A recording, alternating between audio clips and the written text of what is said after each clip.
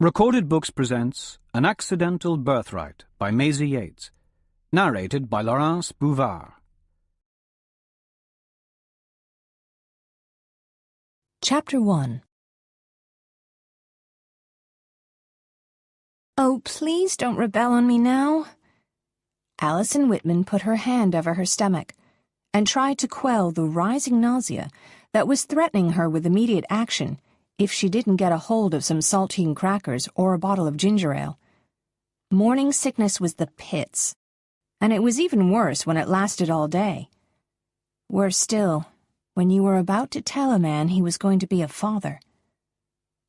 Alison put her car in park and took a deep breath, almost relieved to discover a roadblock in her path. The wrought iron gates that partitioned the massive mansion from the rest of the world looked impenetrable. She didn't know a lot about this man, the father of her baby. Nothing, really, other than his name. But it was clear that he was way out of her league, both financially and otherwise. Her eyes widened when she saw a man in a dark suit, with security-issue sunglasses, prowling the perimeter of the fence. Was Max Rossi mafia or something? Who had security detail in the middle of nowhere in Washington State? The guard, because that's what he had to be, exited through a smaller pedestrian gate and walked toward her car, his expression grim. He gestured for her to roll her window down, and she complied, self-conscious of the crank handle that she had to use to perform the action. Her car wasn't exactly a new, fully loaded model. "Are you lost, ma'am?" He sounded perfectly pleasant and polite, but she knew that his right hand, which looked as though it was resting on his hip and was partly concealed by his dark suit jacket, was likely gripping a gun. "No, I'm looking for Mr. Rossi. This is the address I was given." The man's lips turned up slightly. "Sorry, Mr. Rossi isn't receiving visitors." She swallowed. "I'm Alison Whitman.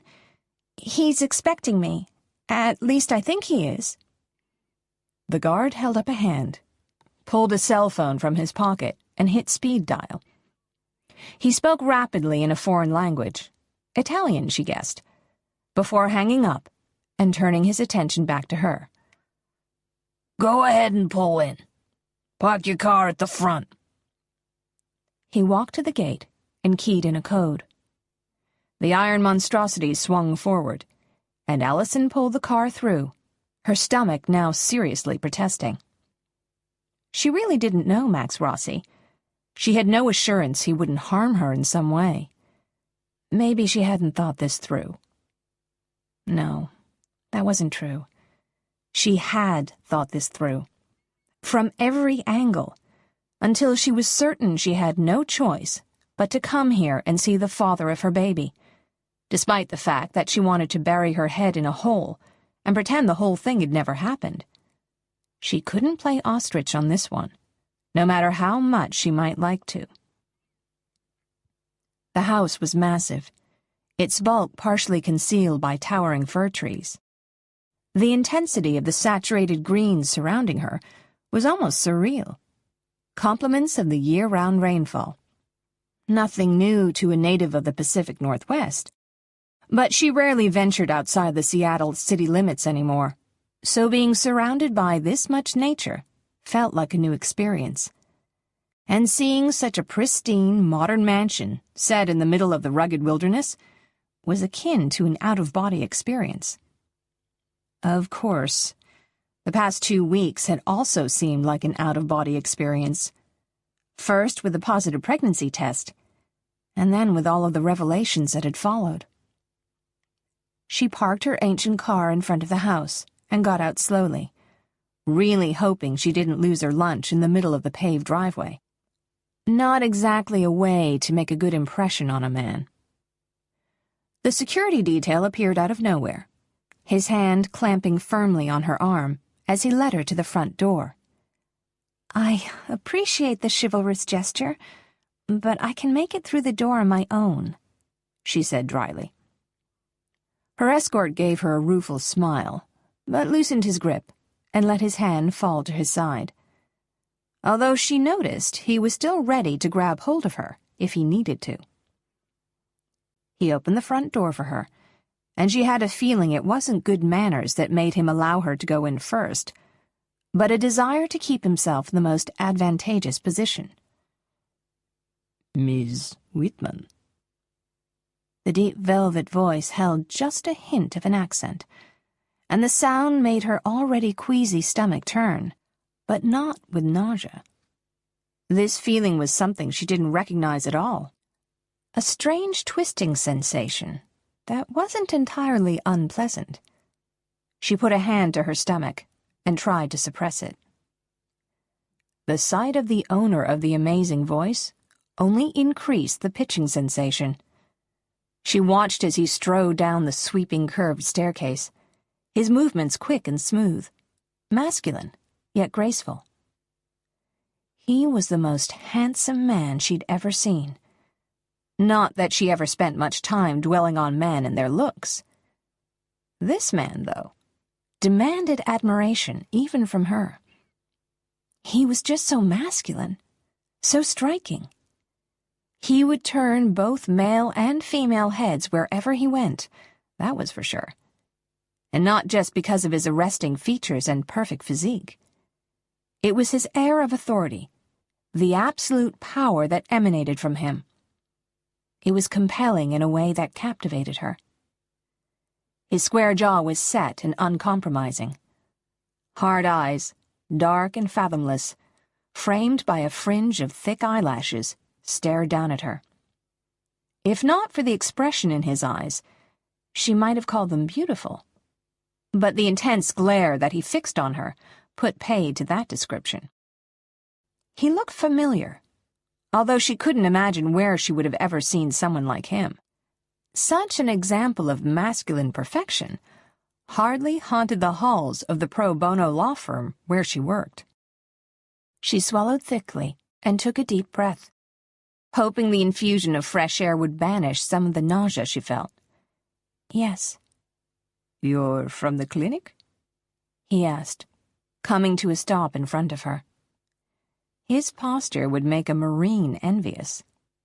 She had to crane her neck to look at him, his height topping her own 5'4" by at least a foot. "Yes. No, not exactly. I don't know how much Melissa explained when she called you." Melissa was one of her dearest friends in the world, and when she'd heard about the mistake made at the clinic, she'd not only contacted Allison right away with Max's information, against the wishes of her boss, but she'd offered to be the one to contact Max as well. "Not a lot. Only that it was an urgent matter, which it had better be." Not for the first time she contemplated just turning around and leaving the whole situation behind her. But that was a coward's way out.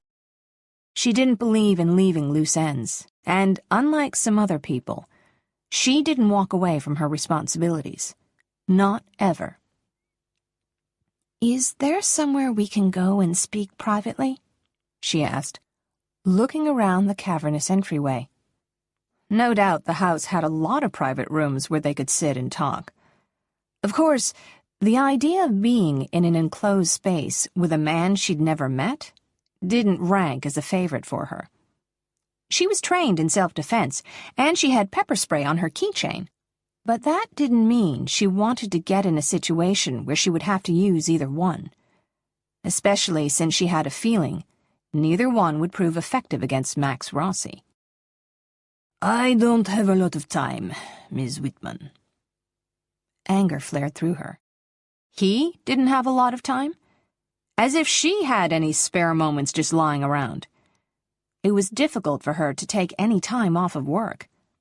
Every case they handled was vitally important to the people involved. They were advocating for those who couldn't advocate for themselves, and by taking the afternoon off to drive up here and talk to him, she was leaving her clients in the lurch. "I can assure you that my time is valuable too, Mr. Rossi," she said stiffly. But I need to speak with you. Then speak, he said. I'm pregnant, she said, wishing, even as she said the words, that she could call them back. A muscle in his jaw ticked. Am I meant to offer congratulations? You're the father. His dark eyes hardened. You and I both know that isn't possible. You may not keep a record of your lovers, Miss Whitman, but I can assure you, I'm not so promiscuous that I forget mine. Her face heated. There are other ways to conceive a child than sexual intercourse, as you well know. When Melissa from Zoe Labs called, she implied that I worked there, but I'm a client of theirs. He froze, his expression hardening like granite, his jaw tightening. Let's go into my office. She followed him through the large living area of the house and through a heavy oak door. His home office was massive, with high ceilings that were accented by rich natural wood beams. One of the walls was made entirely of glass and overlooked the valley below. There was nothing as far as she could see but pristine nature. Beautiful. But the view was cold comfort in the situation. There was a mistake at the clinic, she said, keeping her eyes trained on the mountains in the distance. They weren't going to tell me, but one of my friends works there, and she felt that I had a right to know. I was given your donation by mistake, and there was no log of your genetic testing. How is this possible? He asked, pacing the room with long strides. I wasn't offered a specific explanation. The nearest thing to an answer I got is that your sample was mixed up with the donor I had selected, because your last names were similar. My intended donor was a Mr. Ross.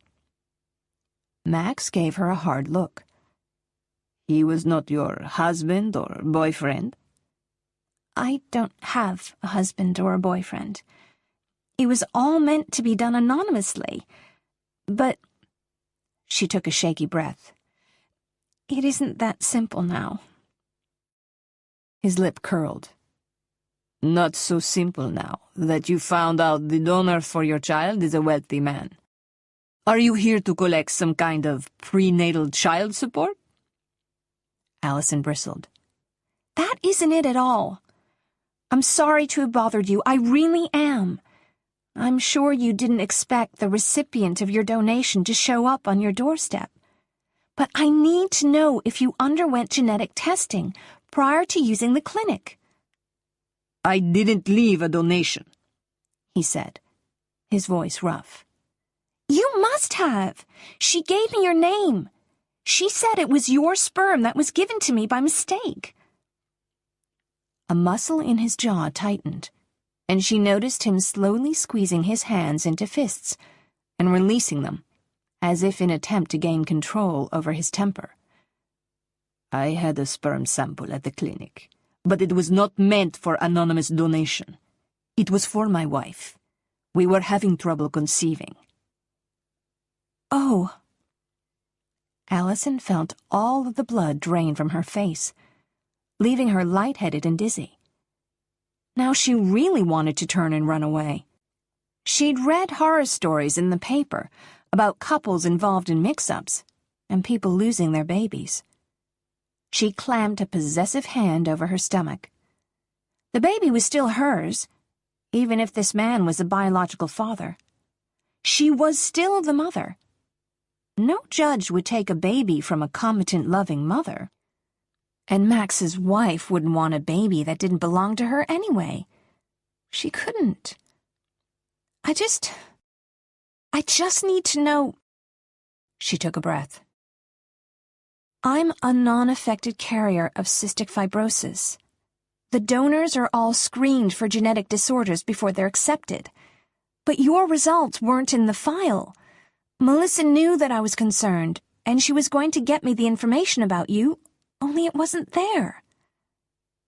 That's because I wasn't a donor, he said harshly. But have you been tested? She asked, desperation clawing at her. She had to know. Watching her sister succumb to the disease in childhood had been the hardest thing Allison had ever endured. It had been the end of everything. Her family, her happiness. She had to know so that she could prepare herself for the worst. She wouldn't terminate her pregnancy. No matter what, she wouldn't do that.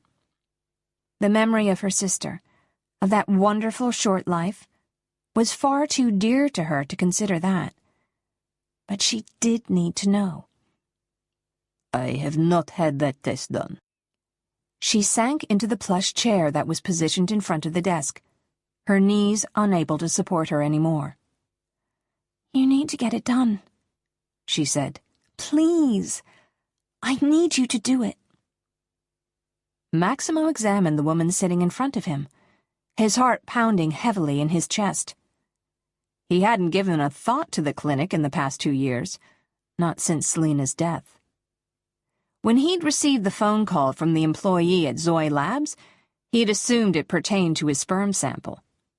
They had called shortly after the accident to ask him if they could discard it, but he'd ignored the voicemail message. At the time, he simply hadn't been able to deal with it. He hadn't imagined that these might be the consequences.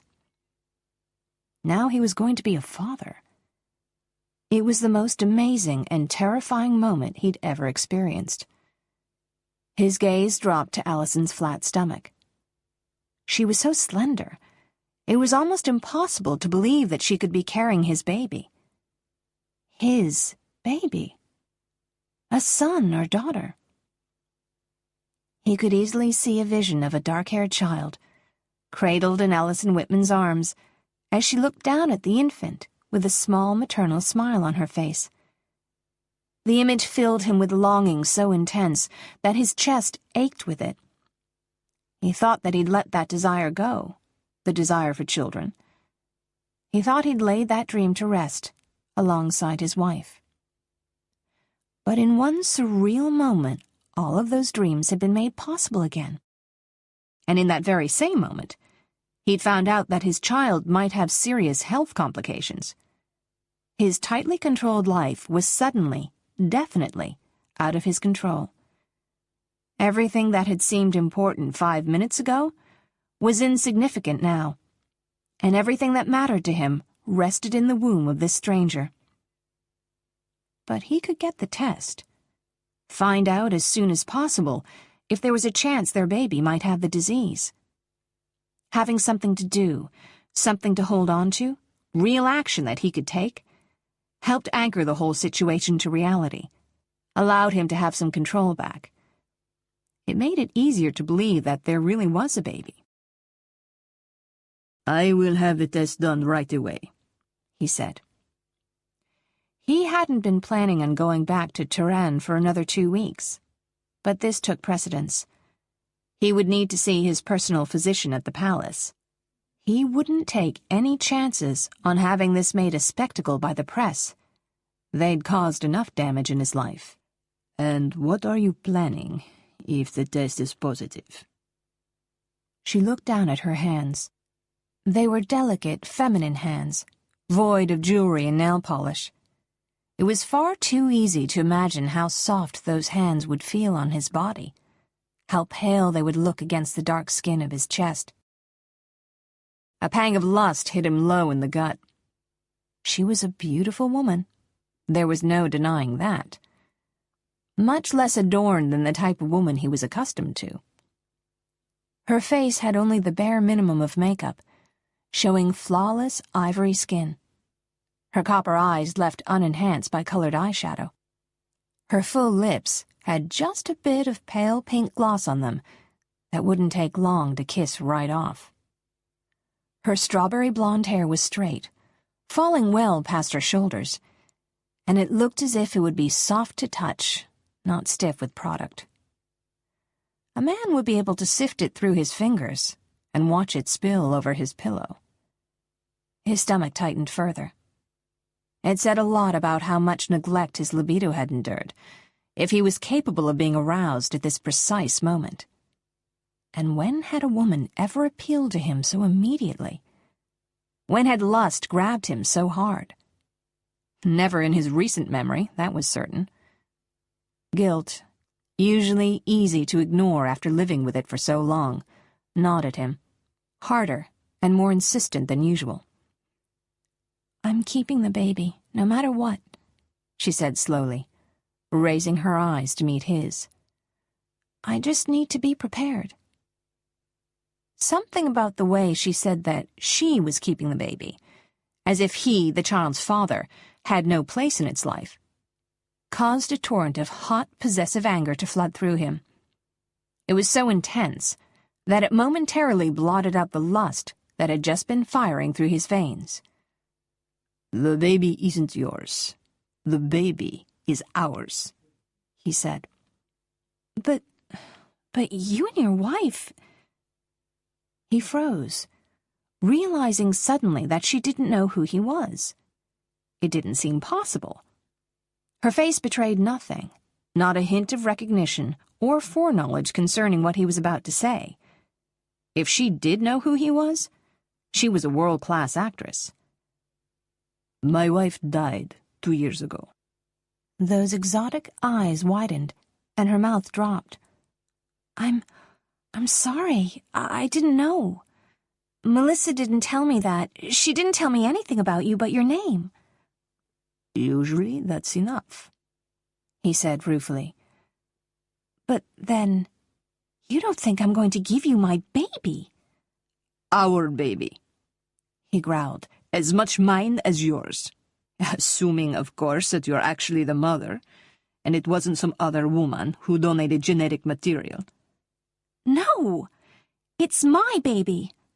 Biologically. I was artificially inseminated." She lowered her gaze. "This was my 3rd attempt. I didn't get pregnant the first 2 times." "And you are certain it was my sample that took?" "They were all your samples." She pursed her lips. "They made the mistake months ago. They only realized after the last time. The time that was successful." Silence hung between them, thickening the air. Maximo felt his heart rate quicken, his blood pumping hard through his veins.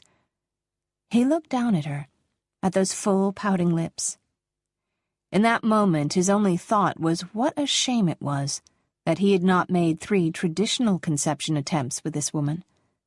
She was incredibly beautiful, an enticing mix of strength and vulnerability that appealed to him in a way he didn't understand. He crushed the surge of almost crippling desire that was washing through him. "So you're capable of having a baby with a man the usual way, and yet you chose to make one with a turkey baster?" he said, his voice harsh. Her lip curled in disgust. "That's horrible." It was, and he knew it. Yet he felt compelled to lash out at her, at the woman who had walked into his home and tilted his world completely off its axis. He hadn't been entirely happy with how his life was, but he had come to the point where he'd accepted it. Now she was here, offering him things he had long since let go of. Only what she was offering was a mangled, twisted version of the dream he and his wife had shared.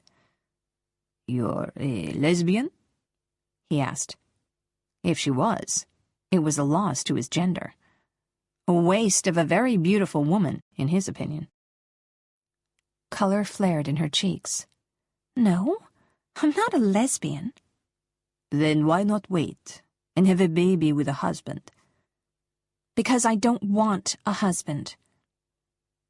He took in her business attire for the first time.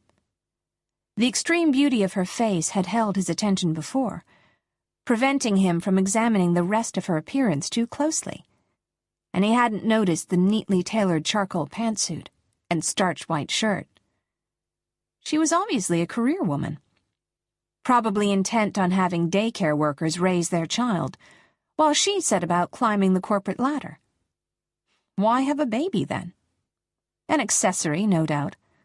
The ultimate symbol of all she had achieved without the help of a man. Distaste coiled in his stomach, mingling with the desire that lingered there. Don't imagine for one moment that you will be raising this child without me.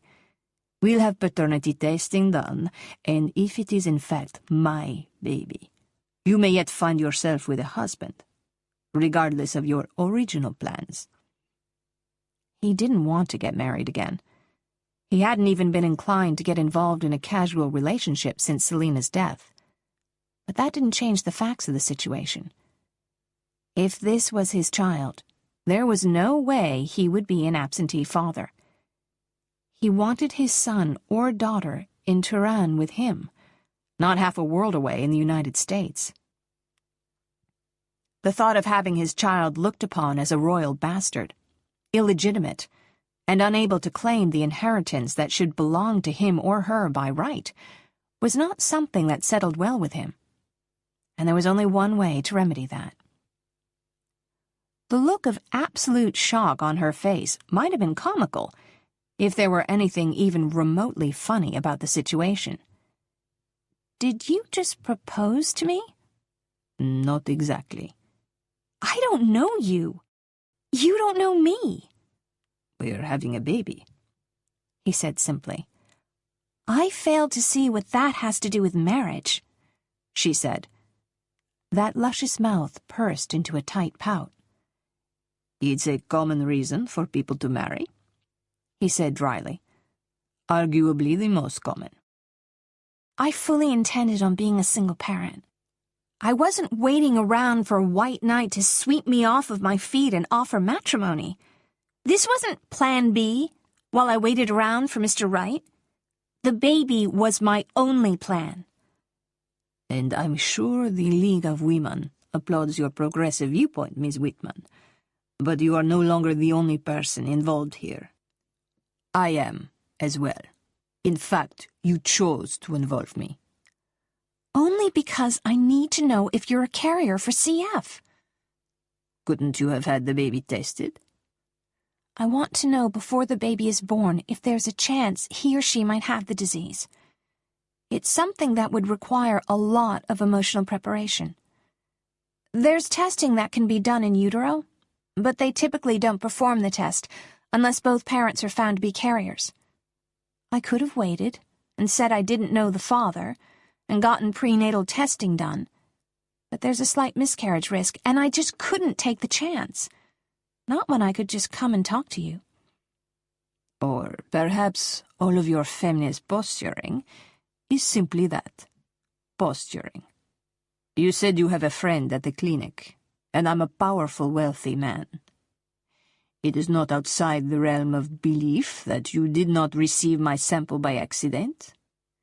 How is it that my sample has been sitting there for 2 years, and it suddenly got mixed up with the donor sperm? Maximo had seen people go to extreme lengths to get a hand on his money, to use his influence. Had this woman cooked up a scheme in order to net herself money and power? People had done worse for far less than he had to offer, for less than the mother of his child would stand to gain. "I don't know why the mistake happened, I only know that it did," she said. Her pretty white teeth gritted. "But don't flatter yourself by thinking I would go to such trouble to tie myself to you just to get money. In fact, don't flatter yourself by assuming I have any idea who you are." He barked out a laugh. "It's hardly flattery to assume that a woman who is presumably well-informed and well-educated would know who I was. Unless, of course, you're neither of those things." Her eyes shimmered with golden fire. Her finely arched brows lowered and drawn together. "Now you're measuring my intellect by whether or not I'm aware of who you are? That's quite an ego you have there, Mr. Rossi."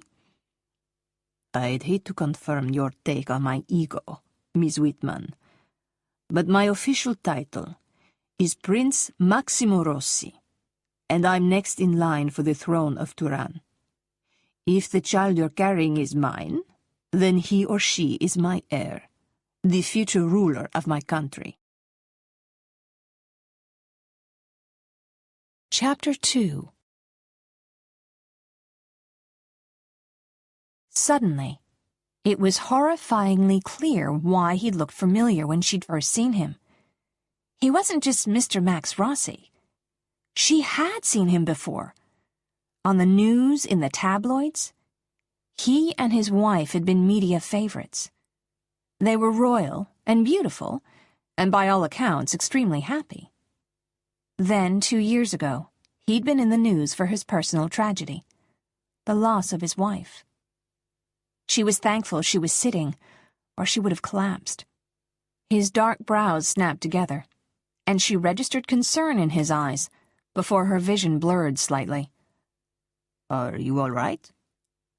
He knelt down in front of her and put a hand on her forehead. His skin felt hot, and his touch left a tingling sensation behind when he swept his hand down to her hair and moved it aside, exposing her neck to the cool air. She hadn't realized she'd been sweating until that moment. "Yes," she said. Then, "No." "Put your head down," he said. She was far too sick to do anything but comply. He gently tilted her head down, his hand moving slowly up and down the curve of her neck, the action soothing, his touch shockingly gentle despite the strength of his hand. It had been a very long time since anyone had touched her. There had been handshakes, casual contact during conversations at work, but she couldn't remember the last time someone had put their hand on her with the intention to comfort. She hadn't realized how amazing it could feel. But Maximo's touch was causing little rivulets of sweet sensation to wind through her. The slight rasp of his firm fingers against her skin, a source of pleasure, rather than the kind of anxiety she might expect. It was amazing how a man's hands could be so gentle, yet so firm and masculine. She looked down at his other hand, which he'd settled on her thigh.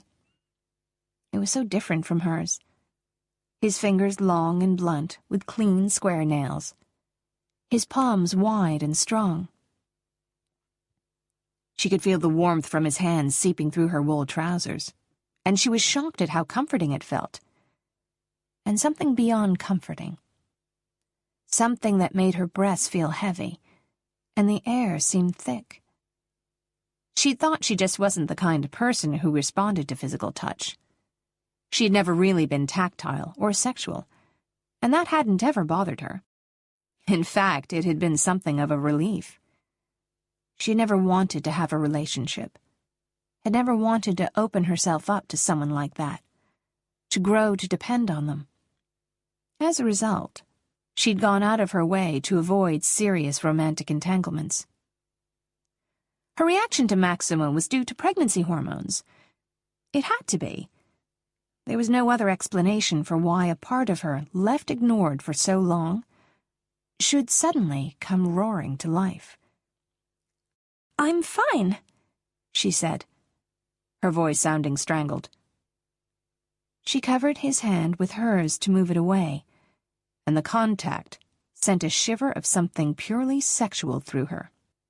She jerked her hand back and stood up, ignoring the wobble in her vision. "Thank you." "Are you sure you're healthy enough to sustain a pregnancy?" he asked, his voice full of concern, though for her or the baby she wasn't sure. "I'm fine. It just isn't every day a girl finds out she's pregnant with the heir to the Tirani throne." Maximo knew there was no way Allison could have faked the way the color had suddenly drained from her face, no matter how accomplished an actress she was. And now, her golden eyes looked haunted, those pretty hands unsteady. After seeing the expression of pure shock on her face, he couldn't really believe that she'd orchestrated anything. She certainly didn't look like a woman who was watching a carefully plotted scheme come to fruition. She looked like a hunted doe, all wide-eyed and terrified. "It isn't every day a man finds out he's received a second chance to have a child," he said. "You want the baby," she said, her voice hollow. "Of course I want the baby. How could I not want my own child, my own flesh and blood?" "If this is about producing an heir, can't you find some other woman to—" "Enough!" He cut her off, rage heating his blood. "Is that what you think? That it would be so simple for me to forget that I had a child in the world? That I could simply abandon him because he was not planned? Could you walk away so easily?" "Of course I couldn't walk away." "Then why do you expect me to do it? If it is so simple, you have this baby and give him to me, then have another one with a different man's contribution." "You know I could never do that. I could never leave my baby." "Then do not expect that I could." This is all going wrong," she moaned, sinking into the chair by his desk again and covering her face with her hands. He swallowed. "Things in life don't always go as we plan. Things change. People die. Accidents happen. All that can be done then is the best thing possible with what remains." She looked up at him, her eyes glittering with frustrated tears. "I don't want to share my baby with a stranger. I don't want to share my baby with anyone. If that makes me selfish, then I'm sorry." "And I'm afraid I can't let you walk away with my child." "I didn't say I was going to walk away with your child. I understand that this is difficult for you too, but you weren't planning on having a baby. I was, and—" "I planned on having children for years. It was denied me first through infertility, and then through the loss of my wife. And now that I have the chance again, you will not stand in my way." He couldn't let her out of his sight, of that he was certain. And his course of action after that was still undecided. Marriage still seemed like the most viable of his options, the only way to prevent his son or daughter from suffering the stigma of illegitimacy. And yet the very idea of marriage was enough to make him feel as if his lungs were closing in. But in the meantime, this woman wasn't going to get any chances to escape from him. "I have to fly back to Turan to see my personal physician. I am not undergoing any medical testing in the U.S. You and your wife obviously did your fertility treatments here." Yes, they had. Selina had been raised on the west coast of the United States, and they'd always kept a residence in Washington for vacations. It was the place they retreated to when they needed a break from the stresses of life under the microscope in Turan. That was why they had chosen the clinic in Washington to pursue their dream of starting a family. It was relaxing here, a place they had both felt at ease. "Yes," he said dryly, "but my confidence in the competence of your medical system has declined greatly in the past 40 minutes, for obvious reasons. My doctor in Turan will be fast and discreet." She nodded slowly, obviously not seeing any point in arguing with him. "When do you think you'll be able to have the test done?" "As soon as I arrive. The health of my child is important to me, too." She suddenly looked so desolate, so achingly sad, that it made him want to take her into his arms and just hold her, gather her fragile frame against him, and support her, shelter her. The sudden fierce need to comfort her shocked him. Was it because she was pregnant with his child? That had to be it. There was no other explanation for such a burning hunger to keep this woman safe from everything that might harm her. His child's life was tied to hers, and that called to him as a man, as a protector, on the most primal of levels. Allison herself called to him on an even more basic level. Was it some kind of latent male instinct to claim what now seemed to be his? The ache to take her in his arms, crush those soft breaths against his chest, kiss her until her lips were swollen, to thrust into her body and join them in the most intimate way possible, was almost strong enough to overtake his carefully cultivated self-control. "I'm thinking of taking legal action against the clinic," she said softly. "I'm a lawyer, and I'm certain we would have a case." "I'm certain we would too, despite the fact that I don't have a law degree," he said wryly. "That would mean a lot of press." The media circus would be out of control. Sensational headlines for a world that loved nothing more than scandal. And his wife's fertility issues, his marriage, all of it would be thrust into the spotlight. It was the last thing he wanted, both for Selina's sake and his own. There was no point in tearing down her memory, not now that she was gone. Some things were best left buried, and the final months of his marriage were among them. "You do tend to attract a lot of media attention, don't you?" "I didn't think you listened to entertainment news." "I don't. But I do stand in line at the grocery store on the odd occasion, which means I've seen the headlines. I just didn't pay close enough attention to recognize you on sight." "Or by name?" She shrugged. "I only have so much room in my head for trivia. Then I start losing important information." A reluctant laugh escaped his lips. He liked that she was able to take shots at him, even in the circumstances. It was rare that anyone stood up to him. Even Selina hadn't done that. She had simply retreated from him. Maybe if she had been willing to come at him with her anger, rather than keeping it all inside. It was much too late for what-ifs. He pushed thoughts of Selina aside, choosing instead to focus on the problem at hand. "I would like you to go to Turan with me." Her thickly lashed eyes widened. "No, I can't. I'm busy here. I have a heavy caseload that demands a lot of my attention. Each one of my clients is extremely important, and I can't put anyone off." "Is there no one else at your office that can take care of that for you?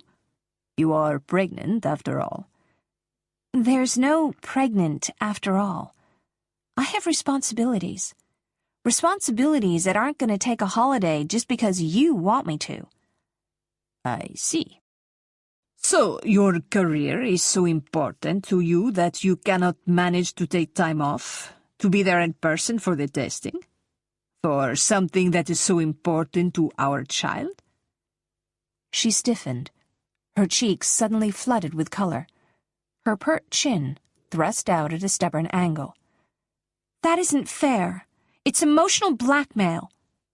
"And if that doesn't work, I'll resort to some other form of blackmail. I'm not picky." Her lips were pursed again, and he wanted to see her relax her mouth, wanted to enjoy the fullness, the temptation that she presented. It had been so long since a woman had tempted him, he was enjoying the feeling. He extended his hand and rested his thumb on her lower lip. Her mouth parted in shock, and heat shot from his hand to his groin when the action caused his thumb to dip between her lips and touch the wet tip of her tongue lightly. Desire twisted his stomach. He wanted her with an intensity that shocked him, and he wasn't certain the pregnancy had anything to do with that. He wanted her as a man wanted a woman. It was as simple as that. Suddenly his left ring finger felt bare. It was a strange thing to be conscious of, since he'd taken his wedding band off after Selina's funeral. He hadn't wanted to carry the reminder of his marriage with him. "We have to work something out," he said softly. "For the baby's sake. That means compromise, not blackmail." She turned her head and broke their contact. Why do I get the feeling the commoner will be doing all of the compromising? His lips turned up. "Now, Kara, you misjudge me. I'm a very reasonable man." "I'll have to conduct an interview of the people you've had thrown in the royal dungeon once we get to Turan," she said, a slight bite still evident in her resigned tone. They aren't allowed to speak, actually, so your interviews will be short. He could see a reluctant smile pull at the corners of her mouth. It made something that felt a lot like pride swell in his chest. I'll have to call the office to try to arrange for the time off. She took a shaky breath and pushed that lovely strawberry hair off her shoulders. When do we leave? Allison regretted her decision to go with His Royal Highness almost the moment she agreed to it. But no matter how much she turned it over in her mind, no matter how much she wanted to run from it, she knew she couldn't. Standing in the first-class lounge and waiting for His Majesty to arrive, she tried to calm her nerves, and her morning sickness, by gnawing on a saltine and pacing the length of the room. There was plenty of plush, very comfy-looking seating, but she was much too nervous, too edgy, to think about sitting down. How had everything become so complicated? For the past 3 years, she'd done nothing but plan for this. Everything had been geared toward this, toward the pregnancy. She'd saved her paychecks obsessively, driven a junky car, lived in the smallest, cheapest apartment she could find, in the hopes that when she had her child, she could buy a house and stay home with him or her for the first few years. She'd quit her high-stress job at a prestigious law firm in order to better prepare her body for pregnancy. She'd even started a college fund for the baby, for heaven's sake. And one phone call had annihilated all of it. When Melissa had dropped the bomb about her receiving the wrong sperm from a donor with missing medical records, everything had shattered into a million pieces. She had been so determined to be smart, to ensure that the father of her child wouldn't put the baby's health at risk. She hadn't wanted to give up her anonymity, hadn't wanted to involve the father in any way, and she certainly hadn't wanted the father to be a man who would claim the baby for himself. It was the worst-case scenario as far as she was concerned. Maximo had been nice enough to her yesterday, but she sensed ruthlessness in him, simmering just beneath that aura of power and sophistication. Even when he was being nice, his every command was just that, a command. He was a man who did not ask permission. He was being civil to her now, working with her, and yet she knew he wouldn't hesitate to play on every advantage he had if it came to it. But she would too. He may hold more cards by virtue of his wealth and position, but she wasn't a doormat. Far from it. For now, though, civility seemed to be the order of the day, and she was willing to try to work something out with him, even if it was about the last thing she wanted to do. He had a right to his baby, whether or not she liked the idea of sharing custody. He was as much a victim in the circumstances as she was. He was a widower, a man who had already endured loss and heartbreak. As much as she wished she could go back and change her mind about telling him, she wouldn't be a part of hurting him again. Allison looked out of the heavily tinted windows that gave the lounge a view of the terminal below. She watched as the automatic doors opened, and Maximo strode in, security detail and photographers on his tail. Even with the massive entourage of people, every eye was drawn straight to him. He was as big and fit as any of the men on his security team, his chest broad and muscular, the outline of his pecs visible through the casual white button-down shirt he wore. The sleeves were scrunched up past his elbows, revealing muscular forearms and deliciously tanned skin. He disappeared from view, and a few moments later, the door to the lounge opened and he strode in, minus the photographers and security detail. She couldn't stop herself from taking a visual tour of his well-built body. His slacks hugged his thighs just enough, so she could tell they were as solid as the rest of him. And heaven help her, she was powerless to resist the temptation to sneak a peek at the slight bulge showing at the apex of those thighs. She lowered her eyes, embarrassed by her uncharacteristic behavior. She honestly couldn't remember ever looking at a man there before. Not on purpose, anyway. She tried to tell herself it was nerves making her heart pound and her pulse flutter. She couldn't quite convince herself. Maximo approached her and took his sunglasses off, tucking them in the neck of his shirt. Again, totally without permission. Her eyes followed the motion, and she was transfixed by the slight dusting of dark hair she could see on the tan slice of chest that was revealed by the open collar of his shirt. "Glad to see you made it," he said. He seemed totally unruffled by the fact that he'd just had a team of photographers taking his picture. He was maddeningly self-assured. If she'd had camera lenses stuck in her face, she would have been worried that she might have had a poppy seed in her teeth from the muffin she'd eaten earlier. "I said I would be here," she returned frostily. "I keep my word." "I'm relieved to hear that. You're feeling all right?" He took her arm, the gesture totally sexless, more proprietary than anything else, and yet it made her heart jump into her throat. He was so much bigger than she was, so much stronger. Something about that masculine strength was so very appealing. It was easy to want to sink against him, to let him shoulder some of the stress, to bear some of her weight. And the moment she did that, she could almost guarantee he would abandon her, leaving her half-crippled and unable to support herself any longer.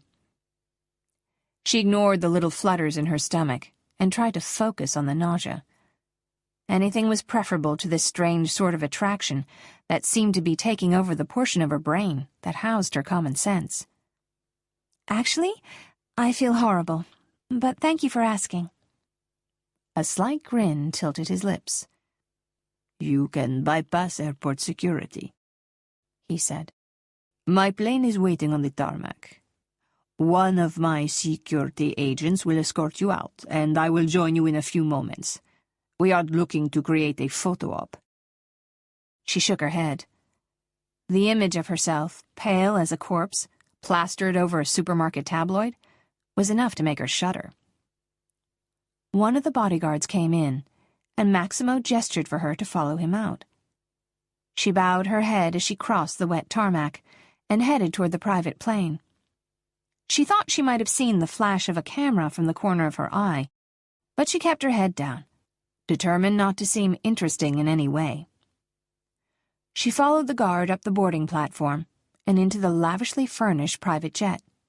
It was massive, its plush carpet and luxurious furnishings making it look like a trendy urban penthouse rather than a mode of transportation. But she'd been to Maximo's house, and she'd seen the kind of lifestyle he was accustomed to. She really shouldn't be surprised that he didn't do anything by halves. He was the prince of one of the world's most celebrated island destinations, a country that rivaled Monte Carlo for high-class luxury and entertainment. Maximo was simply adhering to his national standard. The bodyguard left without so much as a nod to her, and she stood awkwardly just inside the door, not really feeling as if it was okay to sit down and make herself comfortable. 10 minutes later, Maximo boarded, his expression grim. "There was one photographer hanging out on the tarmac. But since we didn't board together, it's likely you might be mistaken for a member of my staff."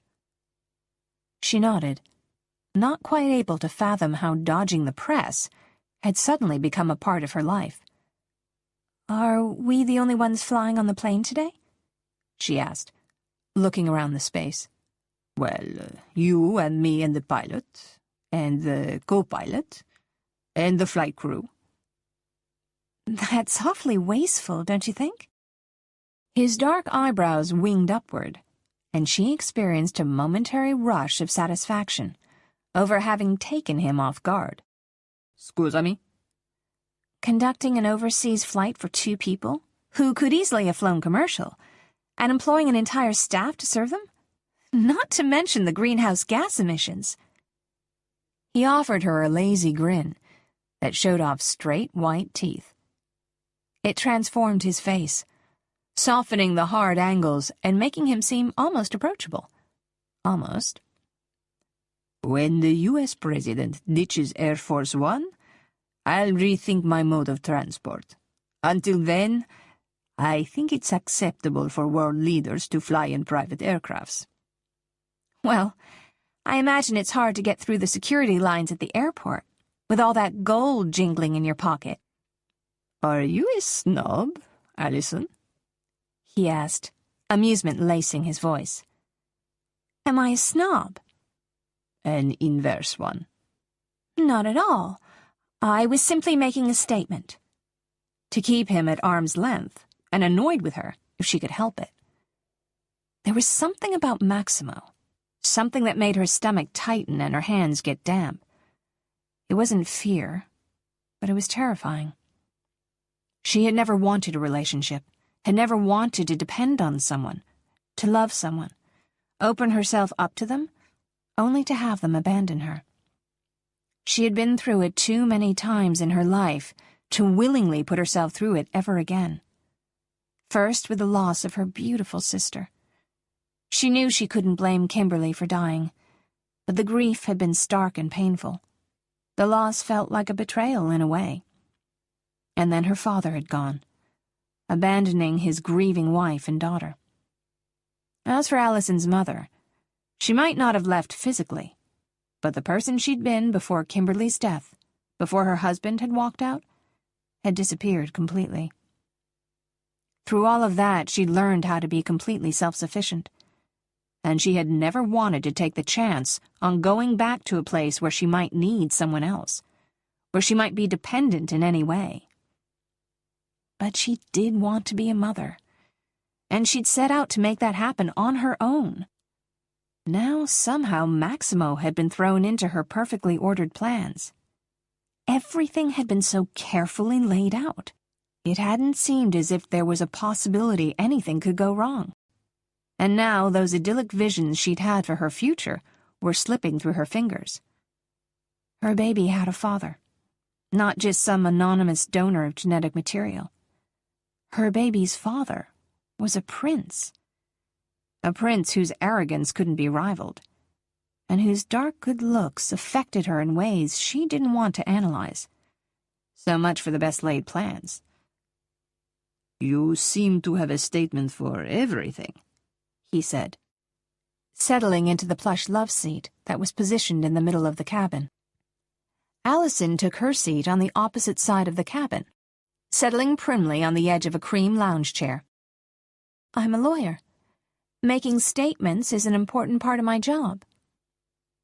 Max couldn't help but laugh at her acerbic wit. She wasn't like the women he was used to. She didn't cling or simper or defer to him in any way. Some men might be bothered by a woman like her, threatened by her strength and intelligence. He enjoyed the challenge.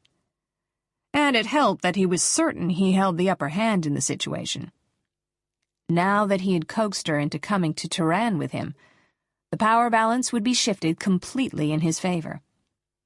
It wasn't his plan to force Allison's hand in any way.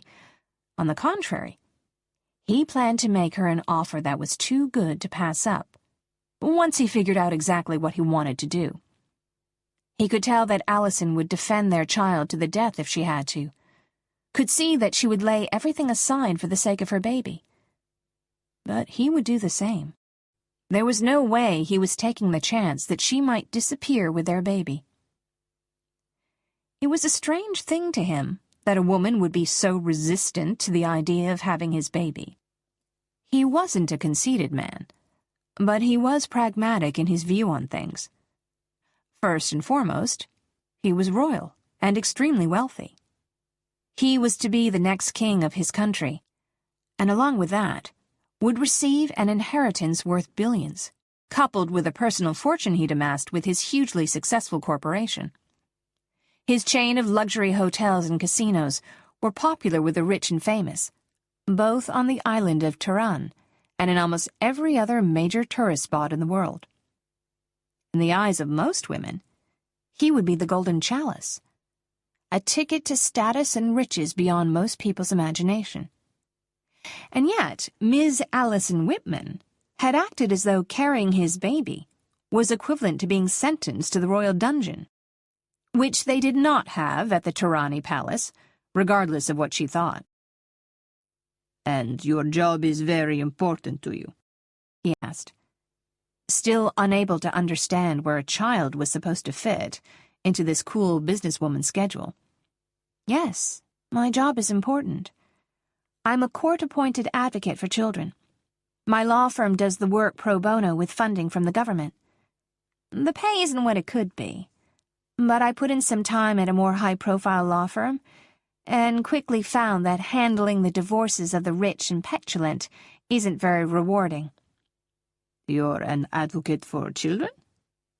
That didn't mesh with the picture he'd been developing of her in his mind. He'd imagined her to be a toothy shark of a lawyer. With her sharp wit, and obviously keen intellect, combined with her cool beauty, he had a hard time imagining her as anything else. "It's what I've been doing for the past year. I wanted to make a difference, and I knew that if I was going to get ready to have a baby, I couldn't be pushing myself the way we were expected to at Chapman & Stone. Corporate cutthroat doesn't really suit me anyway." "Then why did you get into law in the first place?" "It pays well," she said simply. "I'm good at it. It just doesn't suit me. But I worked in the industry as long as I could stand, and then I moved into an area of law that was a much better fit. Children shouldn't have to stand in court and face those who made victims of them. I speak for them. I won't allow those who defend abusers and pedophiles to re-victimize a child so that they can line their pockets with a little more cash." She offered him a rueful smile. "I am a lawyer, but sometimes there isn't anyone I hate on the planet more than another lawyer." Allison's cheeks were flushed, the passion that she felt for her job, for her calling, evident in the way she spoke of it. The woman who was carrying his baby made her living advocating for children. Could he have selected better? It was a turnaround from how he'd felt about her before. Instead of seeing a hard-as-nails career woman, he now saw a defender, willing to fight for the right thing, a woman who dedicated herself to the service of others. It only cemented in his mind what he'd already been considering. Marriage was not a part of the plan for his life. He'd been married. He'd loved his wife. But not even love and respect had made them happy in the end. It hadn't erased their problems. He hadn't been able to fix it. And ultimately, his wife had spent the last months of her life in misery. That was something he would bear for the rest of his life. But Allison was carrying his child, and duty demanded that he do the honorable thing and make her his wife.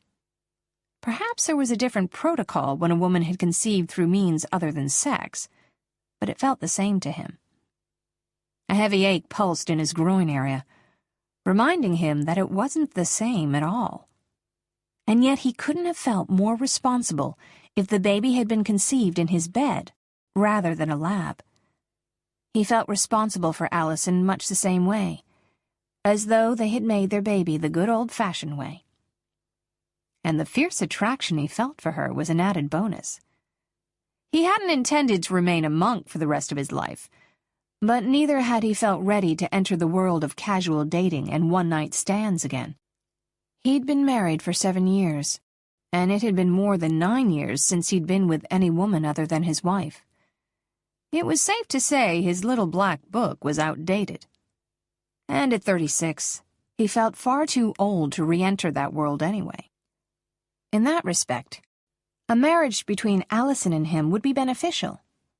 The ferocity of his attraction to her was shocking, but that could easily be attributed to the long bout of celibacy. Men simply weren't made to deny their sexual needs for that long, and it didn't really come as a surprise to him that now his libido had woken from hibernation. He was ravenously hungry. The beautiful temptress sitting so primly across from him, with her milk-pale skin and flawless figure, was what he craved. She was different than his wife. Selina had been tall, her curves slight. but the top of Allison's head would rest comfortably beneath his chin. And her curves? They were enough for any man. Her breasts were lush enough to fill his hands to overflowing. Lust tightened his gut, and he shifted to relieve the pressure on his growing arousal, and to hide the evidence of his arousal from Allison. He didn't relish the idea of being caught like an adolescent boy who had no control over his body. "So you like children?" he asked. She nodded, a shimmering wave of strawberry hair sliding over her shoulder. "I've always wanted to be a mother." "Not a wife?" She shrugged, and he couldn't help but notice the gentle rise and fall of her breasts. "Relationships are complicated." "So is parenthood." "Yes, but it's different. A child depends on you. They come into the world loving you, and it's up to you to honor that, to care for them and love them back. With relationships, with a marriage, you're dependent on someone else." "And you find that objectionable?" "It requires a measure of trust in human nature that I just don't have." He couldn't deny the truth of her words. Selina had depended on him, and in his estimation, he had failed her. "So you elected to become a single mother, rather than deal with a relationship?" She frowned, her full lips turning down into a very tempting pout. "I hadn't thought of it that way. My goal wasn't to become a single mother. It was to be a mother. I wasn't giving too much thought to the exclusion of a relationship. I was just pursuing what I wanted." "And this complicates things?" "Very much." "Is it so bad for a child to have both parents?" She turned her face away from him and fixed her gaze on the view outside the window. "I don't know, Maximo. I don't think I can deal with everything at once. Can't we just get through the testing and talk about the rest later?" He inclined his head. "If you like. But we still have to discuss our options at some point." "I know." "It isn't what you had planned, I understand that. None of this is what I had planned either." Allison knew he wasn't just referring to her pregnancy, but to the death of his wife. Finding a woman he had loved enough to marry, and then losing her? She couldn't even imagine the void that must be left in Maximo's life. She didn't really want to feel anything for Maximo. Already, her awareness of him was off the charts, and it scared her. Adding any kind of emotion to that was asking for trouble. Romantic love had never really appealed to her, and neither had any kind of intimate relationship. She'd seen the after effects of romantic love turned sour in her childhood home, watched her parents fall apart and self-destruct. Her mother had simply folded in on herself, leaving Allison to fend for herself. When her father had left, they'd lost their financial stability.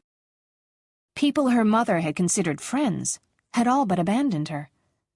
Allison never wanted to find herself in that position, never wanted to place so much of her life in someone else's hands that losing them could undo everything.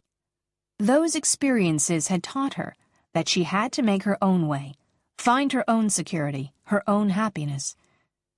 Every inch of her life had been in her complete control since her disastrous childhood. She could control how good her grades were. And in high school, she'd been obsessive about keeping her 4.0 so that she could get scholarships. In college, she'd been single-minded in the pursuit of her degree so that she could get a job that would allow her to remain independent. And every step in her life since then had been carefully planned and orchestrated, down to when and how she would become a mother.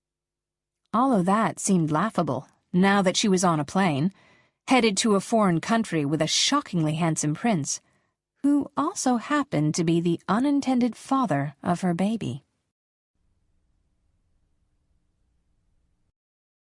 Chapter 3. Her first glimpse of Tehran stole her breath. The island was a jewel set in the bright Mediterranean Sea. Gleaming white rock faces beset with stucco houses dotted the pale sanded coastline. The beat faded into lush greenery, and set into the tallest visible mountainside was a stone castle, with masculine angles that gleamed gold in the late afternoon light.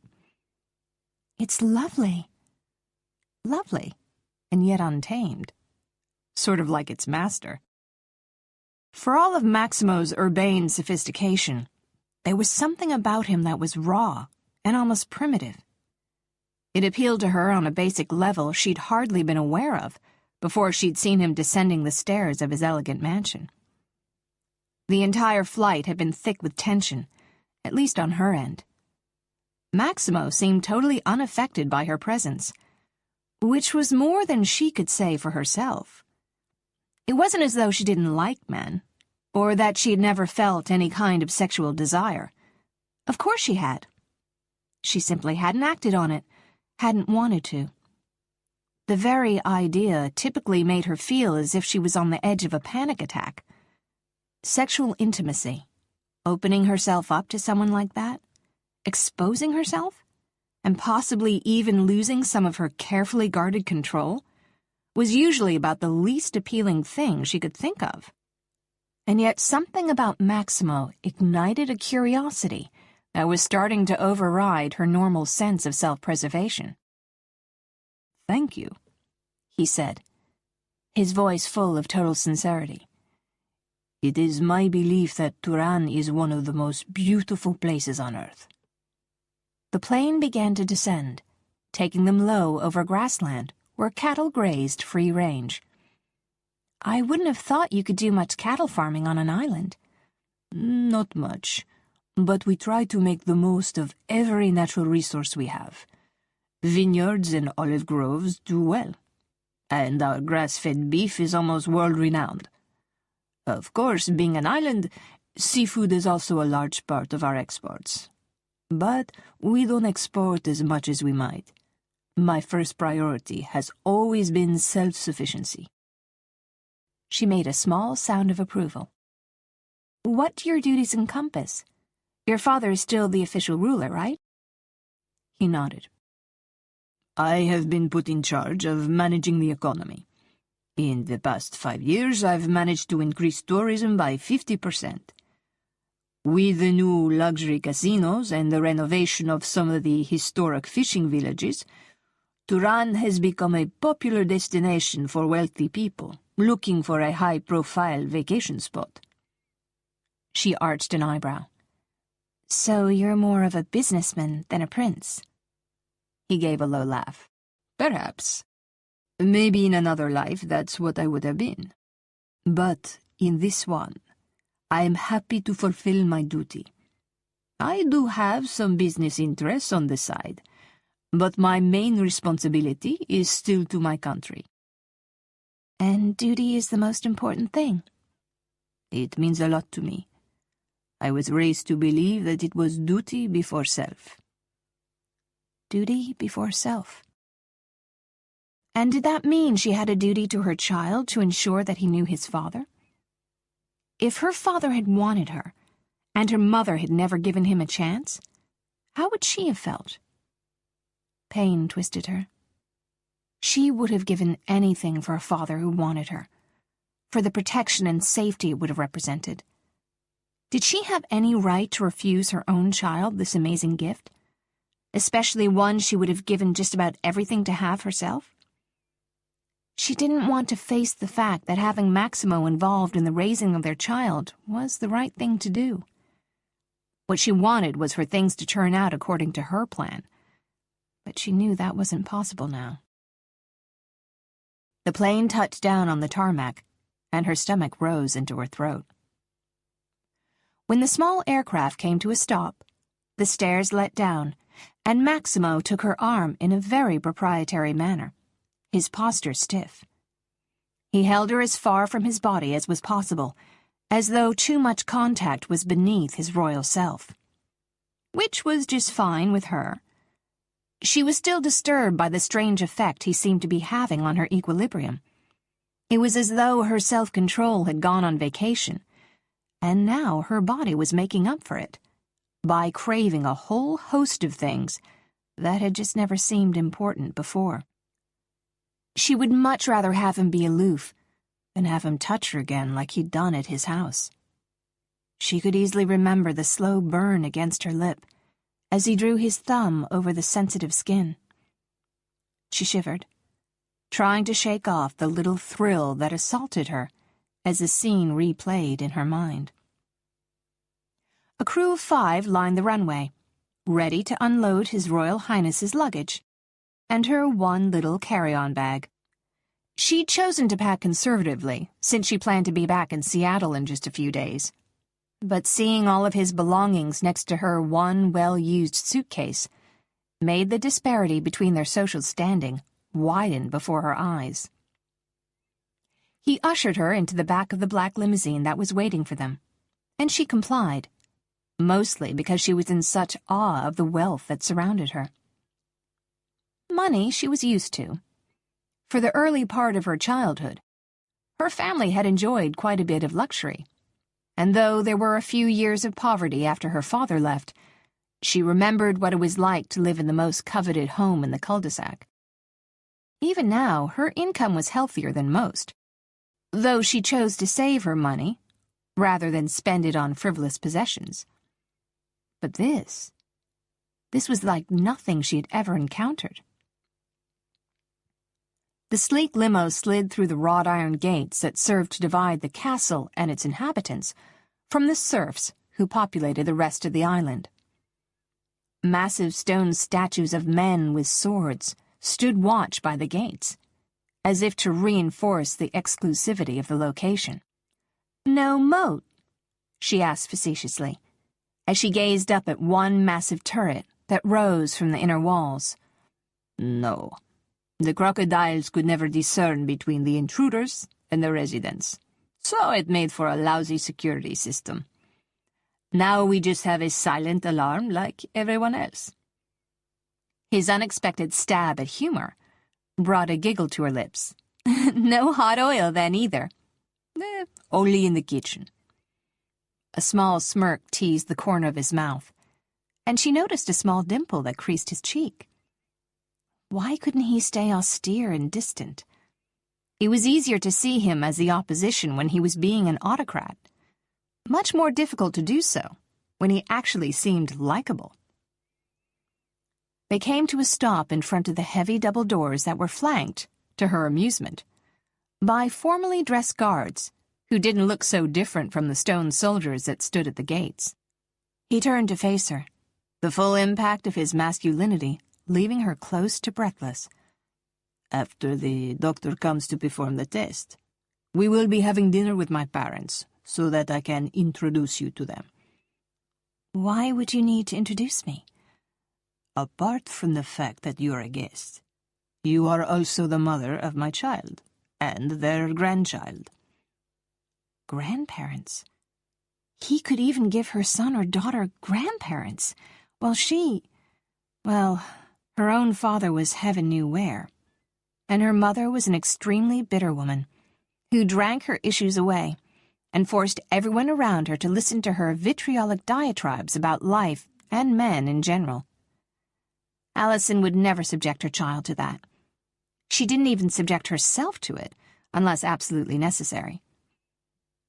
This just gets more and more complicated. She put her hand over her face and pressed hard on her eyes, trying to stop tears from overflowing. It was overwhelming in so many ways. Being pregnant, actually knowing she was having a baby, had been change enough, but to add all of this seemed impossible. "They have every right to their grandchild, as I have every right to my child. Just as much right as you have, Allison. I will not allow you to deny my family this chance." Anger rolled through her, heating her blood, giving her strength. "By royal decree, is that it? Is this where the dungeon comes into play?" "What is it with you and dungeons? Do you have some kind of weird fetish?" "Just concerned I might end up on a 24-hour cable news channel. American held captive by primitive prince," she snapped. She pressed cool hands to her cheeks in an effort to release some of the heat that had mounted at his mention of fetishes. As if she would ever let a man tie her up so he could have his way with her. Oddly, instead of the distaste she expected the thought to evoke, when she placed Maximo in the role of her captor, a sensual thrill tightened her stomach. Completely shocked by the direction of her usually sexless thoughts, she turned her burning face away from Maximo and opened her own door, not waiting for any of the over-eager staff who'd appeared outside the palace to assist her. Maximo caught up to her in 2 easy strides, his long legs eating up the ground much faster than her 5'4" would allow her to do. Have I embarrassed you, tesoro? She ignored him, thrusting her chin up and trying to look unaffected by him, his presence, and his innuendos. He gripped her hand and stopped her from walking, drawing her close to him. Her heart began to pound so hard she was certain he must be able to hear it. Standing this close to him, she could feel the heat emanating from his body, smell the heady masculine scent that was 100% raw sexual man. 100% Maximo. Since when had she noticed how a man smelled? Unless she was at the gym and it was in a negative connotation, she didn't think she ever had. So why did Maximo's smell appeal to her like this? Why did it make her pulse race and her breasts feel heavy? He wasn't wearing cologne or any other kind of added scent. It was just him.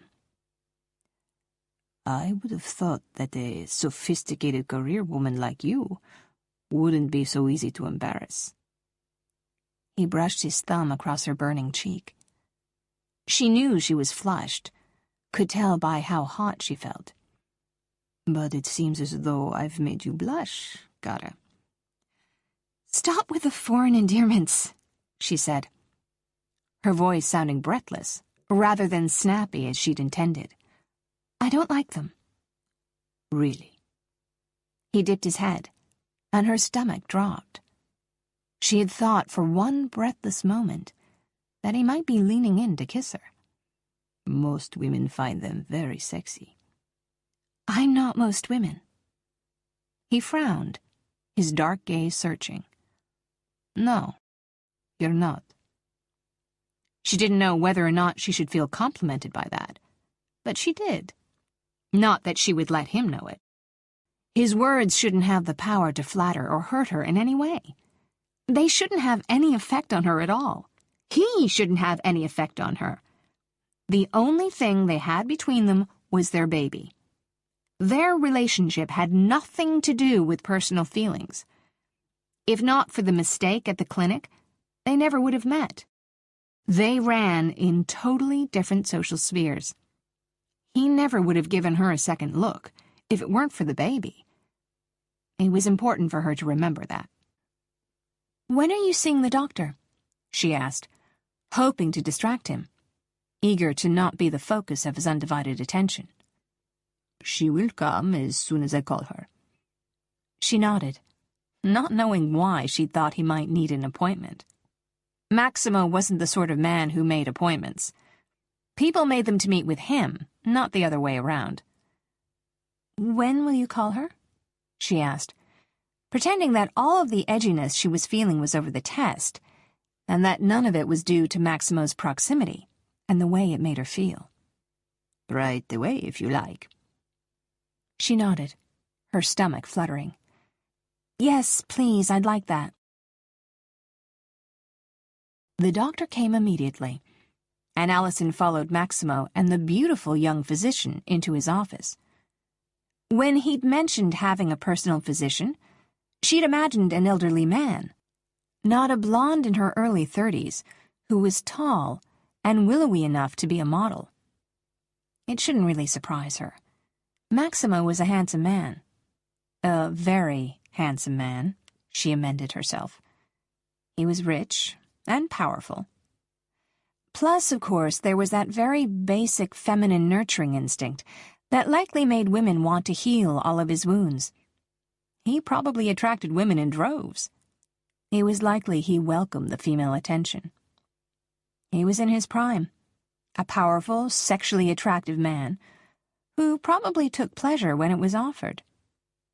She felt hot all over again, and she tried hard to quell that physical response that had become so darn instant and predictable. Maximo was entitled to do as he liked, with whom he liked, which included the sexy doctor, and that was fine by her, because she didn't want to engage in those kinds of relationships. She had no desire to sacrifice her independence and self-sufficiency for a few hours of hedonistic enjoyment in a man's bed. None at all. Besides, she seriously doubted she would actually find it enjoyable. It was fine with her if other women wanted to have affairs just for the sake of them, but she never had. And her aversion to relationships had prevented her from actually finding out about physical relationships in a practical, hands-on kind of way.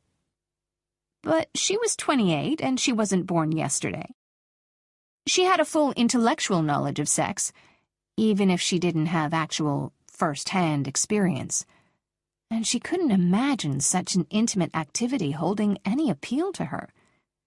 She avoided intimate relationships altogether. She was hardly going to pursue something so profound with a man when maintaining a healthy distance between herself and others was an important matter of self-preservation, as far as she was concerned. So why did it make her stomach clench when the beautiful doctor slid her feminine hands over Maximo's arm?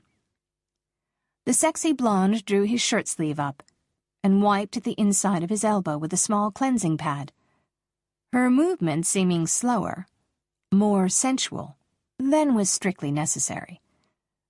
"We just need a little blood," she said, her attention on Maximo, her eyes never once straying to Allison. Allison had to turn her face away when the doctor drew a phial of dark blood from Maximo's arm.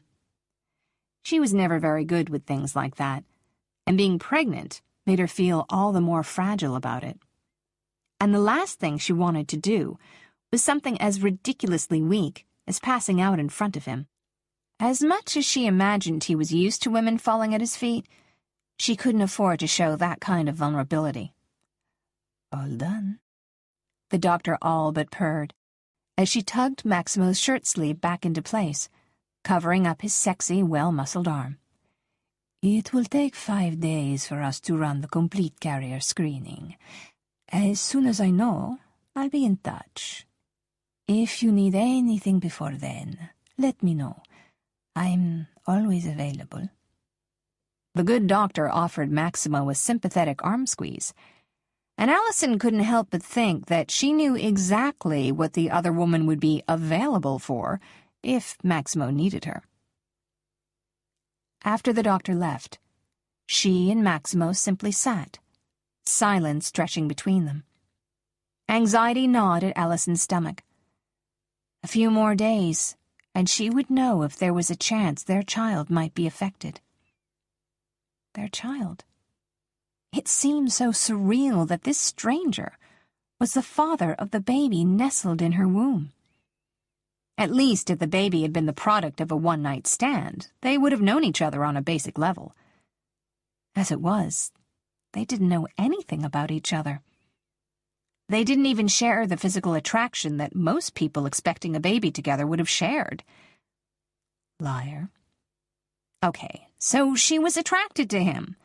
She'd been attracted to men before. Not like this, but she had been, and she hadn't acted on those feelings.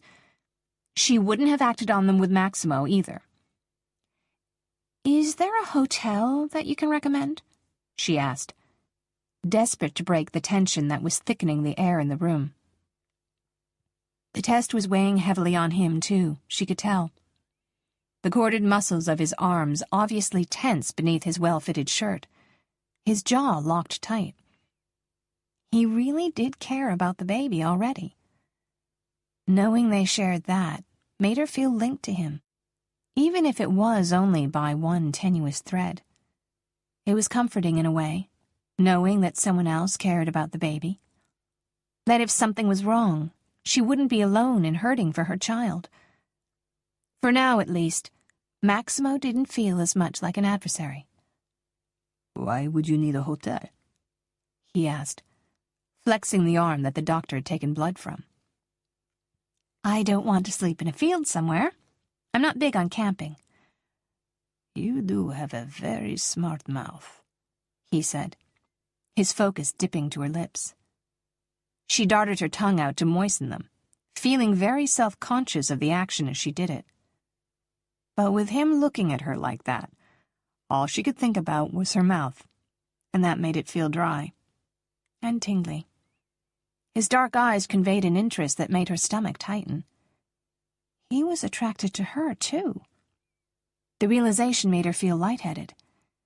It had been one thing to experience the errant desire on her own, but to know he might feel even a fraction of it for her? Just as suddenly as the interest had appeared in his eyes, it was gone, his expression flat and unreadable. She must have manufactured the moment. There was no other explanation. She wasn't ugly by any stretch, she knew that. Men asked her on dates often enough. She wasn't a beauty queen, though. Maximo's first wife had even made supermodel Doctor look average. Her features exquisitely stunning. Her sleek dark hair always styled so elegantly. Her slim figure the perfect showcase for designer clothing. She could remember his wife's face clearly. She'd graced the covers of fashion magazines and had been a minor celebrity prior to her marriage to Maximo. An opera singer who had performed in the most prestigious venues around the world, she'd been talented, beautiful, and cultured. So it wasn't that Allison didn't have her own brand of beauty. She just didn't have that universal appeal, that unquestionable, unrivaled loveliness that Selena Rossi had possessed. There was no way Maximo could want her. She was average, and he was just as perfect as his wife had been. A demigod of masculine perfection. And now she was dramatizing. She licked her lips again and silently cursed herself. "You will be staying here at the palace," Maximo said, his tone so confident she knew that it absolutely didn't occur to him that she might refuse. Or if it did occur to him, he was supremely confident that he could change her mind. "I don't need you to put me up. I'm perfectly capable of getting my own accommodations." "No doubt," he said, flashing her a wry smile. "I imagine your extensive education has left you more than capable of booking your own room. But you're pregnant with my child, and I don't want you staying at some hotel by yourself." "Seedy hotels in Tehran, are there?" "Not at all," he said, dismissing her statement with a wave of his hand. "But that doesn't mean I will allow you to." She cut him off, anger bubbling in her chest and spilling over. "Allow me? You have no authority to allow or disallow me to do anything." "You are pregnant with my baby. I would say that gives me some rights over where you go and what you do." Her mouth dropped open, and she was certain she was doing a fair impression of a shocked guppy. He honestly believed that he had some kind of dominion over her body, because he happened to be the accidental father of her baby. The fine gossamer strand that she had felt connecting them earlier snapped. "That is the most primitive thing I have ever heard. You don't have any rights over me." "I want to keep you safe. You and the baby. What's primitive about that?" "Other than the fact that it's controlling beyond belief?" "Que cavolo! How is it controlling to want to protect you? You are pregnant with my baby, and that makes you my woman." He looked completely exasperated, as though she were slow in comprehending something that should be completely obvious. "Your woman?" She ignored the sensual thrill that shot through her. It wasn't something to be excited about. It was insulting, ridiculous. "I'm not anyone's woman. Even if we had—" She swallowed and tried to fight the involuntary urge to blush as she spoke her next words. Even if we had made this baby the traditional way, I wouldn't be your woman. I am more than capable of running my own life." "Yes, you certainly are," he said dryly. "How is that going, by the way?" "About as well as your life is going, I would imagine." He ignored her tart statement. "What's the point of fighting me on this, Allison? I want you here for your safety and the safety of the baby. If the press figure out who you are, and you stay here without my protection, they will hound you constantly. And what would happen if you get chased by the paparazzi? You have no idea how ruthless and single-minded they can be."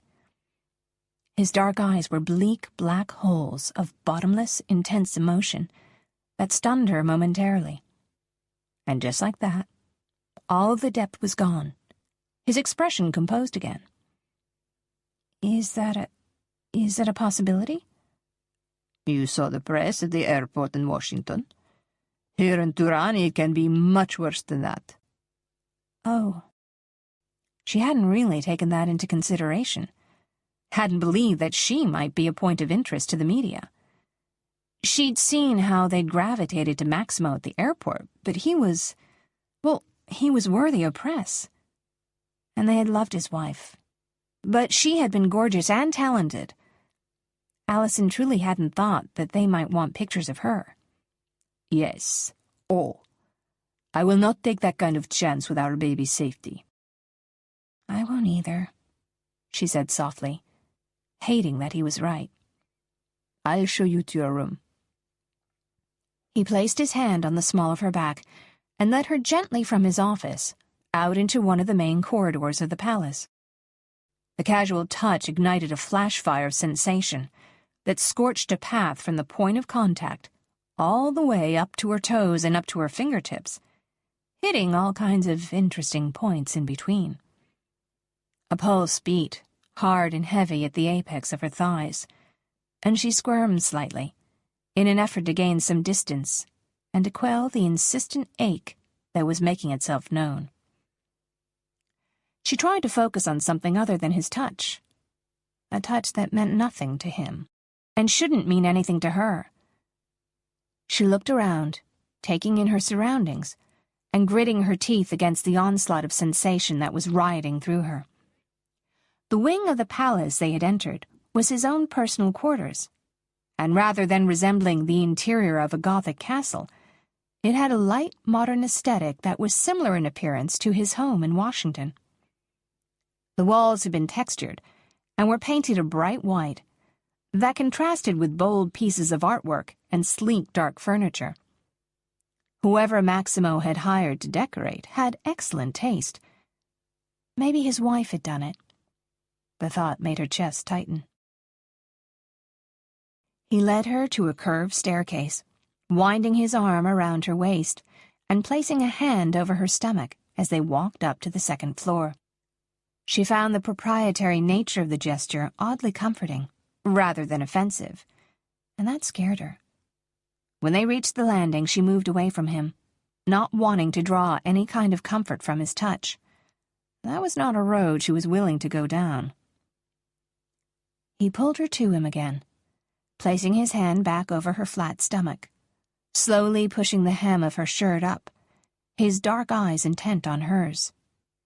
He stroked his fingers slowly over the bare skin of her belly, as though he had every right to. It wasn't a gesture of ownership, but an acknowledgement of the fact that they shared something infinitely special. Tears stung her eyes. It was his baby that she carried, and she couldn't deny the connection that he felt with their unborn child, or the connection it made her feel with him. His touch felt right. So right that the steadily growing anxiety that had been gnawing at her since her phone call about the lab mix-up was momentarily masked by the comfort the simple contact gave her. She looked down at the place where his hand rested on her, his golden skin contrasting with her pale flesh. It fascinated her, held her attention, made her stomach tighten with a deep kind of longing that went way past the desire for something simply physical. But that was there too, Part of her wished that he would continue moving his hand upward, palm her breast, squeeze her aching nipple between his thumb and forefinger. She looked up, trying to break the spell that he had somehow woven around them. His face was inches from hers, and she was awestruck by the perfection of his striking features.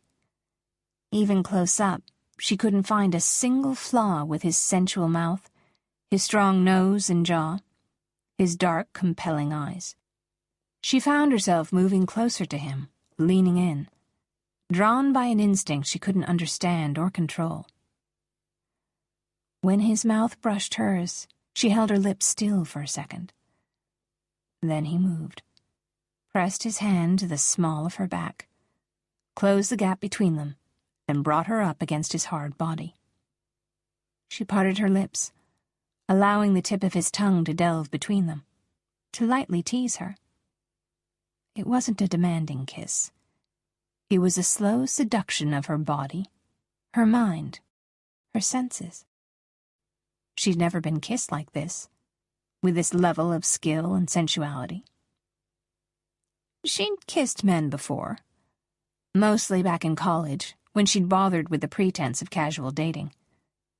And never had a kiss made her feel so hollow, so desirous for more, as if she was in need of something only this man possessed. Always, the kiss itself had been the main event for her. Other kisses had either been nice or not so nice, but never had they made her want to lean in, to press her body more firmly against a man, to rock her hips against his hard length to bring herself at least some small measure of satisfaction. His tongue slid over hers, and she felt it all the way in the core of her body. Muscles she'd never been aware of before, clenched in anticipation of something much more intimate. When Maximo pulled away, she swayed slightly, her brain totally scrambled by the drugging power of his lips covering hers. "Max," she whispered, touching her lips, feeling for herself that they really were swollen and hot from the press of his mouth against them. His mouth curved into a slow smile. "Max, I like that." The fog of desire was starting to clear, and awareness was creeping into the fuzzy edges of her mind, shame mingling with her slowly ebbing arousal. He placed his hand over her stomach again, his expression intense. "This is my baby that you carry, Allison. Our baby. I could not feel it more if you had conceived in my bed." His accent was thicker than she'd ever heard it, his voice a husky rasp that made her nipples tighten and her pulse pound. "The attraction between us is very convenient." Convenient? Her tongue felt thick and clumsy, her mind still clouded by passion. "Of course. How could it not be convenient for me to feel desire for my future wife?" Chapter 4. Your future wife? Her head was still fuzzy from the kiss, her limbs heavy with arousal, and she was certain she must have heard him wrong. "Yes, I have thought it through, and it is the only thing to be done." He said it so pragmatically, as though anyone should be able to see his point.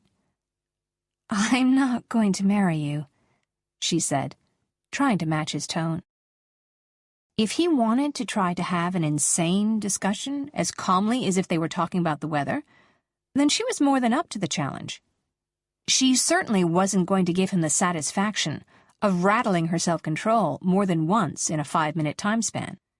"Allison, I credit you with a very high level of intelligence, and given your career choice, it's obvious to me that you're not only very smart, but very compassionate.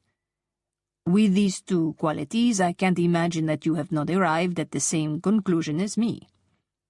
I fail to see how intelligence and compassion would lead me to conclude that you and I should get married. But darn if it didn't make her heart thunder harder in her chest. The thought of being married to a man like Maximo, made her stomach turn over, and not in an unpleasant way. Logic will tell you that we won't be able to share custody as well as we might if you are living in the U.S. and I'm living here. Also, there would be the added stigma of my child being illegitimate. An illegitimate child will not be eligible to assume the throne. Neither will they be able to claim the bulk of their inheritance. Compassion would prevent you from allowing that to happen to our son or daughter. She shook her head. That's your version of logic. But that can't possibly be the best thing for our child.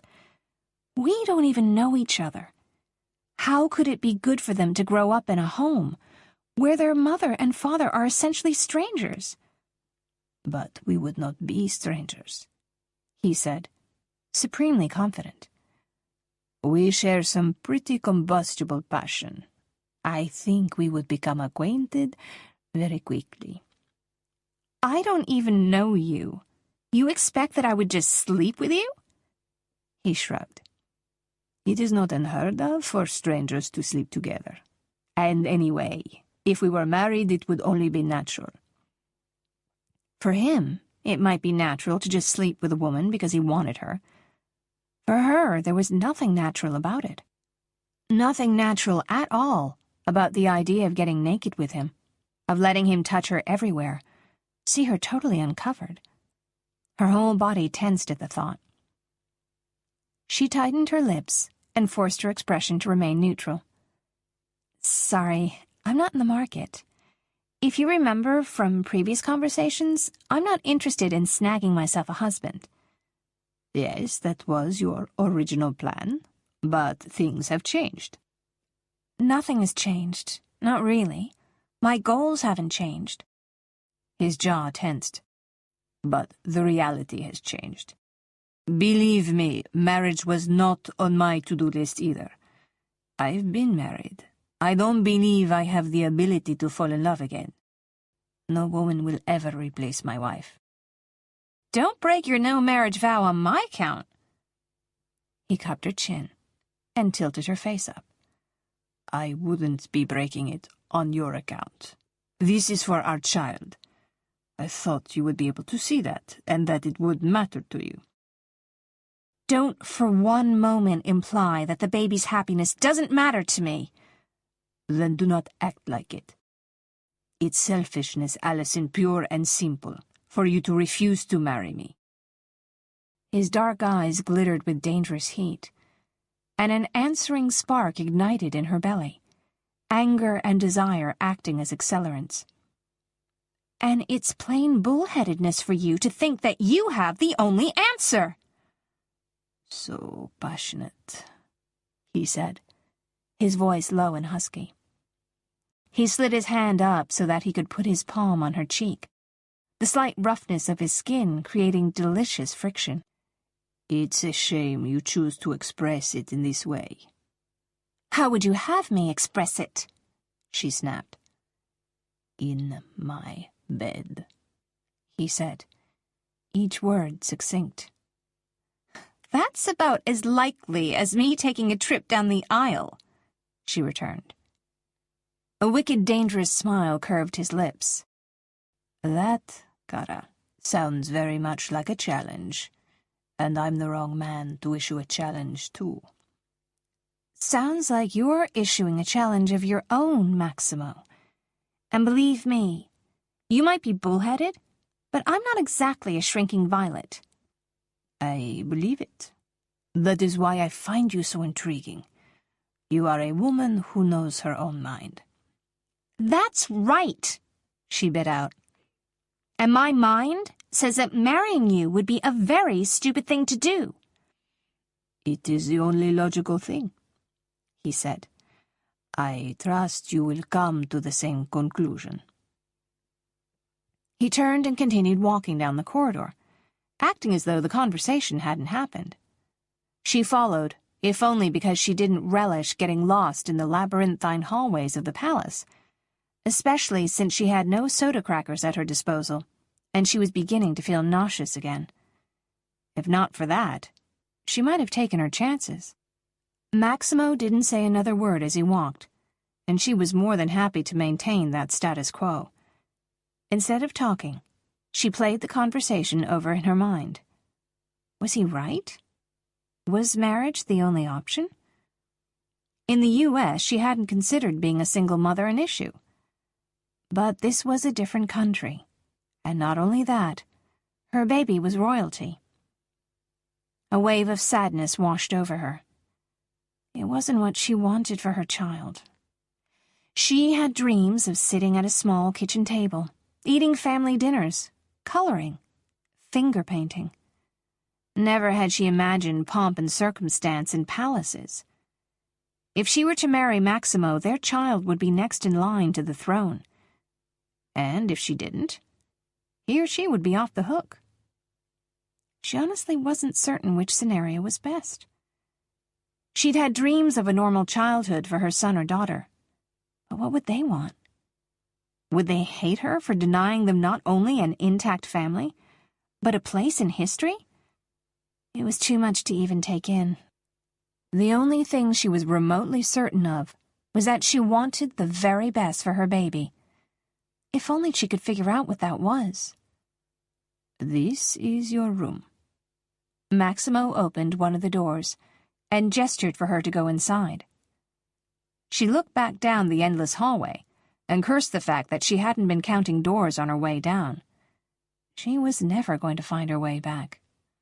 "Don't worry, I'll escort you back later," he said, amusement lacing his voice. "Businessman, prince, and mind reader?" she asked. I promise you I can't read minds. Faces are another matter. And you have a very expressive face." She put a hand to her cheek. She had always prided herself on control, and that included control over what she let others see. She didn't like that he had the ability to read her. "Don't worry," he said laconically. "It wouldn't be obvious to everyone.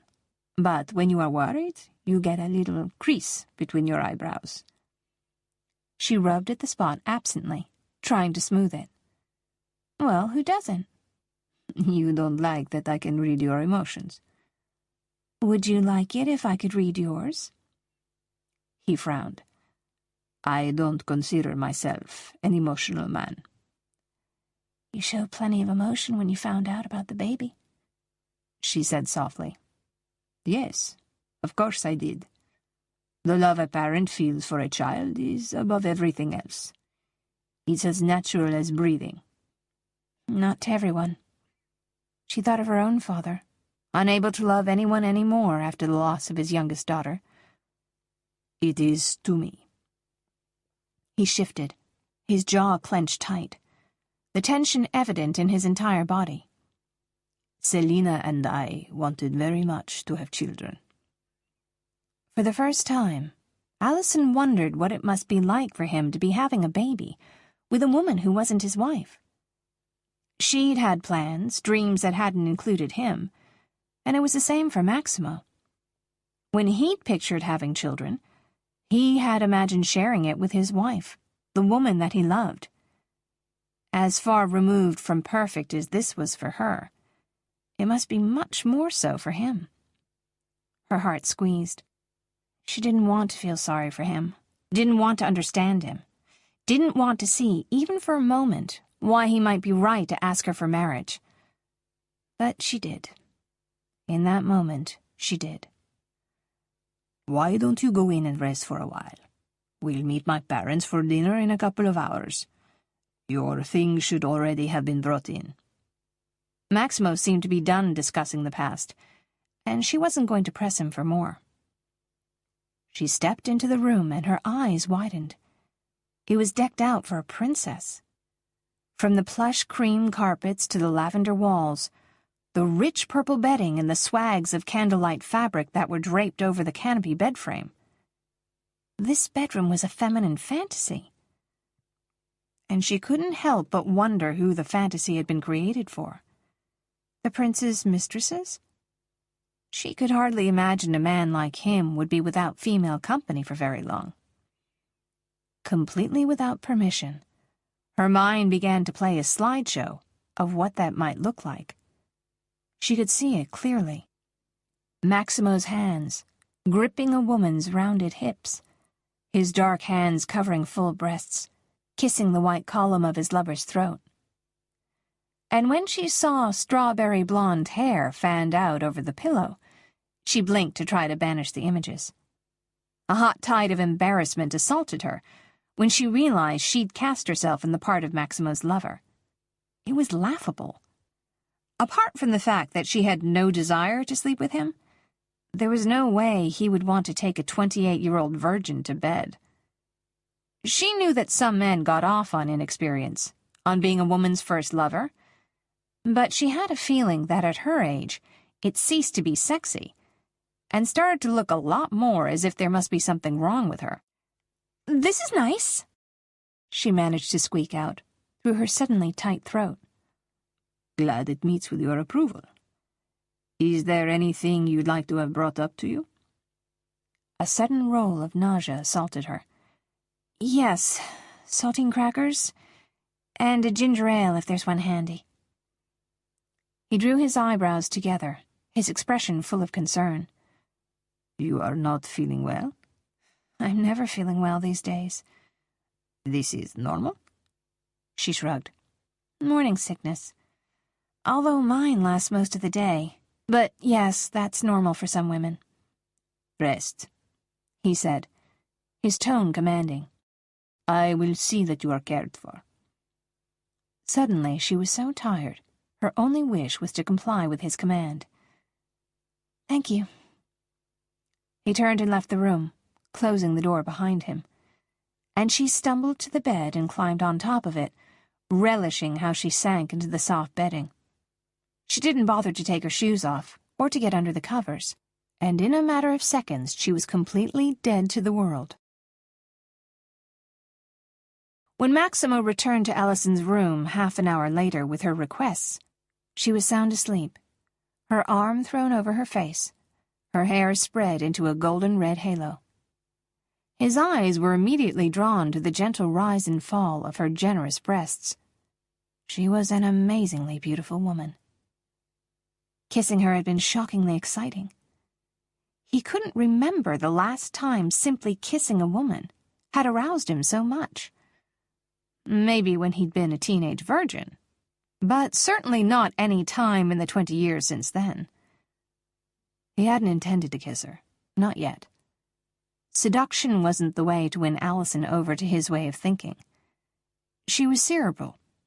The way to appeal to her would be through logic and reason, not through sensual persuasion. At least, that's what he'd thought. She'd been surprisingly passionate in his arms, a little hesitant, but she'd been all the sweeter for it.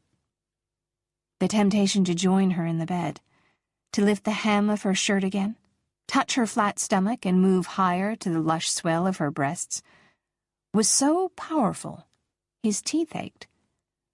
It wasn't only his teeth that were aching either. He steeled himself against the hot flood of arousal that was coursing through him, fighting to maintain control over his body. "Allison, Gara." He reached out and touched her bare arm, and desire raced through him like a shot of pure liquor into his system. She was so beautiful, so different from any other woman he'd been with or even wanted to be with. Always he'd gravitated to tall, slender women. Models, actresses, women with style and sophistication. Allison was slender, her waist small, but she had a woman's curves. Her hips rounded, her breasts enticingly full. Unlike the extremely fashionable women he'd preferred in the past, Allison seemed to dress simply to stay warm, or to avoid indecent exposure. There was nothing unflattering about her wardrobe, but there was nothing especially flattering about it either. It was as though she honestly didn't give it a second thought. She had been wearing some makeup the first day he'd met her, but today she'd gone without it entirely.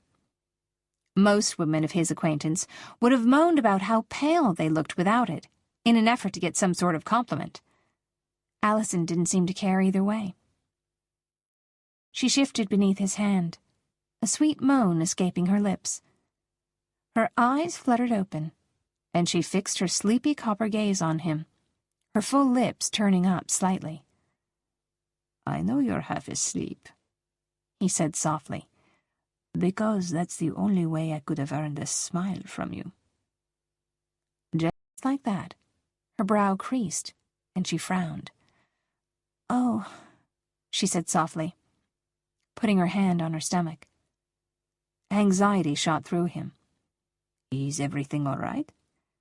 "Everything's fine.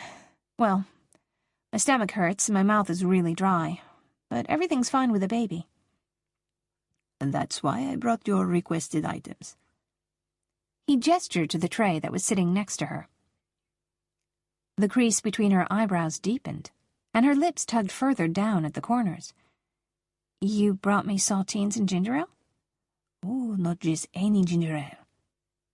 He picked the long-stemmed glass up from the tray. "My personal chef mixed it especially for you. It has fresh ginger and honey, good for your nausea." She extended a shaky hand and took the glass from him, lifting it to her lips. Her expression turned to one of relief almost immediately. "The ginger's amazing.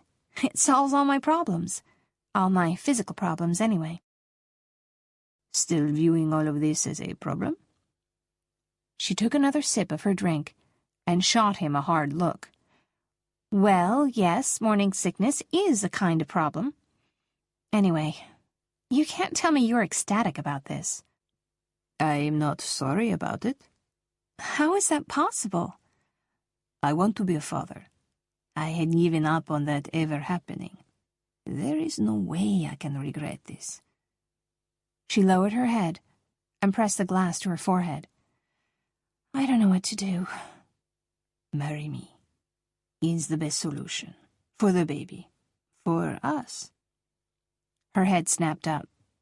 "Why is it the best for us?" "If we were married, we would have our child all the time. No missed Christmases, none of this every other weekend business. If we had shared custody, there is no way you or I could be there for everything." "That's true," she said softly. "And I can't imagine that you intend to spend the rest of your life without a man. You're what, 29? Her copper eyes narrowed. 8? Either way, you're far too young to embrace a life of celibacy. Raising a child and having a personal life is not easy. If we were married, that would be taken care of. You and I share a pretty potent attraction. You can't deny that." "I'm not exactly concerned about the baby's impact on my sex life," she said dryly, pulling a cracker off the tray. "Perhaps not now, but eventually you will be. I can also offer you financial security. You would be free to do what you liked."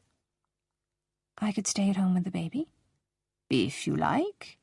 Or you could continue to work, and our child would be provided with the best caregiver available." "I wouldn't keep working," she said. "I thought your career was important to you." "It is. But raising my child, being there for everything, that's more important to me." Maximo only looked at her, his eyebrows raised as if he were waiting for her to continue. Allison wasn't sure how to explain how she felt to him, or if she even wanted to. She wanted to be the kind of mom who was there when her child got home from school. She wanted to have cookies baked, and to drive them to soccer practice. She wanted to be there, be interested, be involved. She wanted to be everything neither of her parents had bothered to be. "If that's what you want, then I can't imagine you would want to spend a good portion of our child's life shuttling him back and forth between households." She bit her lips so hard she tasted blood. "Well, it isn't as though we're bitter exes. We could share some of the time together. I could stay here sometimes." "And you think some kind of pieced-together living arrangement would be better than an intact family?" "What I think is that we have an extremely unconventional situation, and you're playing like we can make it into the perfect model family when that just isn't realistic." "I'm trying to do the best thing. You're the one that's too selfish to do the right thing by our son or daughter. She took another swallow of ginger ale to prevent herself from gagging. She'd been touched when she'd realized that he'd brought her the crackers and soda, but she was much less impressed now that she realized he was just using it as an opportunity to try to goad her into agreeing to marry him. "I don't understand why you're the one pushing for marriage," she said, when she was certain she wasn't going to be sick all over the floral duvet. "Shouldn't it be the other way around?" A short, derisive laugh escaped his lips. "Perhaps traditionally, but then this is hardly a traditional situation. In this case, I am the one who has the most realistic concept of what it means to be a royal bastard." "Don't call him that," she said, putting a hand on her stomach, anger flaring up hot and fast. "That's a horrible term. No one even uses it in that way anymore." Maybe not in the U.S., or maybe just not in the circles you're in. But I can guarantee you that here, among the ruling class, legitimacy matters a great deal. Not just in terms of what our child can inherit. Do you want our son or daughter to be the dirty secret of the Rossi family? Do you want him or her to be the subject of sordid gossip for his or her entire life?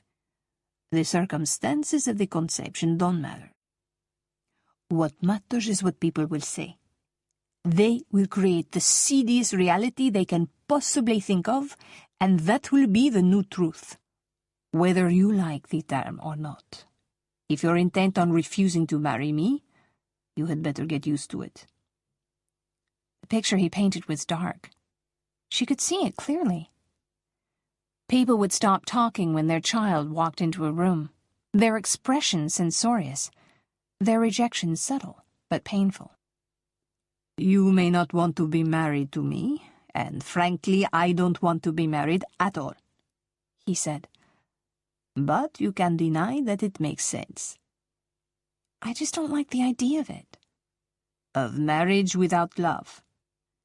Maximo knew that most women would reject the idea, at least outwardly, even if their motive for marriage was truly money or status, and not finer feelings at all. "I can assure you that love within a marriage does not guarantee happiness." He didn't like to talk about his marriage to Selina. Inevitably, it brought up not only her shortcomings, but his own failures, and neither were things he revisited happily. "That isn't it." She drew her knees up to her chest. The action, combined with her messy hair spilling over her shoulder, and her pale, makeup-free face, made her look young and extremely innocent. "I never planned on marrying at all. So love isn't really an issue. I just don't want to be married." "Is this some kind of feminist thing?" She snorted. Hardly. It's a personal thing. Marriage is a partnership, one that asks a lot of you. I don't have any desire to give that much of myself to another person. Look how often marriages end in divorce. My own parents' divorce was horrible, and during my 2 years as a divorce attorney, I saw so much unhappiness. Those people grew to depend on each other, and for one of them, usually the woman, divorce left them crippled. It was like watching someone trying to function after having a limb chopped off. "I know what it is to lose a spouse," he said grimly, the brackets around his mouth deepening. "You can survive it. And what you're talking about is love gone sour. That isn't what we have. Our reasons for marriage are much stronger than that, and they will be the same in 10 years as they are now. Love fades, lust does too. But our child will always bond us together." He was right about that. Whether they married or not, Maximo Rossi was a permanent part of her life, because he would be a permanent part of her son's or daughter's life. A key part. One of the most important parts. He was her child's father. Hadn't her own father, or rather his absence, shaped her life in more ways than she could count? And that was a whole other aspect of the situation she hadn't considered before. It wasn't just the presence of a parent that had an effect on a child, but the absence of one. What would it do to their child to live in a separate country from his or her father? What would it mean for them to be shuttled back and forth? That was another tragedy she'd witnessed during her time as a divorce lawyer. The way it hurt the children involved. What it did to their self-esteem. Often the children she helped in her new job, the ones who were on trial for petty crimes, were from broken homes. She knew she would never let her child fall through the cracks like those children had, but the issue remained the same. If she could offer her son or daughter a greater amount of security, a better chance at success, shouldn't she do it? But marriage hadn't factored into her life plans. She didn't want to be a wife, didn't want to need Maximo. But no matter whether or not she needed Maximo, her child would. Logically, if she'd never intended to get married, she wasn't sacrificing anything by marrying Maximo. But she still didn't want a husband and wife type relationship. It was too much, too intimate, too revealing, even without love. I don't want to do this, she choked. It isn't about what we want, Allison. It's about what's right, what's best for our child. You've already made so many decisions based on that. I know you love the baby already, that you are already prepared to make major changes in your life in order to offer him the very best you could give. Now, the best has changed. It would be so much easier to refuse him if he were simply being an autocratic tyrant, if he were being demanding and arrogant and commanding and all those things she knew he was capable of being. But he wasn't. He was appealing to her need to reason and plan and choose the best, most sensible way to do something. And he was winning. He was right. The only reasons for her not to marry him were selfish. All of the reasons to marry him benefited their child. If she could see another way, she would grab it. Okay, she said slowly, feeling the words stick in her throat. I'll do it. I'll marry you.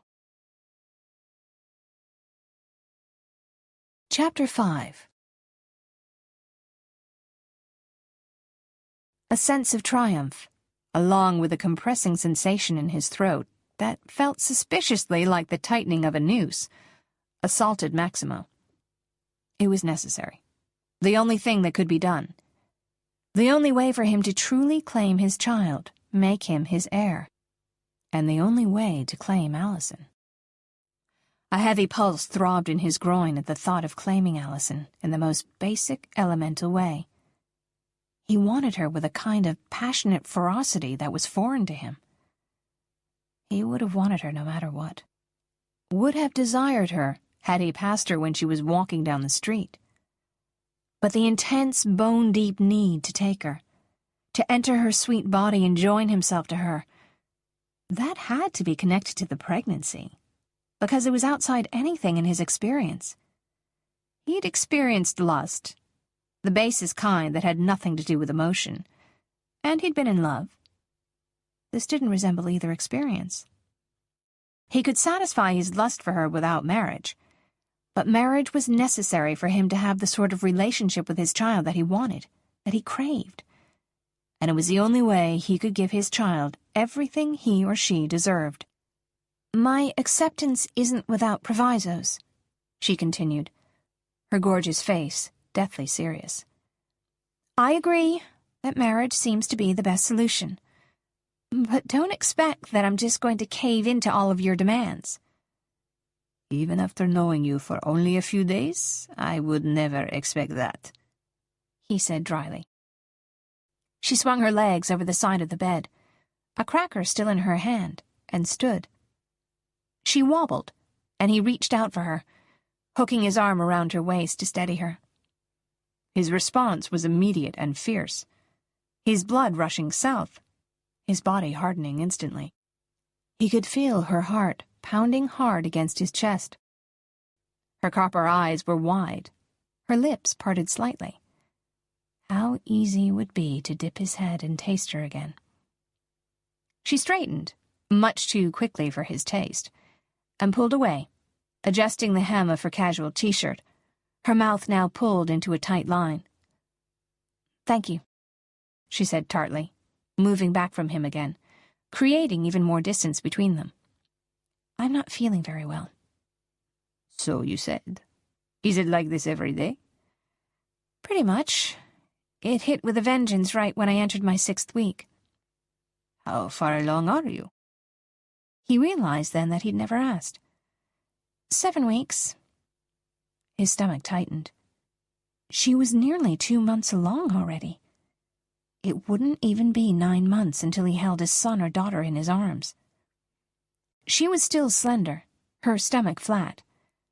He had to wonder if her breasts had already changed, or if this was her normal shape. He could easily imagine her filling out, her belly getting round. Some previously undiscovered primitive part of him surged with pride at the thought. Pride, and a hot tide of arousal. He'd never actually thought of pregnant women as sexy before, but he could very easily imagine running his hands over Allison's bare, full stomach, feeling his child move beneath his hands. "The baby's due in October," she said. He'd heard of pregnant women glowing, but he'd never seen it before, until now. Allison's whole face was lit up, a sweet secret smile curving her lips slightly. The absolute joy he could see shining from her eyes was staggering. And it reminded him again why marrying her, providing his child with both parents, was the absolute best choice. She would be a good mother. He was absolutely certain of that. Were he not, there was no way he would have considered marrying her. If he wasn't sure of that, he would have simply sought sole custody of their child, and he would have done it without compunction. "You are excited about it," he said, tucking a strand of hair behind her ear. "Of course I am." Their eyes locked and held, and the tightening in his stomach intensified, radiating outward, desire gnawing at him with an urgency that was impossible to ignore. "We'll have to have the wedding soon, before you start to show," he said, his voice harsher than he'd intended. She chewed her lip, her eyes betraying insecurity, fear, for the first time since he'd met her. Anger he'd seen, sadness too, but never this bleak hopelessness. It made his chest ache as fiercely as the rest of his body. "As I said, there are provisos to my agreement." You did say. What you didn't say was what those little stipulations were." "I don't want our child in boarding school or anything like that. I want him or her to have as much of a normal upbringing as possible. No team of nannies, no catering to his every whim. I don't want a spoiled child either." "Do I seem like I was a spoiled child?" "Yes," she replied without missing a beat, and then continued, "I want to continue being active in advocating for children. Maybe organize a charity or something?" "A wonderful idea. We have several organizations in place, and having my princess closely involved would probably do wonders for them." "And I don't... I want my own room." He inclined his head. "That is a common practice in royal marriages." "I don't think you understand. I don't want to have a sexual relationship with you." Allison tried to clamp down the wild fluttering in her stomach. She knew Maximo wouldn't be happy. Hadn't he referenced their physical attraction as a reason for marriage? But this was what she needed in order to be able to accept his proposal, such as it was. His kiss had decimated her control, had made her forget who she was, who he was, where she was. Going to bed with him? What would that do to her closely guarded self-control? The thought of surrendering herself like that, of stripping herself bare both physically and emotionally before another human being in that way, terrified her to her bones. Marriage she could deal with, but sexual intimacy was several steps beyond her. She was attracted to him, unreasonably so, and that only made her more determined to maintain a healthy distance between them. If she didn't want him like this, if being near him didn't make her limbs weak and her pulse pound in her chest, at the apex of her thighs, if she didn't get embarrassingly wet with wanting just from the brush of his mouth over hers, she might be able to simply deal with it. But it was the ease with which he robbed her of her common sense, her ability to think coherently, that had all of her internal alarms going off. He had too much power over her already, and throwing sex in with that big mess of emotions was a recipe for absolute disaster. That makes no sense. You can deny that we are extremely attracted to each other. Maybe not. But I don't feel like I can commit to that sort of relationship with you. Things are complicated enough. A marriage in a strictly legal sense I can handle. But I've only known you for 24 hours. And I can't even begin to consider a sexual relationship with you. And you're a very attractive man. I'm sure there will always be lots of women who want to. If you're concerned about my fidelity, don't be. I was married for 7 years, and never once did I look at another woman. It was not a hardship for me. Maybe not. But Maximo had been in love with his wife. They weren't in love. Not that she cared, but if she were to sleep with him, she would need to know that he was being faithful to her. And that was just one more reason not to cross that line with him. Even imagining a hypothetical situation where they were intimately involved made her care about who he slept with. It made her feel things like jealousy and insecurity, and other emotions she had no business feeling. If she actually made love with him, it would no doubt be multiplied by 100, and that was just one of the many things she was trying to avoid. I'm not concerned about that. But if we were sleeping together, then yes, I would want you to be faithful. You would want the same from me. Emotions would become involved. Not for me, he said starkly. She knew he spoke the truth, but he probably had lots of sexual experience. Divorcing love from sex was probably second nature to him. For her, she knew instinctively that sex could have a seriously devastating emotional effect on her. She just wouldn't be able to open herself up like that to someone without becoming involved. It was one of the reasons she'd avoided it for the past 28 years. The last thing she needed was for him to become a necessity to her, and she knew that if she let herself, she could easily melt into Maximo, let his strength hold her up when things were hard. She could grow to depend on him, and she'd spent far too long learning to be independent, to be in control, to take that chance. Maybe not, but this is what I want. And you wouldn't mind if I were having sex with other women? He asked, his words obviously chosen to elicit a response from her. One they most certainly got, but she wasn't going to let him know that. I wouldn't care either way. If we aren't sleeping together, then there isn't a relationship to be faithful to. You may feel differently once we speak our vows. I can't imagine that I will. What we have in common is the desire to do what's right for our child. Nothing more. We didn't even conceive in the way most couples do. But we very easily could have. It wasn't true. She knew it wasn't. And yet it was far too easy to visualize the image.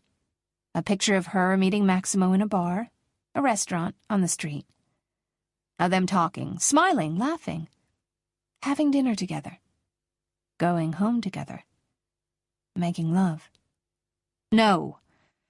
It was easy for him to assume that might have happened, because he figured her for a normal woman who dated, had casual relationships, had sex. She didn't do any of those things, and she had never felt lacking in any way because of it. Until now. Now she felt at a disadvantage. How was she supposed to deal with a man like Maximo? A sophisticated, experienced man, who probably knew a lot more about women and sex than the average male. And she knew far less about men and sex than the average female. "Those are my terms, Max," she said softly. "I can't marry you if you won't agree to them." "Then I agree to them. I don't want a martyr in my bed. I've never had to coerce a woman into sex in my life, and I don't intend to start doing so with my own wife." It was the absolute truth. He wasn't about to blackmail or beg to get a woman to have sex with him. Not even one he desired as much as he did Allison. He hadn't even begged Selina when she'd moved out of their room. No was no, even from his wife. He was surprised that Allison was denying them both what they so obviously wanted. But not even a sexless marriage was new to him. He'd been there. He imagined it had been Selina's way of punishing him for not giving her a baby, although the issue had been with her body and not his. It hadn't mattered to him. He had never once seen her as less of a woman. But she had been so frustrated with their timed lovemaking that never, ever produced the result she wanted, that she hadn't even allowed him to touch her in the last 6 months of their marriage, the last 6 months of her life. He knew why Selina had denied him, and he wasn't sure he hadn't deserved it. But he didn't know what Allison's game was.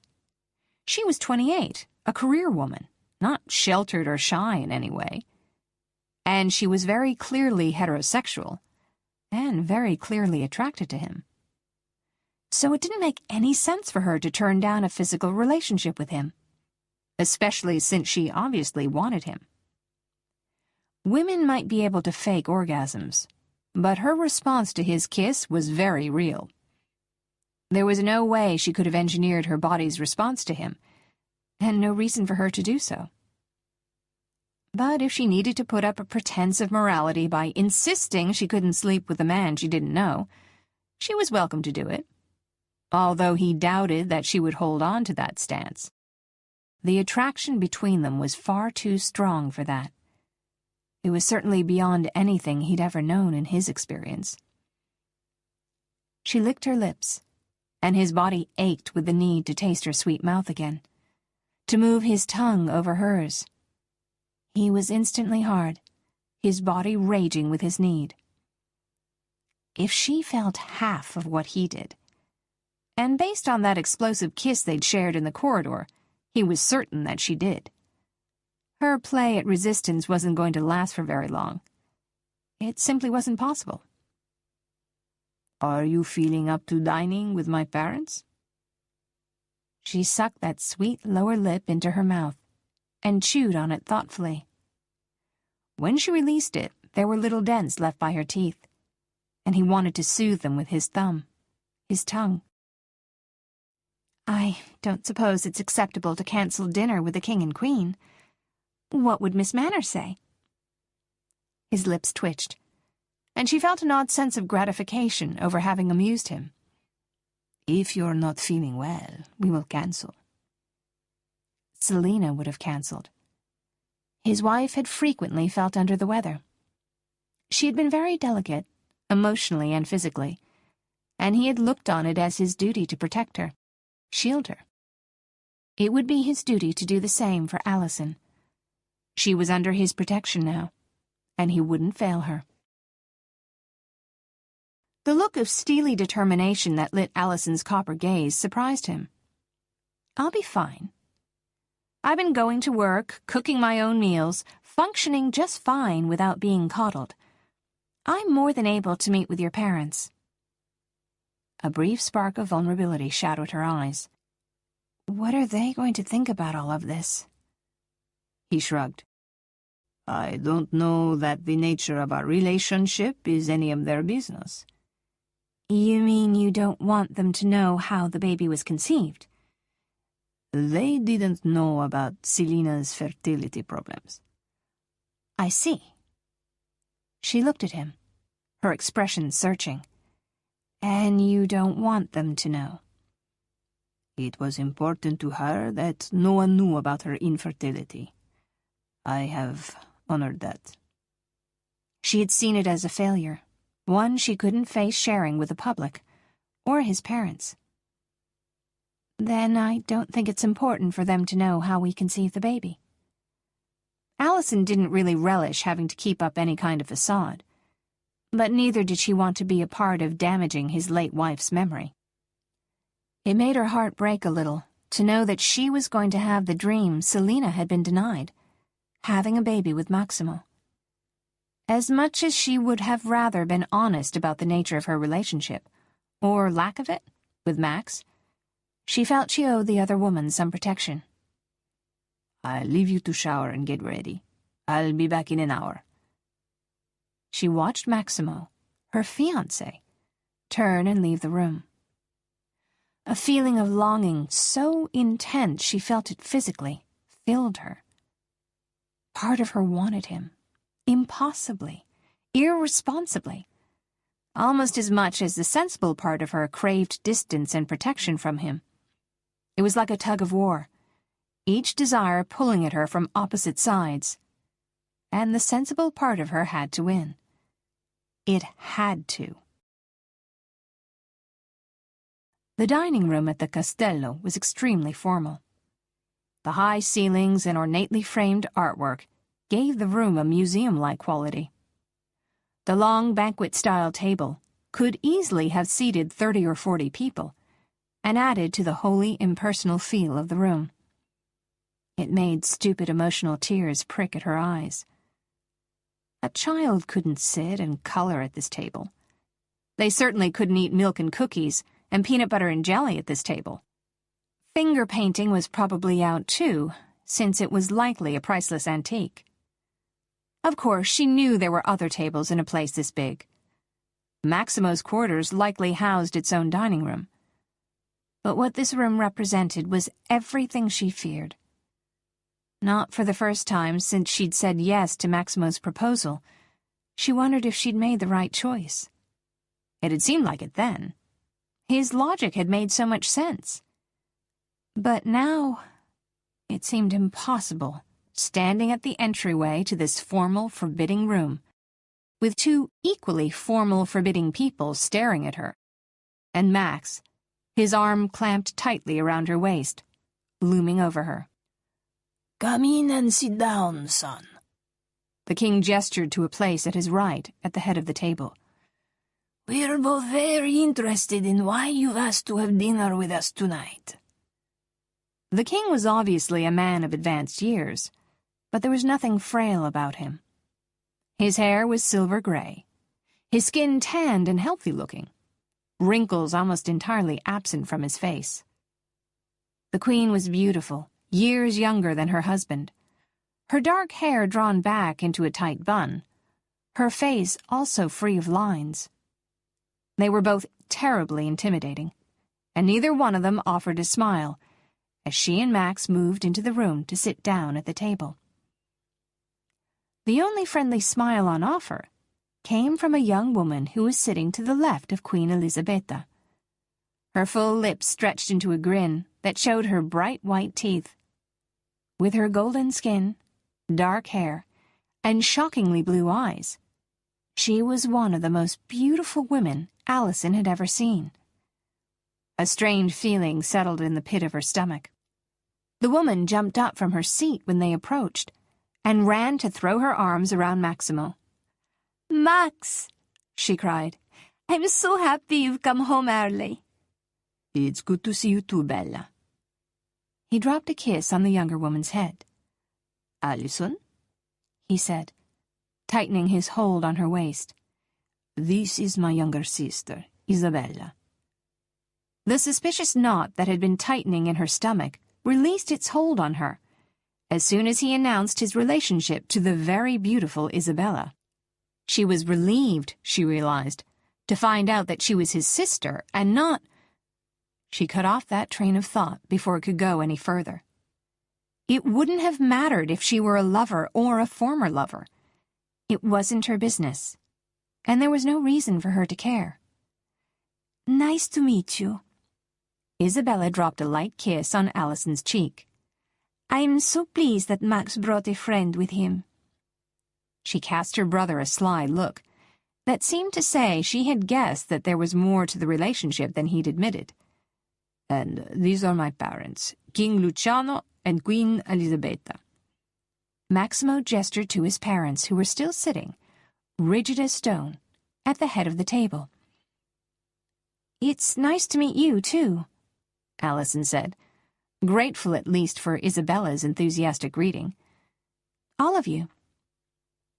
Maximo pulled a chair out for her, and she sat gingerly, feeling unbearably self-conscious. It was one thing to stand in front of people in a courtroom. That was her domain. She was confident there. She was in control. Here she was very much the colloquial fish out of water, and she felt as if she was gasping for air. Isabella offered Maximo an impish smile. You didn't tell me you had a girlfriend, Max. Maximo took her hand beneath the table, twining his long fingers with hers, and lifting their hands, joined onto the table. I was trying to keep it just between Allison and myself, until we were certain how serious things were. Allison nodded. Any words she might have spoken jammed in her tightened throat. She hated this, hated feeling so out of her depth. But, dear heaven, this was as far outside of her experience as anything could have possibly been. She'd never met a man's parents, not in this sense. And these weren't just any parents, they were royalty. And their faces were so stiff, she had no doubt they felt she was quite patently beneath them. Is it serious? His mother asked, her eyebrows raised, her lips unsmiling. I've asked Allison to marry me, said Maximo simply. It was all the answer anyone needed. So soon after Selina's death? His father's tone and expression were rebuking, and Allison felt a knot of guilt tighten in her stomach. It's been 2 years, Maximo said, his voice firm. And I have chosen Allison to be my wife. It would be best, Elisabetta said slowly, if you would wait at least a year for the wedding, out of respect to Selina. The 3-year mourning period is outdated, Maximo said. I have no intention of waiting another year to make Allison my wife. It is not possible for us to wait so long. That's very romantic of you, Max. His younger sister looked positively moonstruck over the perceived romance of the whole situation. If only she knew. Romance has very little to do with it, Maximo said, obviously taking no issue with disabusing his sister of her fantasies. Allison is pregnant. The wedding needs to take place before she starts to show. Allison wanted to crawl under the table and die of mortification. She was treated to a very shocked look from Isabella, and to a couple of very disapproving glares from the king and queen. Has there been a paternity test? The king gave her an assessing glare that made her stomach roll. That won't be necessary, Maximo said, through gritted teeth. I am sure the child is mine, and I never want to hear you suggest otherwise again. Maximo's rage shocked her. It wasn't as though they were a real couple. He didn't even necessarily like her all that much. It was probably more related to his masculine ego than anything else. Luciano gave his son a hard glare. Then there is nothing else to be done, he said. We will begin planning the wedding immediately. Queen Elisabetta narrowed her eyes. Her mouth pursed. We know nothing about her, Maximo. Is she suitable? Who are her people? Allison shifted in her chair, extremely uncomfortable being discussed as though she wasn't in the room. Isabella's blue eyes lit with anger. What does it matter who her people are, Mamma? If Max loves her, he should marry her. That's the only reason people should ever marry. This is not about you, Isabella, Luciano said curtly. But she is right. It is of no consequence who her people are or where she comes from. She is pregnant with Maximo's heir, and that is all that matters. If King Luciano had stood up from his place at the table and walked over to check her teeth, she wouldn't have been surprised. She felt like some sort of royal broodmare. She was acceptable because of the baby she carried. She imagined that if she really had been the woman Maximo loved, if there hadn't been a baby, the king wouldn't be so sanguine about the marriage. He would probably take the stance his wife had. If the damage hadn't already been done, she would have been found wanting based solely on her bloodline or her background. She couldn't help but wonder if that were the situation. If they were in love and she were the woman Maximo had decided he wanted to marry, whose side he would have taken. She couldn't imagine Maximo being intimidated by anyone. He would never give in to his parents' demands simply because he felt pressured to do so. But he had proven that, above all else, he had the ability to be coldly logical if he needed to be. He didn't want marriage any more than she did. And yet he had immediately accepted that it was the best course of action for the sake of their child. Would he have made the same choice if he felt that marrying the woman he loved conflicted with the best interests of his country? Oh, what does it matter? She would never know. She didn't need to know, or want to know. She didn't love Maximo. She didn't have any feelings for him at all. She respected him. Respected his strength, his drive to do the right and moral thing, his love for their unborn child. But that was all. He moved his thumb over the tender skin of her wrist, and a team of butterflies took flight in her stomach, calling her a liar. So she was attracted to him? It didn't mean anything. He was an attractive man. And then there were the pregnancy hormones. But that was all it was. And thank God for that. I am glad we can agree on this, Maximo said, his tone containing a hint of warning that Allison assumed was meant for his mother. We will not have you marry in some civil ceremony, Luciano said, his tone imperious. It was obvious where Maximo had inherited his arrogance from. You will marry in church, and we will make a formal engagement announcement. We will not treat it like a dirty secret. You are giving our country an heir, and we will celebrate that. His mother looked as though she had swallowed a lemon. I suppose a wedding is preferable to the birth of a royal bastard. Allison sucked in a sharp breath. It was no less offensive hearing it said now than it had been to hear Maximo say it earlier. And she knew now that he'd been telling the absolute truth about how their child would have been viewed had they not married. And it wouldn't have just been the people or the media, but his own family who would have branded their child with that label. I won't tolerate hearing our baby talked about like that. The words tumbled out of her mouth before she could stop them. I won't allow anyone to hurt my child, ever. Maximo cupped her chin and turned her face to him. No one will hurt our child, Cara. I will not allow it. He gave his mother a dark look. This is your grandchild, Mamma. Think about that before you ever say such a thing again. He stood and pulled her gently with him. Alison and I will have dinner in our room. His mother looked offended at that, but she didn't say anything. Allison elevated her chin, careful not to look defeated in any way. They were just rich, titled snobs. They had no right to judge her. And anyway, she'd dealt with far worse from her own mother. She was hardly going to let venom spewed by a complete stranger make her crumble now. As soon as they were out in the empty corridor, he released his grip on her hand.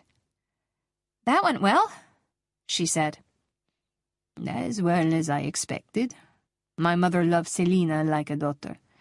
This is difficult for her." "Then wouldn't it be better if they knew how I got pregnant, instead of assuming that—" "Selina did not wish for my mother to know. She did not want my parents to see her as a failure." Maximo began to walk back toward his quarters, and she had to take short, quick steps to keep up with his long strides. "That's ridiculous. Not being able to have children doesn't make you a failure." "It felt that way to my wife." He paused for a moment.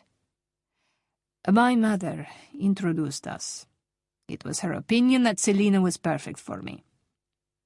Her family was wealthy and well-known. She was talented and cultured. In my mother's estimation, she would make a wonderful princess, a wonderful mother. When Selina could not fulfill that part of what she considered to be her requirements, she became very depressed." "But that wasn't the only thing you loved her for," Allison said softly. Maximo turned to face her, his mouth pressed into a grim line. "No." "I understand why you don't want it to become public knowledge. I won't tell anyone." It might make things easier in a way, although Allison imagined the Queen would dislike her regardless.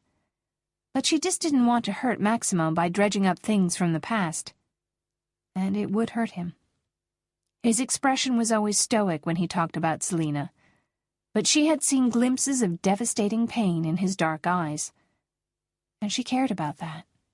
A lot more than she should. She shouldn't be able to feel his pain in her chest, shouldn't ache for him, want to take his hurts and heal them. She really shouldn't want that at all. But she did. Her heart hurt for him, felt linked to his. Was that because she was pregnant with his baby? It was a link between them that was impossible to ignore. He was a part of her in a way. On the heels of that revelation came a slug of panic. She didn't want to feel so much for him. Didn't want to feel anything for him beyond a circumspect amount of tolerance. Once they were back in Maximo's quarters, he led her into a small dining room that looked as if it belonged in a more casual home.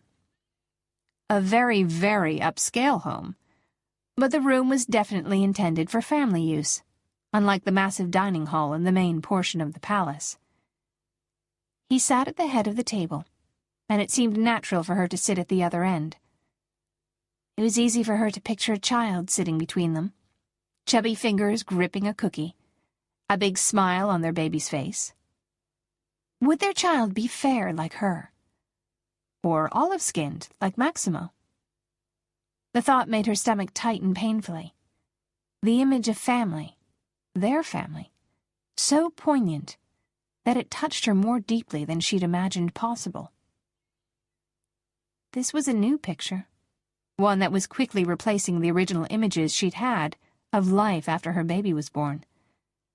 Now she couldn't help but see Maximo, his presence there both physically and in the features of their child. The ache that settled in her heart was both sweet and scary at the same time. She shouldn't want this, but part of her did. Very, very much. "Anything special you want to eat?" Maximo asked. He was so handsome. She couldn't help but notice. With the overhead lighting from the chandelier above the table, throwing the planes and angles of his face into sharp relief, making his cheekbones look more prominent, his jaw even more chiseled, he was almost devastatingly handsome. That was a term she'd never understood before this moment. It had never made sense that a person's looks could devastate. But his could, and did. Because looking at him filled her with so much longing for things she shouldn't want, that it made her heart squeeze tight. Honestly, All food sounds basically disgusting to me, so it doesn't really matter. He nodded. Then I will have the staff bring what they prepared for my parents. A few minutes later, a woman came in, pushing a trolley that was laden with silver dome trays. She set two in front of Allison, along with another glass of homemade ginger ale. Allison didn't even bother to uncover the trays, but went straight for the ginger ale to calm her perpetually unsettled stomach. You need to eat, Maximo said. You are too thin. She paused, mid-sip. I'm not too thin. I've been to see a doctor and he said I and the pregnancy were perfectly healthy. Well, it doesn't seem like you should allow yourself to get any thinner. Maximo rose from his spot at the end of the table and leaned over to uncover her food. There was pasta with marinara sauce on one, and what looked like half of a beautifully roasted chicken on the other. But the sight of poultry turned her stomach. I might be able to try the pasta, she said, shoving the bird away from her. Maximo sat in the chair next to her, putting the chicken in front of himself. Was your wife on a special diet? She regretted saying anything the moment the words left her mouth. Usually she was very selective about what she said, but she'd had her fair share of outbursts in the past 48 hours. Maximo seemed to have that effect on her. He shrugged slightly. Vitamins. Any kind of herbal remedy she could think of. Hormones for the IVF. Plus any food rumored to benefit fertility. She really wanted to be a mother, Allison said softly, guilt and anguish almost stealing her breath. Selena had tried so hard to have Maximo's baby, had wanted it so badly. And here Allison was, pregnant with his child. And it had been an accident. It seemed like a cruel joke for fate to play on all of them. Yes, she did. We tried IVF 3 times. We were unsuccessful. She had just taken the final negative test a few hours before her death. Allison put her hand over his, the gesture intended to comfort. Heat spiraled through her from the point of contact down to her belly. His skin was warm beneath her hand, the hair on his arm crisp and sexy. She'd never imagined that arm hair could be sexy. His was. It reminded her that he was very much a man, and that she was a woman. A woman who was going to marry him in just a few weeks. She pulled her hand away and set it in her lap, but she could still feel the burn of his skin on her palm. Her heart pounded hard in her chest, and an answering pulse pounded in the core of her body, not letting her deny that what she was feeling was definitely arousal. She looked up at Maximo. His eyes were dark, the heat from them searing her, making the flame that had been smoldering in her belly flare up, the fire threatening to consume her at any moment. She pushed her chair back and stood, desperate to put distance between them. What was it that he did to her that stole all of her ability to think rationally? Being near him, touching him, it took all of that carefully guarded control of hers and stripped it from her, leaving her bare and unprotected. I'm tired, she said. I'm going to go to bed. A knowing smile curved his lips. You are so intent on fighting this thing between us. This isn't what I want, Max, she whispered, closing her eyes, trying to block out his handsome face. Did someone hurt you? He asked, his voice suddenly hard. She shook her head. Not in the way you mean. But I can't. Don't ask me to do this. I would never force myself on you. She knew that. She had no doubts, none at all, that Maximo was a man of his word, a man of honor. But it wasn't the idea of him forcing himself on her that she feared. It was the fact that force wasn't necessary. All he would have to do was touch her, kiss her, and she would forget all of the reasons it was such a bad idea to become physically involved with him. And she was afraid that, like her mother, if she allowed herself to become dependent, she would forget how to take care of herself. And if he left, she would just crumble. She and Maximo were getting married to give their child a family. They were committed to being in each other's lives for at least the next 18 years. She was already far too dependent on him due to the nature of the situation, and adding feelings, adding sex, had the potential to make it deadly to her. "I'm tired," she said again, turning to go. "Get some rest," he said, his voice rough. And she wondered if it was due to arousal, the kind that was making her blood thick and her throat tight. "Tomorrow we will be announcing our engagement to the world." Chapter 6. Allison shifted and winced as the boning in the corset top of her gown took another dig at her side. It was hot. Dear heaven, was it hot and humid. Stray wisps of her hair hung down out of her glamorous updo in lank strands. The air seemed thick, and breathing it in only seemed to increase the nausea that was her constant, reviled companion. The servant that had helped her get dressed had insisted that this was a formal announcement and would require formal dress. So here she was, made up, sucked in, pushed up and buffed to a highly glossed sheen, waiting behind a heavy red curtain for her time to step out onto the balcony with Maximo, so they could make a horribly cliched announcement to the television cameras and the citizens who had gathered below.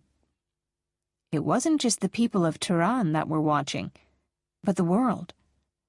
Maximo was charismatic and popular, both in his home country and abroad, and his wedding would be attended by the rich and famous from every corner of the world. No pressure, though. She almost laughed at that thought. She took a deep breath and tried to ignore the fact that her breasts seemed to be trying to make an escape from the sweetheart neckline of the gown. She imagined it was supposed to be demure, in its jewel-toned sapphire color, with cute ruffled cap sleeves. And it might have been, if she hadn't been quite so generously endowed up top. She could hear Maximo out on the balcony, on the other side of the curtain, addressing his people, speaking in Italian. If there was a sexier sound in the world, she'd never heard it. His voice did things to her, and not only her. He was an amazing public speaker. She could tell from behind the curtain. He had charisma. She couldn't understand a word he was saying, but it sounded good. He was the sort of leader that inspired, the sort of leader his country needed. She straightened and nearly cursed out loud when the boning dug into her again. She was making the right decision. Maximo was a good man. He would be a wonderful example for their child, and a wonderful father. No matter how overwhelming all of it seemed to her, this was her son's or daughter's legacy. The people waiting down there were her child's people. There was no way she could have denied them this chance. Luigi, the man who coordinated most big events for the royal family, signaled for her to make her entrance onto the balcony.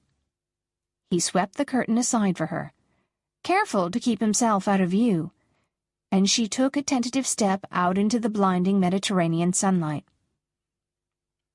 The height, the heat, and vibrating sea of people below made her head swim. She tried to paste a smile on her face, as she had been instructed to do, and took her place at Maximo's side. He put his arm around her waist and drew her close. His father, who was standing with the Queen, took the center of the balcony and spoke into the microphone. A cheer erupted from the crowd. Maximo turned to her and brushed her cheeks softly with the back of his hand. The light touch sent a shimmer of something wonderful through her. His eyes were intent on her face, his expression serious, but almost caring. He leaned in and pressed a light kiss to her lips.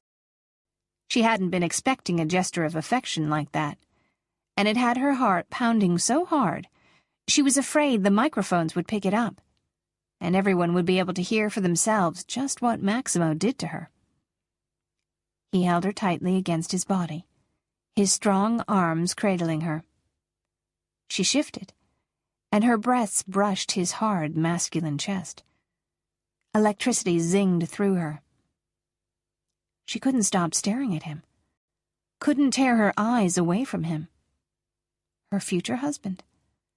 He was so handsome, dressed in a traditional mandarin-collared suit, with a long, dark jacket that accentuated his broad chest, slim waist, and spare hips. The plain jacket was adorned with medals pinned to the right breast over his heart. The Latin words written on the pin spoke of duty to God and country. An intense feeling swelled in her chest. Pride, she realized. She was proud to stand by his side. Proud that he was the father of her baby. And who wouldn't be? He was a good man, a man who understood responsibility, a man who valued honor. Maximo wasn't the kind of man who would walk away from his responsibilities. He was the kind of man who would stand and face challenges when they came. When the results of the test came, the test that would tell them if there was a chance their child might be affected by cystic fibrosis, Maximo would face it head-on. Of that she had no doubt. He wouldn't run from a painful situation, wouldn't walk away if things were hard. Maximo leaned in again, his hot breath touching her neck, making goosebumps break out over her skin, despite the heat. "Wave at your people," he commanded gently. She turned, still in his arms, and put her hand up in a shy wave. She was greeted by another round of enthusiastic cheering. Many of the people waved back, or waved flags. "Bene," he whispered near her ear, and nuzzled her gently with his nose. Lightning flashed through her from that simple brush of skin on skin, igniting a desire that was hot and insistent, and totally outside of her experience. It was all for show. She knew that. It didn't mean anything to him. But her body didn't seem to know, much less care. She felt her knees weaken and she slumped against him, against the solid wall of his body.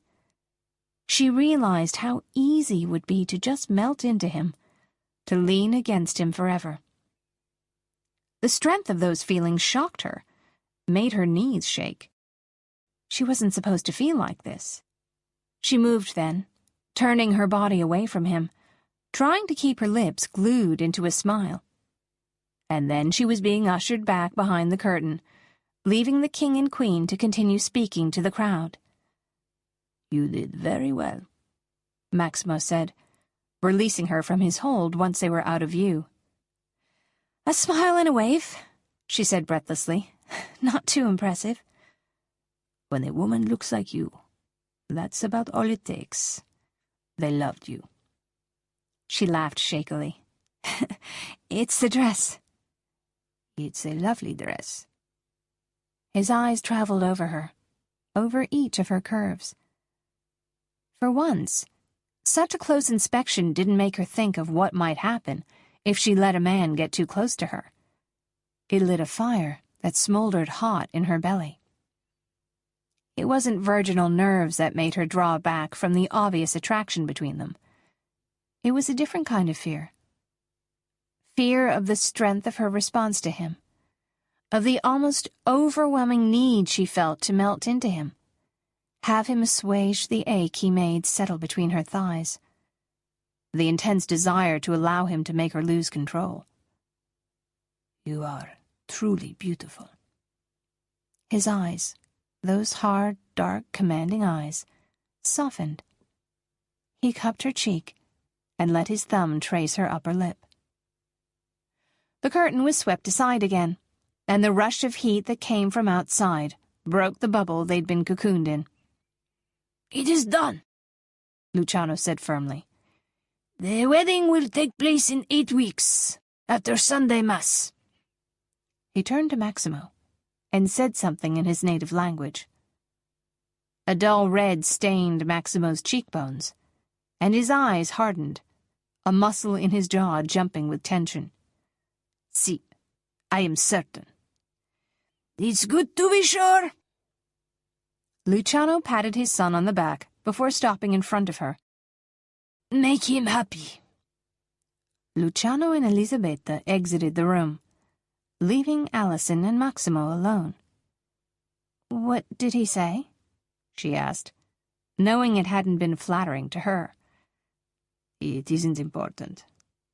She let out an inelegant snort. For something unimportant, it certainly made you angry.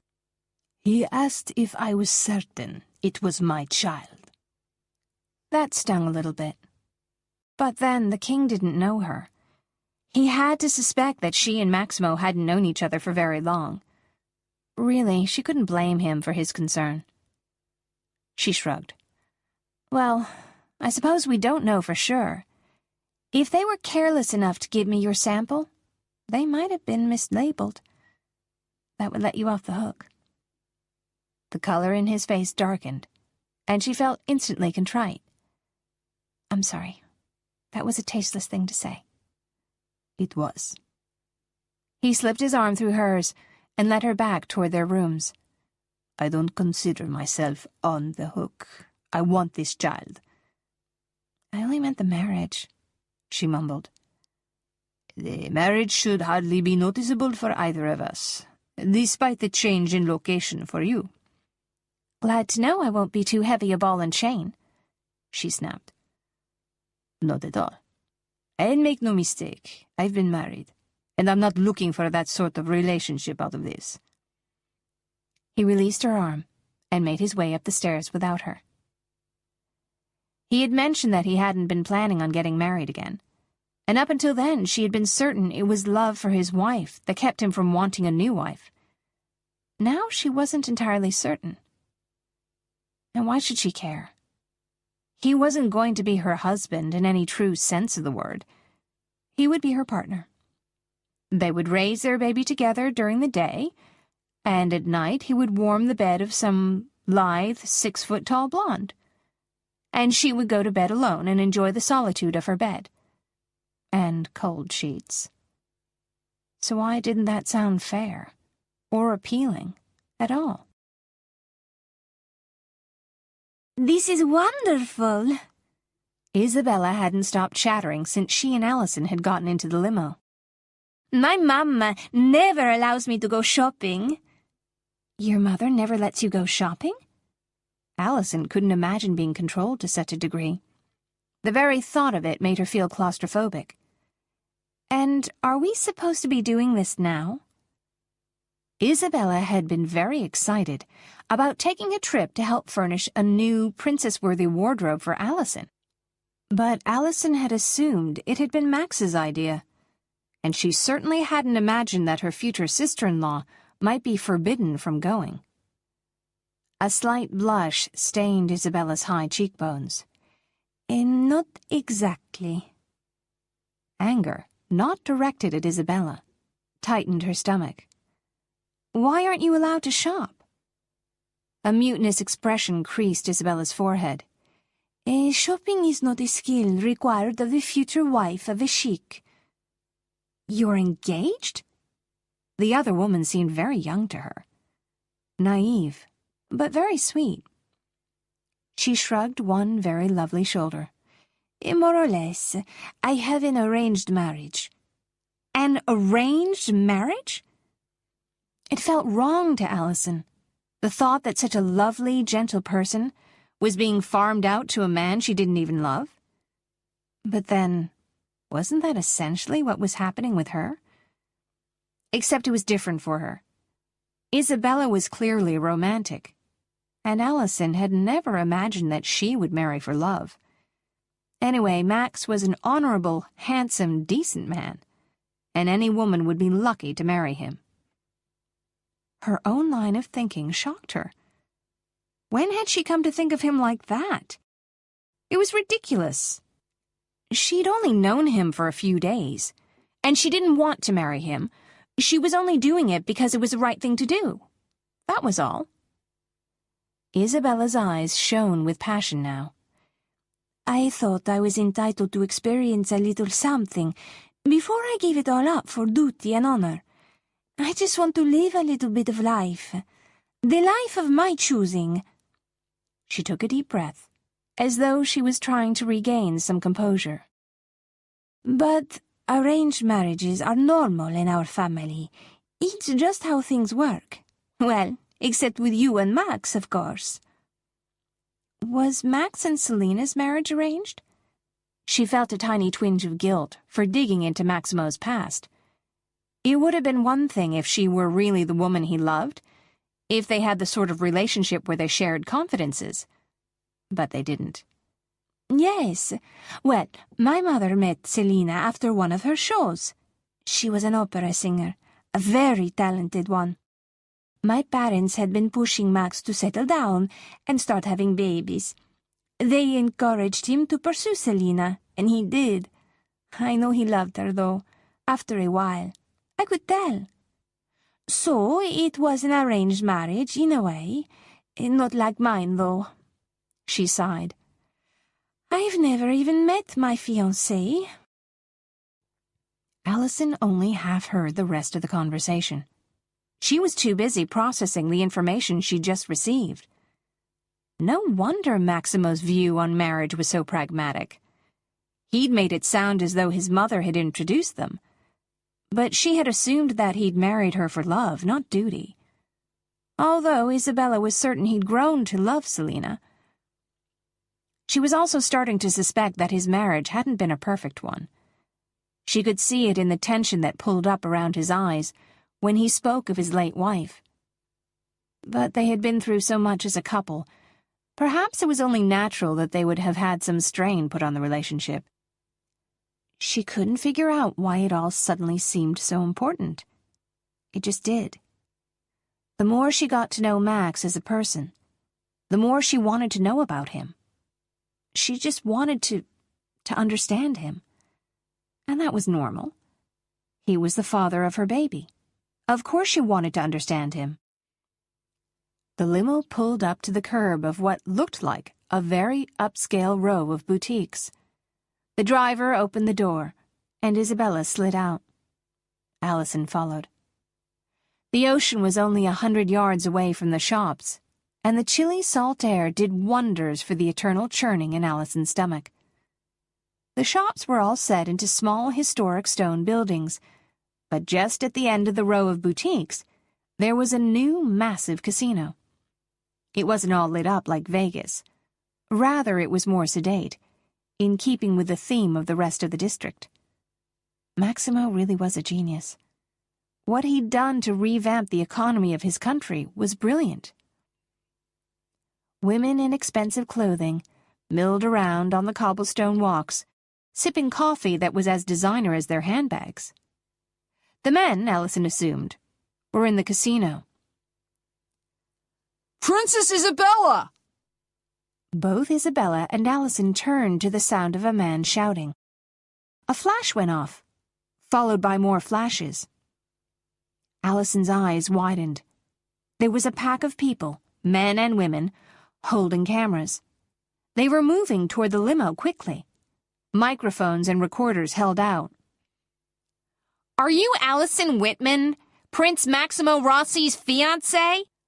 A woman shouted just before snapping a picture with her camera. Why are you getting married so quickly? "Does it bother you that you aren't as glamorous as his first wife?" Is he good in bed? Questions, lots of questions, inappropriate questions, were flying at her from all directions, and the paparazzi was moving in closer, crowding them up against the side of the limo. "Back up!" Allison yelled, afraid she was about to get crushed against the side of the car, afraid for her baby. But no one was paying attention, because her statement hadn't included any hint of scandal.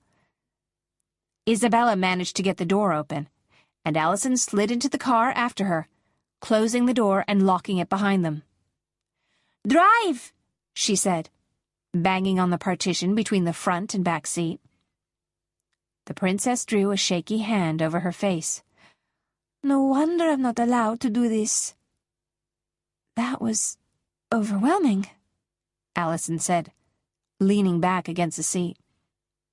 She hadn't expected that. Hadn't factored it in when she'd imagined being married to Max. She wanted to cry. Nothing was going like it was supposed to. Living like this was so foreign, and such a complete departure from how she'd imagined her life. It was only just now sinking in how much she was changing her life to give her baby a father. Isabella's expression turned sad. "It was always like that for Max and Selina. The press couldn't get enough of them." Allison couldn't imagine how hard it must have been for them. Cameras following them all the time, the constant, insistent crush of bodies every time they went out in public. She wasn't sure she could cope with it. But it's your life now.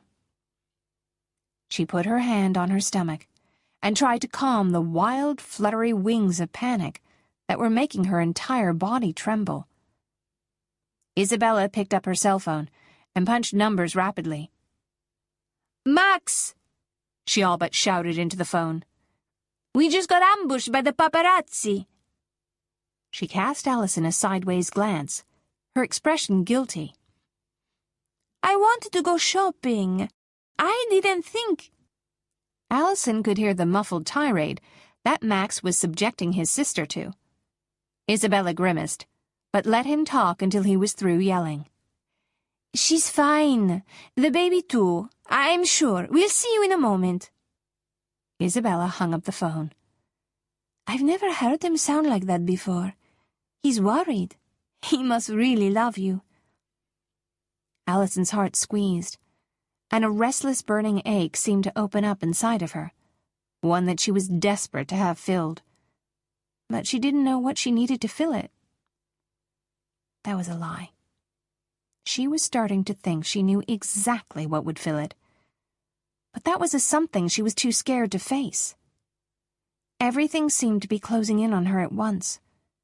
The stark reality of what all the changes becoming a princess would entail, and even more terrifying, the reality of the feelings she was starting to have for her future husband. When they got back to the castello, Maximo was pacing in the vast entryway, his expression thunderous. "That was incredibly foolish and immature of you, Isabella," he ground out. "You could have both been hurt." "I didn't know it would be like that," Isabella protested. "How would I? I'm never allowed out anywhere." The fierceness in his expression diminished slightly, and he blew out a hard breath. "Did you see any press badges?" he demanded, the moment they walked into the room. "If you have names, I will see that the people responsible for this are thrown in jail." Isabella shook her head. "I don't think any of them had ID on display." "They were just doing their jobs, Max," Allison said. "There's no need to throw anyone in jail. We're fine. It was scary, but they weren't trying to hurt us or anything." "I don't tolerate that kind of gutter press in my country," he bit out. "If a reporter wants to take pictures, that's fine. But there is no excuse for chasing down a couple of innocent women. Whether they intended to hurt you or not isn't the issue. They could have hurt you." Allison put a hand on his arm. The need to touch him, to offer some kind of balm for his rage, was too strong for her to fight against. "We're fine. The baby is fine." "We're leaving," he said curtly. "Until the media firestorm is over, we're not staying in Turan." He pulled his phone out of his pocket and punched in a number, then barked orders in Italian to whoever was unfortunate enough to be on the other end. He hung up and turned to face Allison. "Go and pack, cara mia. We're going to start our honeymoon early." Chapter 7 The flight to the island of Maris was short. The small plane touched down in a field of moss-colored grass only 10 minutes after takeoff. The island itself was less mountainous than Turan, with white sand beaches that bled into expansive fields and thick olive groves. There was no car waiting for them when they disembarked from the plane. Maximo had spent most of the short flight on his phone, making arrangements for any work he needed to do to be finished remotely from the island. She'd spent the whole flight feeling shaky and... excited? No, just shaky, about the prospect of being almost alone with him in such a beautiful, isolated, romantic place. "You were joking about the honeymoon thing, right?" she asked, surveying the vast expanse of green around them. He turned to face her, the expression in his dark eyes so hot it burned her down to her toes. "I promised I wouldn't force you, Allison. But I didn't say I wouldn't seduce you." Her stomach flipped. And as her nausea was starting to fade already, there was no way she could place the blame on her pregnancy. "Well, that isn't... it's not... you won't be able to." He leaned in, his lips just a breath away from hers. "What did I tell you about issuing challenges?" She couldn't tear her eyes away from his mouth, couldn't stop herself from leaning in just slightly. He withdrew suddenly and began to walk, as though nothing had just passed between them, as though she wasn't about to melt into a puddle of satisfied longing in the grassy field. "It's just a short walk through the grass. The villa is just through the grove." He pointed to the knot of olive trees that were directly in front of them. They came through the brush and into a landscape clearing with stone paths and beautifully kept gardens. A large circular fountain was at the center of the courtyard, and beyond it was the 3-story villa with cream stucco walls and Spanish tile roofing. "It's gorgeous." She couldn't help but think that Selina must have loved it here. It was idyllic. There were no roads, no city noises of any kind. Just broad expanses of azure sky and acres of virgin land. It was the perfect escape for a couple who were desperately in love and wanted nothing more than to spend all of their time devoted only to each other. Talking, laughing, exploring, making love. "Selina never came here." It was as if he could read her mind sometimes, and given the recent tenor of her thoughts, that was a disquieting notion indeed. She turned her head sharply, and he laughed. "You wear your thoughts pretty openly. You looked sad, although I can never understand why you feel so much for my late wife." A deep sadness filled her, and she felt tears sting her eyes. "It's just that I have all that she wanted. It feels wrong somehow that I'm here with you, with the baby you both wanted. I'm the wrong woman." He took her hand and led her to a stone bench. He sat and pulled her down gently, bringing her close to the heat of his body, her thigh touching his. "Cara, I don't know what the future would have held for Selina and me if she had lived. None of us can know that. But I don't think of this baby as belonging to Selina. This is our baby, yours and mine." She gave him a watery smile. "I appreciate that." "I cannot regret it, Allison. I can't regret that you're carrying my baby, our baby. It is a dream I never thought to see realized, a child of my own. You have given that hope back to me, and I can only be grateful for the mix-up at the lab now. Without it, I would not have this chance." He put his hand over her stomach. He did that a lot now, and she had come to enjoy the gentle pressure of his touch, the tingling warmth that the contact always brought. She couldn't regret it either. There was no way she could. She cared for Maximo, respected him. She was very glad that her baby would have him for a father. He turned his focus from her and onto the house. I started building the villa before her death. She was very unhappy with the location and refused to visit it. I had hoped it would be our family home, but she preferred the city. I'm sorry you lost her. He shielded his eyes from the sun with his hand. I lost her long before she died. Again she caught that glimmer of sadness in his otherwise composed expression, and she wanted to fix it with a ferocity that shocked and scared her. I know you were going through a hard time, but I'm sure she loved you, Max. She was unhappy. Being a princess demanded much more of her than she'd anticipated it would. But she had you. Sometimes. My position has always demanded that I travel a lot. Selina didn't want to be dragged around on business trips. She wanted someone to entertain her, someone to be with her, take care of her. She did not suffer from that same independent streak that you do, he said, the ghost of a smile touching his lips. I can't fault her for that. I can't fault her for being unhappy. Allison couldn't understand how Selina could have been unhappy with Maximo. There was something about him that just made her want to be with him. She liked his smell, the comforting heat of his body as he sat next to her on the bench, the way he touched her belly, so gently, reverently. Being with him made her feel secure, happy, cared for in a way she couldn't remember ever being cared for. The realization was enough to shock her into standing from the bench. She was starting to need him too much.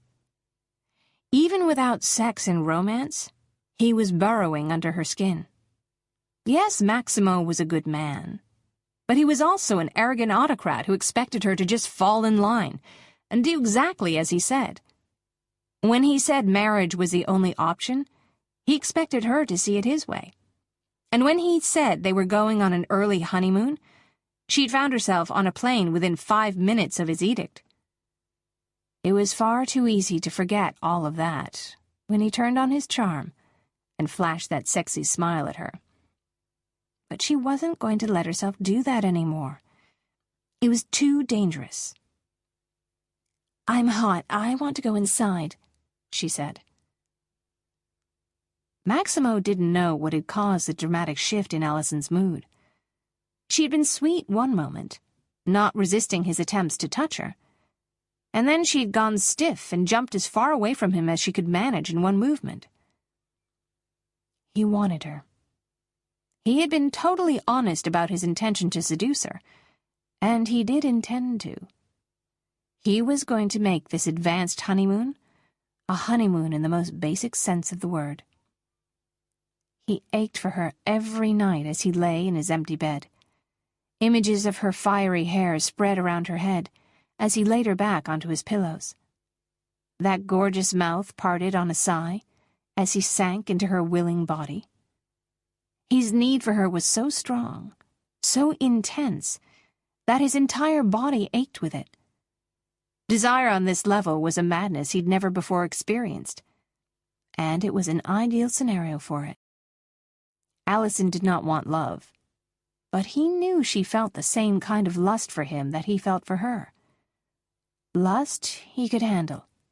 Love was not on the agenda. This feeling, this overwhelming passion, was about as far removed from love as anything he could think of. But then, Allison was as far removed from Selina as one woman could possibly be from another, and for that he was grateful. Allison was fiery, independent. When she was angry with him, as she seemed to be, inexplicably at the moment, she let him know. Selina had been so delicate. She had needed him, needed his protection, his support. He had failed at that, failed spectacularly. In the end, she'd withdrawn from him completely, and he'd had no way to reach her, no way to stanch the flow of grief that it seemed to flow endlessly inside of her. At least with Allison it would be different. He wouldn't be caught in that same endless hell his first marriage had been in the end. She wouldn't cling to him, expect him to solve all of her problems, then blame him for everything that seemed to go wrong. Guilt struck him low and fast. Yes, Selena had been difficult at times, but hadn't it been his job to slay her dragons? Even if there had been more dragons in her life than there were in most people's, that was irrelevant. She had been his wife. It had been his job to make her happy. He had failed. But with Allison, at least he could stay out of those murky waters. Allison didn't want a real marriage relationship, and neither did he. They had that in common. And whether she wanted to admit it or not, they also shared an attraction. He stood and moved to follow her into the villa, banishing all thoughts of his first marriage, as he watched the gentle sway of Allison's hips as she walked ahead of him. Oh, yes. He was going to enjoy the seduction of his fiancée very much. Maximo was in his private office, giving Allison a chance to sleep off the afternoon stress. She was tired. She needed to rest. That was the refrain he kept replaying in his mind, when his body was demanding that he find her immediately and commence with his seduction plan. He'd been trying to concentrate on work, trying not to focus on the woman sleeping down the hall. But it was a useless endeavor. His desire for Allison was slowly taking him over, an almost primitive need that seemed bone deep, as though it was in him, inseparable from him now. He was almost ready to give up on his attempt at productivity when his mobile phone rang. It was his personal physician, calling with the test results. The call took only a minute, and in that minute, his life was changed. Chapter 8. Maximo opened the door to Allison's bedroom without knocking. She was asleep, and her beauty stole his breath, made him feel weak with desire, like a starving man in desperate need of nourishment. Even with all of the turmoil inside of him, he still wanted her. Allison. He sat down on the bed and took her hand in his. Allison. He moved his other hand over her face, brushed her hair back. She stirred beneath his touch, her body arching, a soft sigh escaping her lips. His body hardened instantly, his stomach tightening. Wake up, Allison.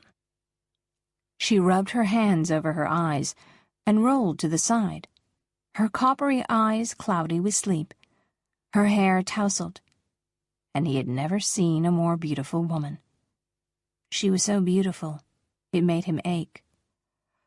Max? His name on her lips, her voice thick with sleep, was the single most arousing thing he'd ever heard in his life. The doctor called. She sat up quickly, pushing her hair back. What did she say? The film of tears in her eyes made his heart feel too large for his chest. I'm not a carrier. There isn't a chance our baby will have cystic fibrosis. A short cry escaped her lips, and she threw her arms around his neck, sobs shaking her frame. He held her close and let her release all of her emotion, let her do it for both of them. He held her until his neck was wet with her tears. I was so afraid, she whispered, her lips brushing his jaw. I didn't want to watch our child die, Max.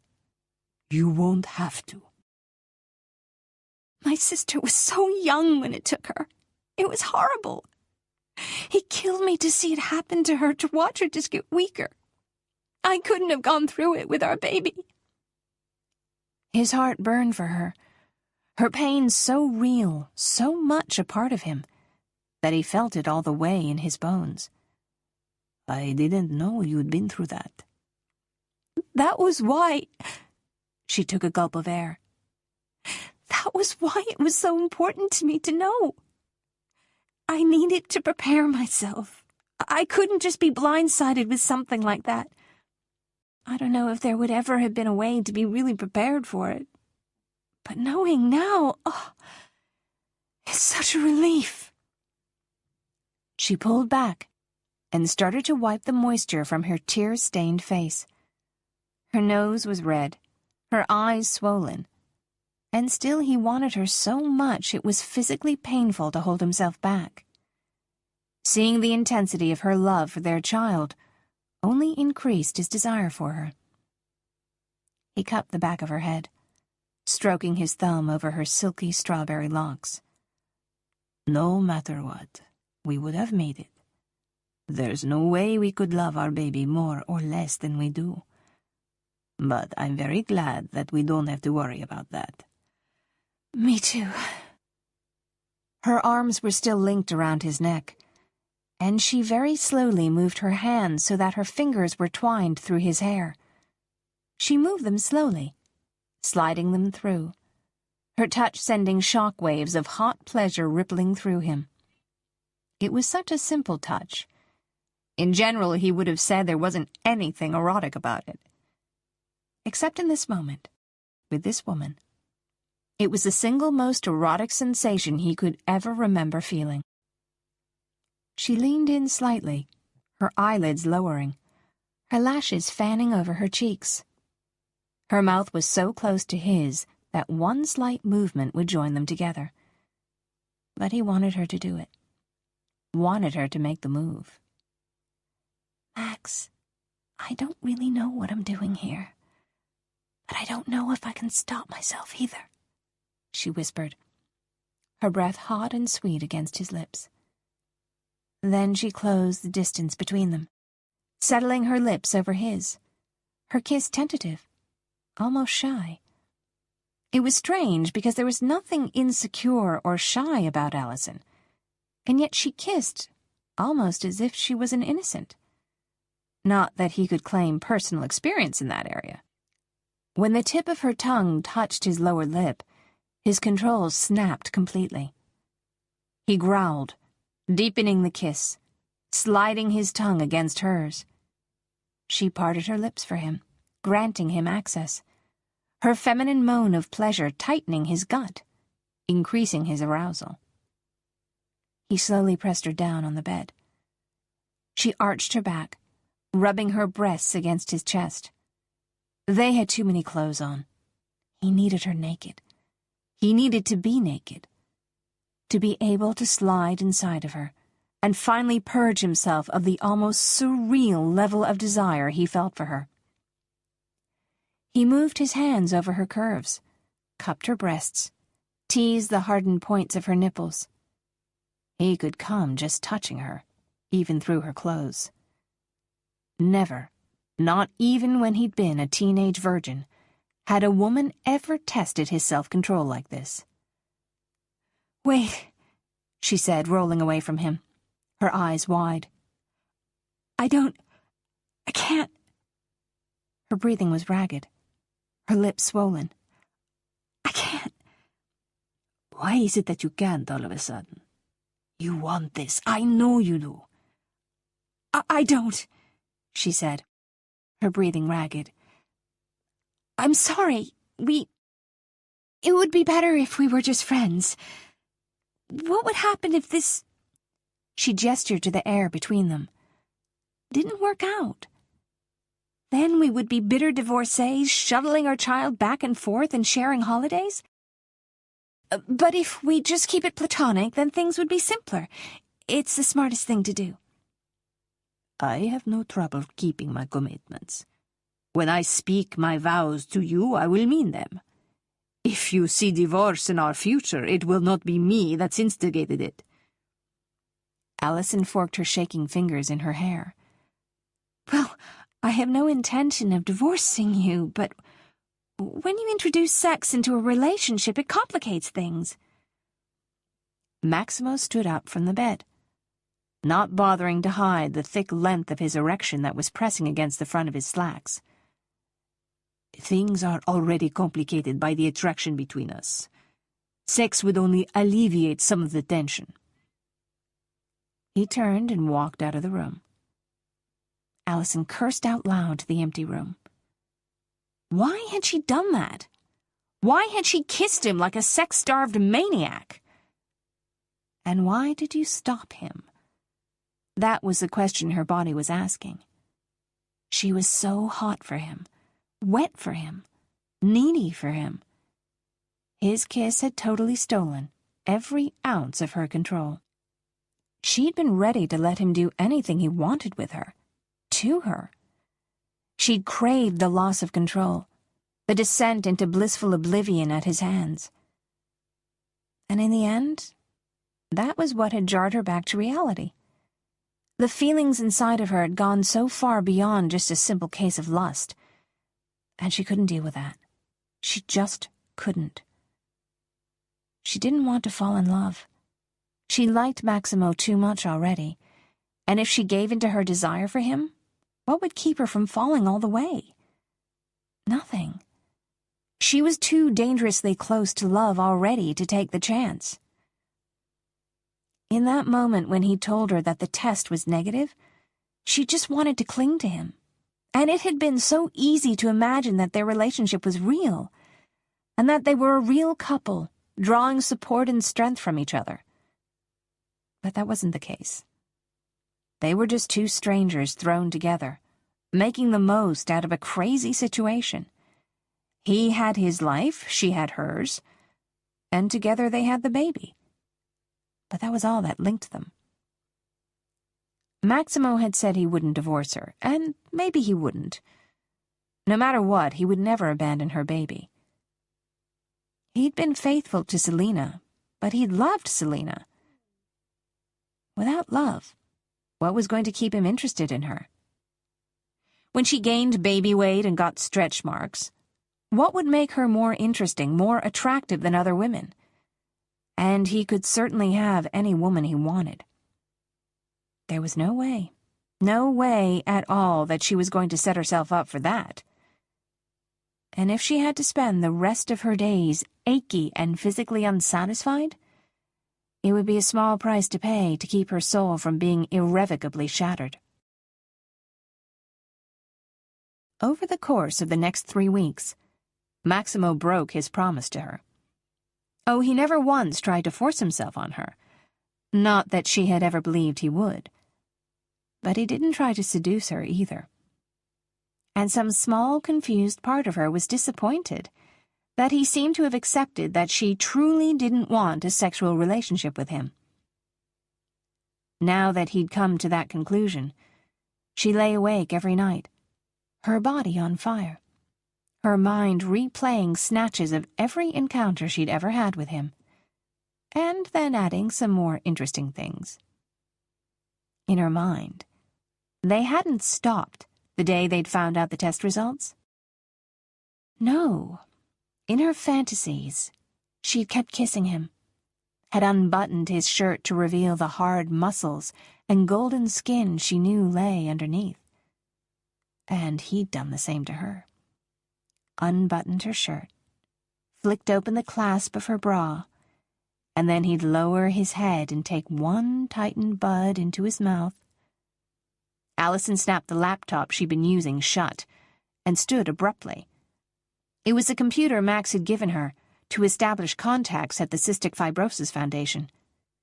She and Max had discussed getting a Tirani branch established after they'd found out the test results, and he'd given her the task of getting it mobilized. She didn't really like doing all of the work over the internet, but it had been better than just sitting around wallowing in her lust for the man she wouldn't, let herself have. Maximo had been nice enough to provide her with a computer and a staggering budget. He'd also given her the use of an empty bedroom that had been converted into an office. The windows faced the ocean, the bright, crystalline water offering her at least a modicum of stress relief, even if it could not take away the hunger that constantly gnawed at her. It was getting so bad that she was starting to wonder exactly why she was denying herself what she so desperately wanted. Imminent heartbreak, possible abandonment, the loss of all your independence, and hard-earned self-worth. Her practical self remembered all of the reasons. It was the wanton little hussy that had control over her erogenous zones that seemed to forget. Thankfully, her morning sickness had abated. If she couldn't have some measure of relief from the constant arousal that kept her in a perpetual state of heightened awareness, then at least she wasn't also spending most of the morning with her head in the toilet. Even now she felt restless, her body humming just from the knowledge that Maximo was down the hall, working in his own office. He'd been so good to her since they'd come to the island. He'd been kind and attentive, and taken care of anything she could possibly need. He was playing the part of doting but platonic fiancé, just perfectly. It was as if he was doing it on purpose to make her life miserable. She stretched and tried to shake off the electric feeling of arousal that seemed to have attached itself to her every nerve ending. Her skin felt as if it was too tight for her body, and everything inside of her felt as if it might jump out and escape at any moment. What she needed was some physical exertion, badly. She'd been feeling so awful since she'd gotten pregnant that she hadn't worked out at all. Maybe that was why she felt so jittery. She'd had no outlet for her energy, none of the release that a good bout of exercise always gave her. It was way too easy to imagine ways she and Max might find some physical release together. Walking out of the office and down the hall to her room, she made the decision to get out of the house and get some air. Maybe breathing in the stale atmosphere of the villa was chipping away at her common sense. Except the villa smelled wonderful, and there was nothing stale about it, but hey, a girl needed her excuses. She rifled through her belongings until she found a swimsuit that Maximo had had sent over to Maris a few days after they'd arrived.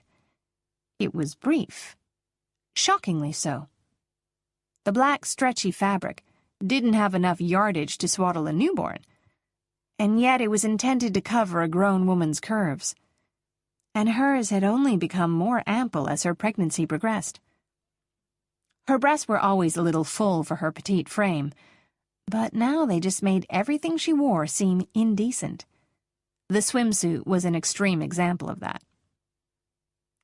She tried to ignore her reflection in the mirror, tried not to focus on her pale flesh, spilling over the midnight fabric of the minuscule top.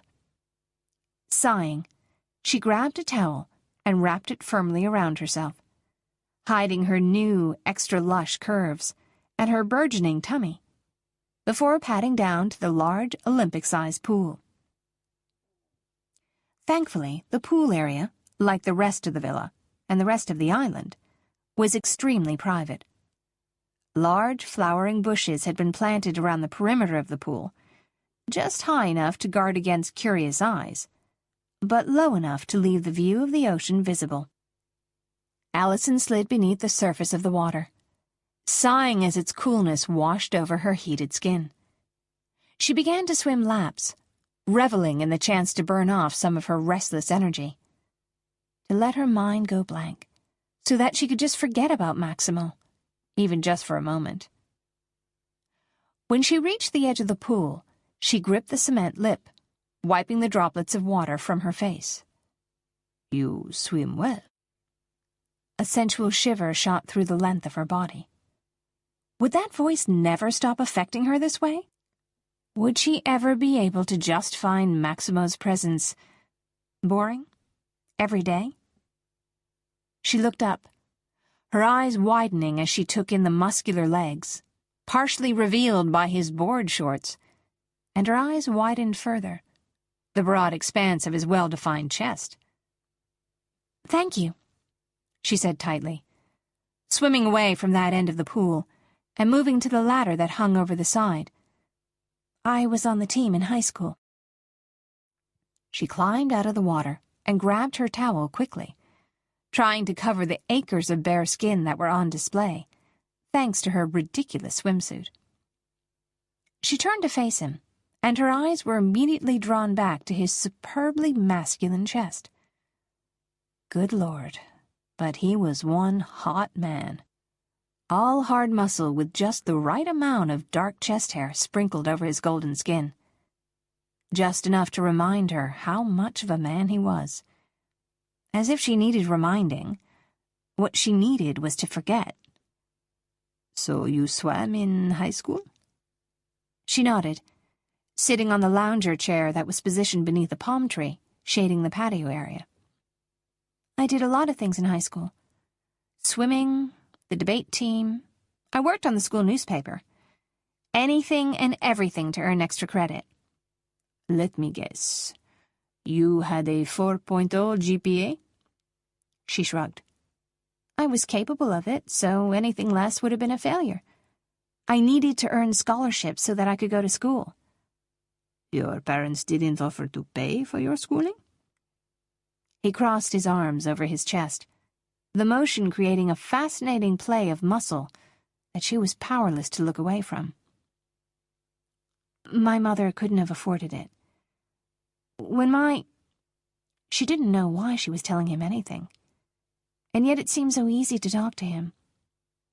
She wanted to talk to him, wanted to keep him there with her. She cleared her throat. "When my father left, things became difficult for us financially. My mother didn't have the means, or the drive, to earn a living for us." He lowered his dark eyebrows and rubbed a hand over his jaw, his skin rasping against the black stubble that was starting to grow. "Your father didn't pay child support?" "We didn't even know where he was. He walked out the door one day and never came back. I haven't heard from him in 15 years. "That must have been hard." "Yes. It was harder for my mother, though. She just kind of self-destructed after he left. Kimberly was gone, and then Dad was, too. And she just didn't seem to have it in her to keep going. So she sank instead. She nearly took me with her." He sat in the chair next to hers and leaned close, the musky scent of him teasing her senses. "Is that why you're so independent?" "I had to be. People aren't going to take care of you. They're going to take care of themselves. I just learned that at an earlier age than some. But I survived. I made my own way, my own success." "But there is no shame in accepting help from others." "That's quite something coming from you. When was the last time you accepted help?" A slow smile curved his lips. "I can remember." "I didn't think so." "But some people need more help than others," he said, a shadow passing over his face for a moment. "I don't believe that. Some people wallow rather than moving forward."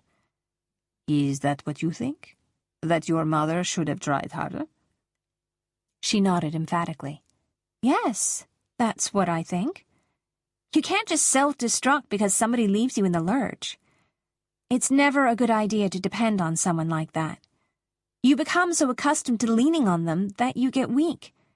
And then when they leave, when they fail you, you won't be able to stand on your own anymore because you've lost all of your own strength. And everybody fails at some point." His eyes darkened. "Yes, and some damage is irreparable." "Yes," she said softly, thinking of the void left by Kimberly, by her father, and then, even though she'd still been there physically, by her mother. "That's why I don't need people."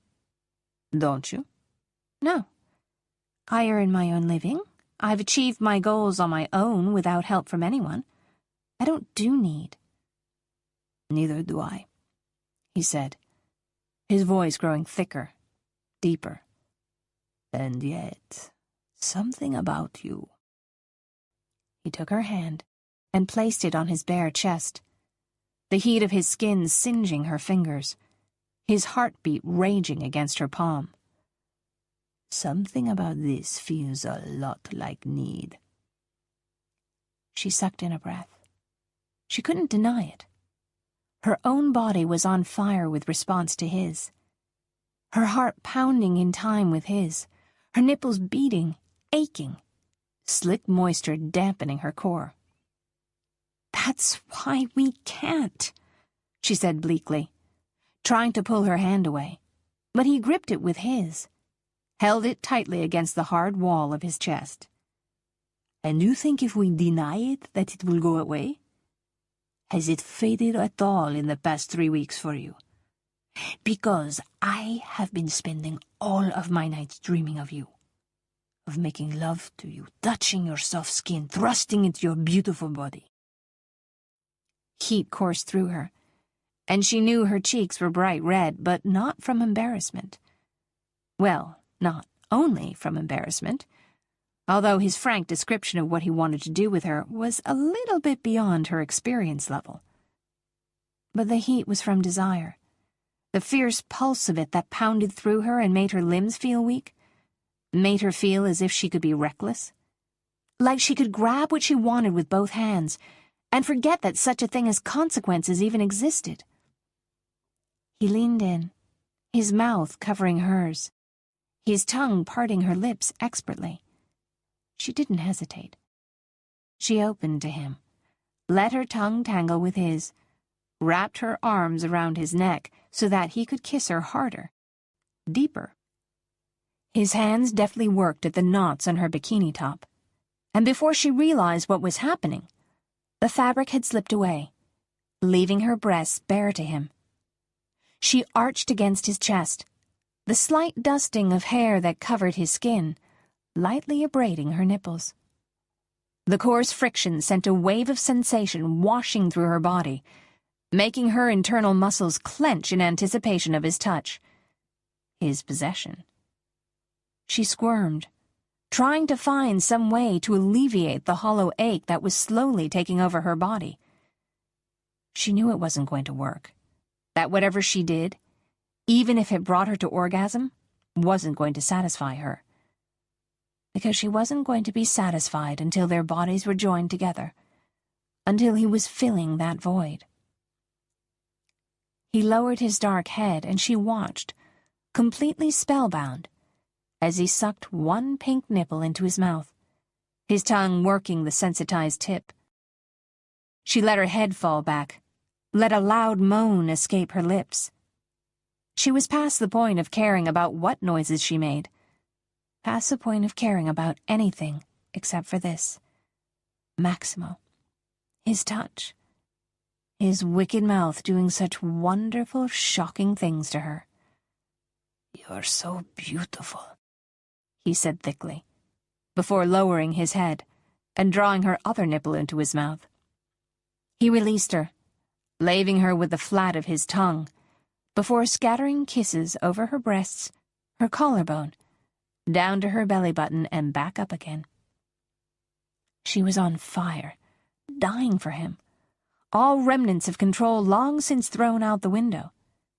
She couldn't think when he was kissing her, couldn't plan, couldn't do anything except revel in the things he, and only he, could do to her.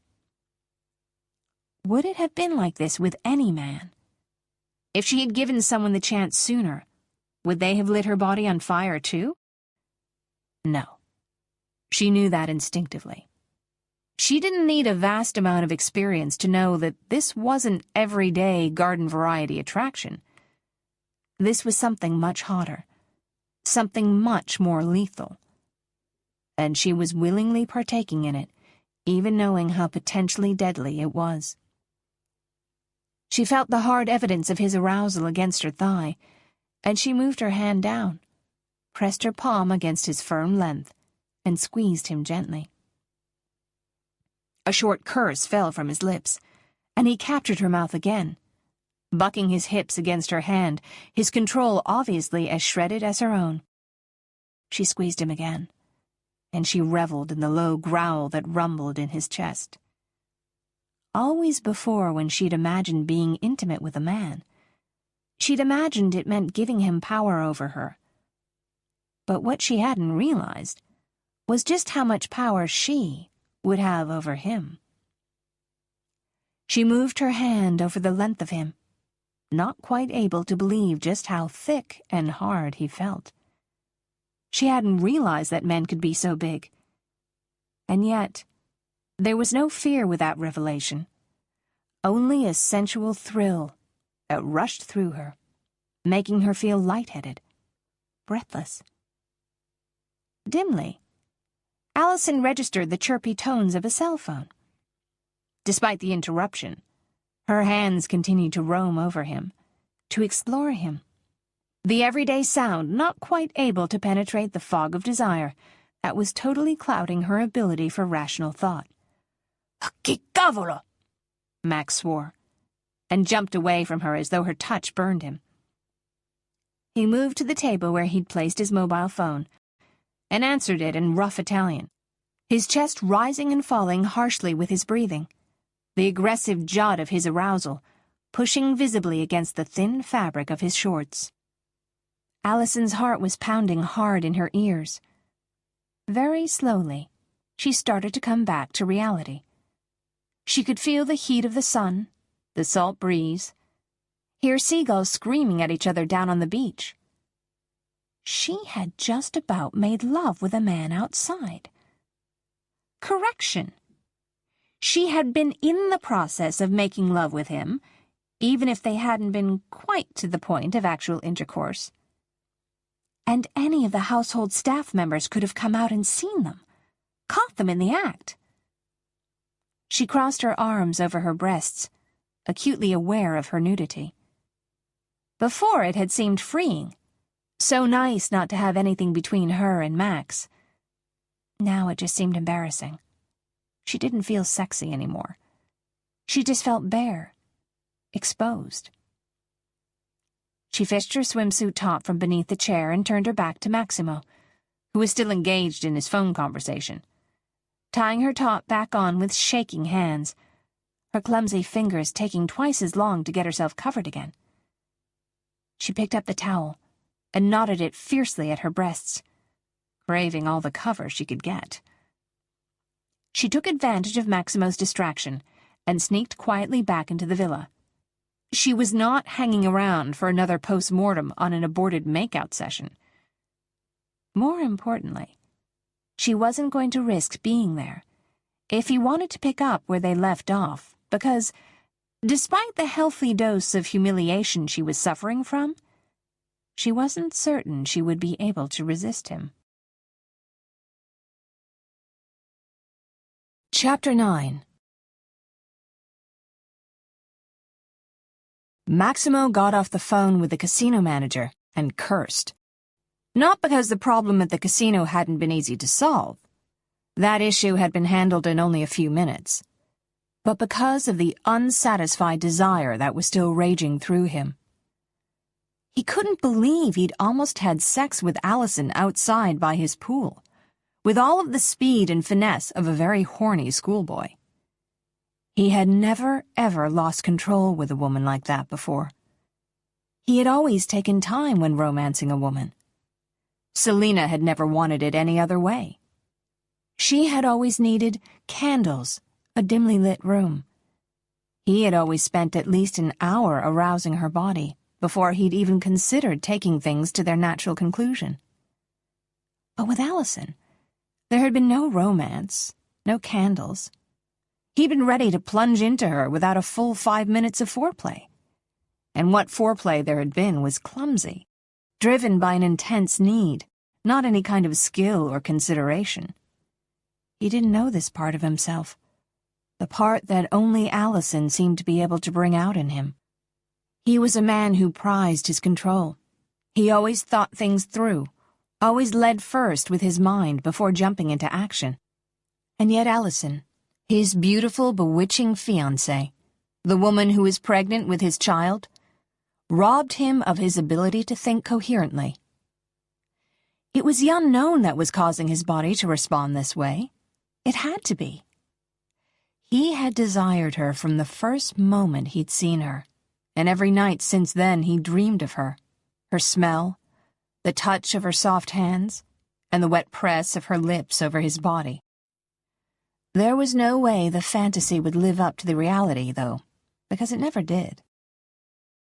He needed to take her, to know once and for all what her desire for him would taste like, know what it felt like to be inside her, know what sounds she would make when he brought her to completion. And once the mystery was solved, the edge would be worn away. It had to be. He couldn't wait anymore.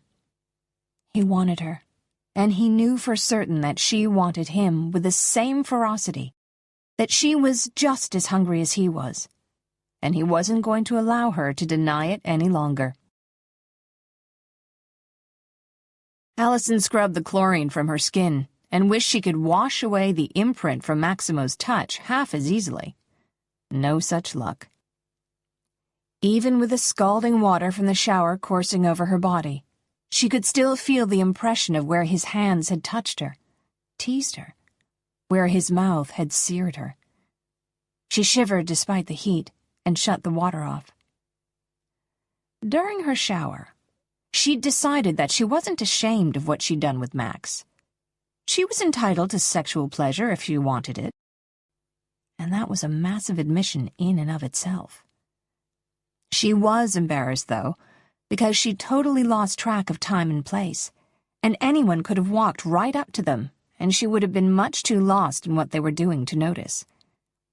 Maybe Maximo, with his stable of previous lovers, was sophisticated enough to deal with something like that. He could probably turn it into a saucy anecdote and laugh about it with his sophisticated friends. Not her, though. She just didn't have the experience for that, which just went to prove how out of her league Max was. Ashamed as she was to admit it, she'd looked him up when she'd been on the computer in the office, and she'd seen the kind of women he'd had in his life. Even before his marriage to the supernaturally lovely Selena, he'd had a very high taste level where his girlfriends were concerned. All of them were high-profile models, actresses, socialites, and all of them had been tall, thin, and gorgeous. They weren't the kind of women to run and hide from sexual attraction.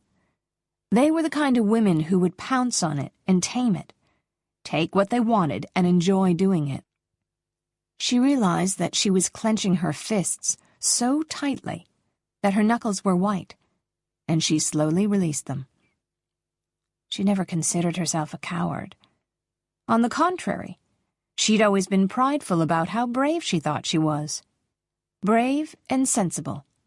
Sensible enough to protect herself, keep herself from coming unraveled and completely dependent on someone.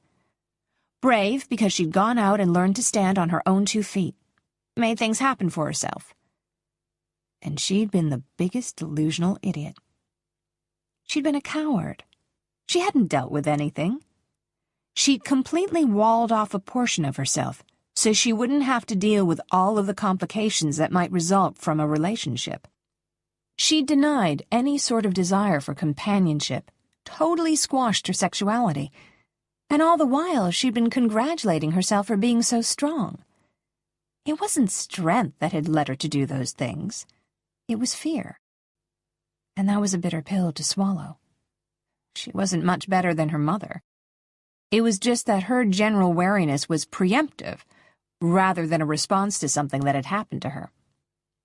The result, however, was much the same. Oh, she might not subject everyone to lengthy vitriolic speeches about men and how you couldn't trust them, but she carried that belief inside of her. If she wasn't careful, it was going to poison her. It had to change. She was crippling herself. Ironic, since she'd always been so terrified that losing a lover would do that to her, and she'd done it to herself. She wasn't ready to rush headlong into falling in love, but maybe she could fulfill her desire for Max. Those women in the magazines, the women who had dated Max before his marriage, knew that sex wasn't love, knew it, and reveled in it. They didn't suppress that part of themselves, not like she had done for so long. She exited the bathroom and went into her connecting bedroom, sinking onto the bed, holding her towel tightly around her naked body. She was such a hopeless case for Max that even the rough abrasion of the terry cloth over her bare skin was turning her on. It had always been easy to act aloof around men. She hadn't really wanted any of them. There had been a few times when she'd really liked someone, felt a kind of bitter melancholy over not pursuing anything serious with them. But this, what she felt for Max, was a consuming hunger that was with her all the time. A spark that smoldered in her belly, ready to burst into flame when Max so much as looked at her. The fact that they were engaged to be married, that they were having a baby together, was the biggest thing holding her back. If she could just indulge in a fling with him, one night of passion maybe, just so she could experience it, so she could exorcise this thing that had flared so strongly between them, then she would more than happily jump into bed with him. But the fact remained that they were engaged, and they were having a baby. And those were very, very permanent ties. But her body was still screaming for the release she knew only Maximo would be able to give. She just didn't know if she could fight it anymore, or if she even wanted to. She stood from the bed and crossed to the massive closet on the other side of the room. It was packed full of designer clothing, all chosen by a personal shopper without Allison present, since the paparazzi had made shopping an impossibility. Every last article was beautiful, and a lot more revealing than anything she would have chosen for herself. Sliding her hands over the fabrics, she stopped at a midnight blue silk dress with a low halter neckline and a floaty knee-skimming hem. It was an extremely sexy dress, one she'd privately vowed never to wear as she'd hung it up in the closet. But now it seemed perfect. She pulled it out quickly, before any doubts or fears could invade and talk her out of it. She hadn't known what she was planning until that moment. But even though she might think she was stupid in the morning, she was committed. She was going to seduce Prince Maximo Rossi.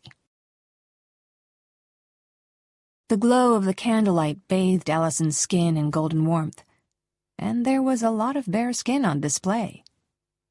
Her barely there midnight blue satin gown clung to her every curve and showed off the swell of her breasts, her lovely shoulders, her perfect legs. And when Maximo had pulled her chair out for her, and she turned to look before sitting, he'd been unable to tear his gaze away from her perfect, rounded derriere. Dinner had been an exercise in torture.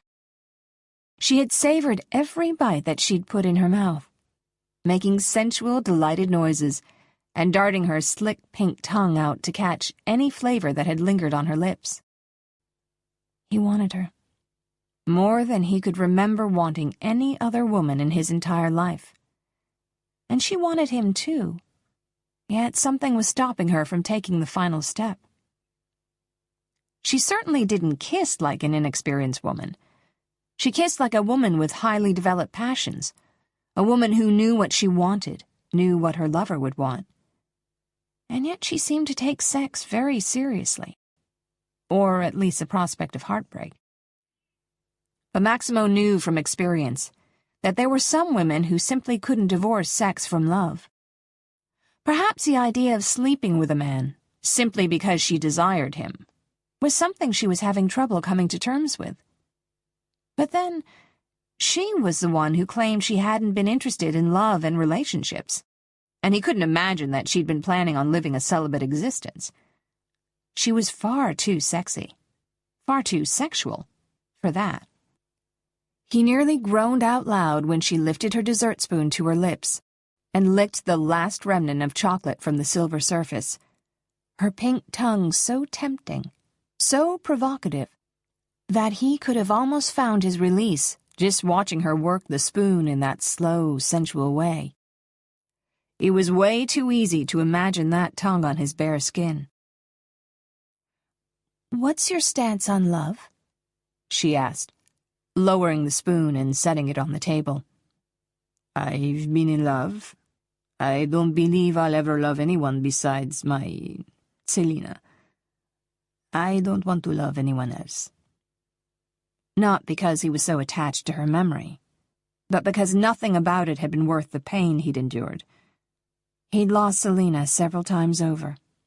In the end, an impenetrable wall had gone up between them, and he hadn't been able to reach her any more. He hadn't been able to protect her from her grief, from death. He had no desire to ever go through that kind of hell again. So you don't think you're going to meet someone else? She asked, her copper eyes deadly serious. I'm marrying you. You're the only someone else there's going to be. But if you did want someone else, would you tell me? I won't. But if you did, she persisted, would you tell me? I don't want to be played for a fool, Max, and I really don't want to be cheated on. I would tell you. You have my word that if we were to enter into a physical relationship, I would never even entertain the thought of being unfaithful to you. I've been thinking a lot about what happened by the pool, she said slowly. Tension knotted his muscles, and the fire in his stomach was starting to rage out of control. She raised her eyes to meet his, and he was struck by how dark they'd gotten. She was aroused. He was definitely familiar with the signs, and his own body was more than ready to take hers up on its blatant offer. "I want to make love," she said, her voice steady. If he hadn't spotted the slight tremor in her delicate hands, he would have never known she was nervous. You wanted to make love by the pool. You wanted to make love that day in your room. In fact, you wanted to make love that first day in Turan. But you pulled back every time. I know. But I've had a lot of time to think about it. She rose from her chair, moved to stand in front of him, then leaned in, and he was transfixed by her beauty, by the clear, pale skin of her flawless face, by the creamy swells of her breasts spilling over the skimpy neckline of her dress. Splaying her hands over his chest, she explored him, ran her fingertips over his muscles. He sucked in a sharp breath, his body so close to the edge he was in danger of going right over. "I want you," she said softly, leaning in and pressing her lips against his. He let her control the kiss, let her explore his mouth slowly, her tongue moving tentatively over the seam of his lips. When they separated, she was panting, and he realized he was too. "I trust you. I'm certain of that now." And you needed to trust me? He asked, running his fingers through her silken strawberry hair, reveling in her softness, her femininity. "Yes. The attraction between us is so strong. I've never felt this way before, and it scared me. It still scares me. But now I know you aren't going to use it against me." I'm not going to fall in love with you either, he said roughly, hating himself for needing to be honest, especially if it might make her change her mind again. "I know. I don't want to fall in love with you either. But I do want your respect. I wanted to make sure you weren't just going to play with me, and no one wants to get cheated on or abandoned." He cupped her chin. I swear to you that I will never leave you. And I will never humiliate you or disrespect you by taking another woman into our bed. "I believe you." She sank onto his lap and twined her arms around his neck, threading her fingers through his hair. "My whole body aches for you," she said, meeting his eyes. Mine too, he said, taking her hand and placing it over his erection, showing her how much he wanted her. She moved her hand over his length, her expression so full of awe that he couldn't help but take stupid masculine pride in it. "I think we should take this upstairs." The table looks fine to me, he growled. not knowing where this feral, uncivilized desire came from, not knowing what he could do to control it. She revealed something inside of him he hadn't known existed, and he didn't want to tame it. He wanted to unleash it. "One of the staff could come in," she said breathlessly. He pressed a kiss to the elegant line of her neck. Now that we don't want. This is definitely a two-person party. He nuzzled the tender spot just beneath her earlobe and reveled in the feminine sigh of pleasure she rewarded him with. She was so eager, so responsive, and he loved it. Allison slid from his lap, her heart pounding wildly. She'd done it. She'd committed to doing this. And she wasn't sorry for it at all.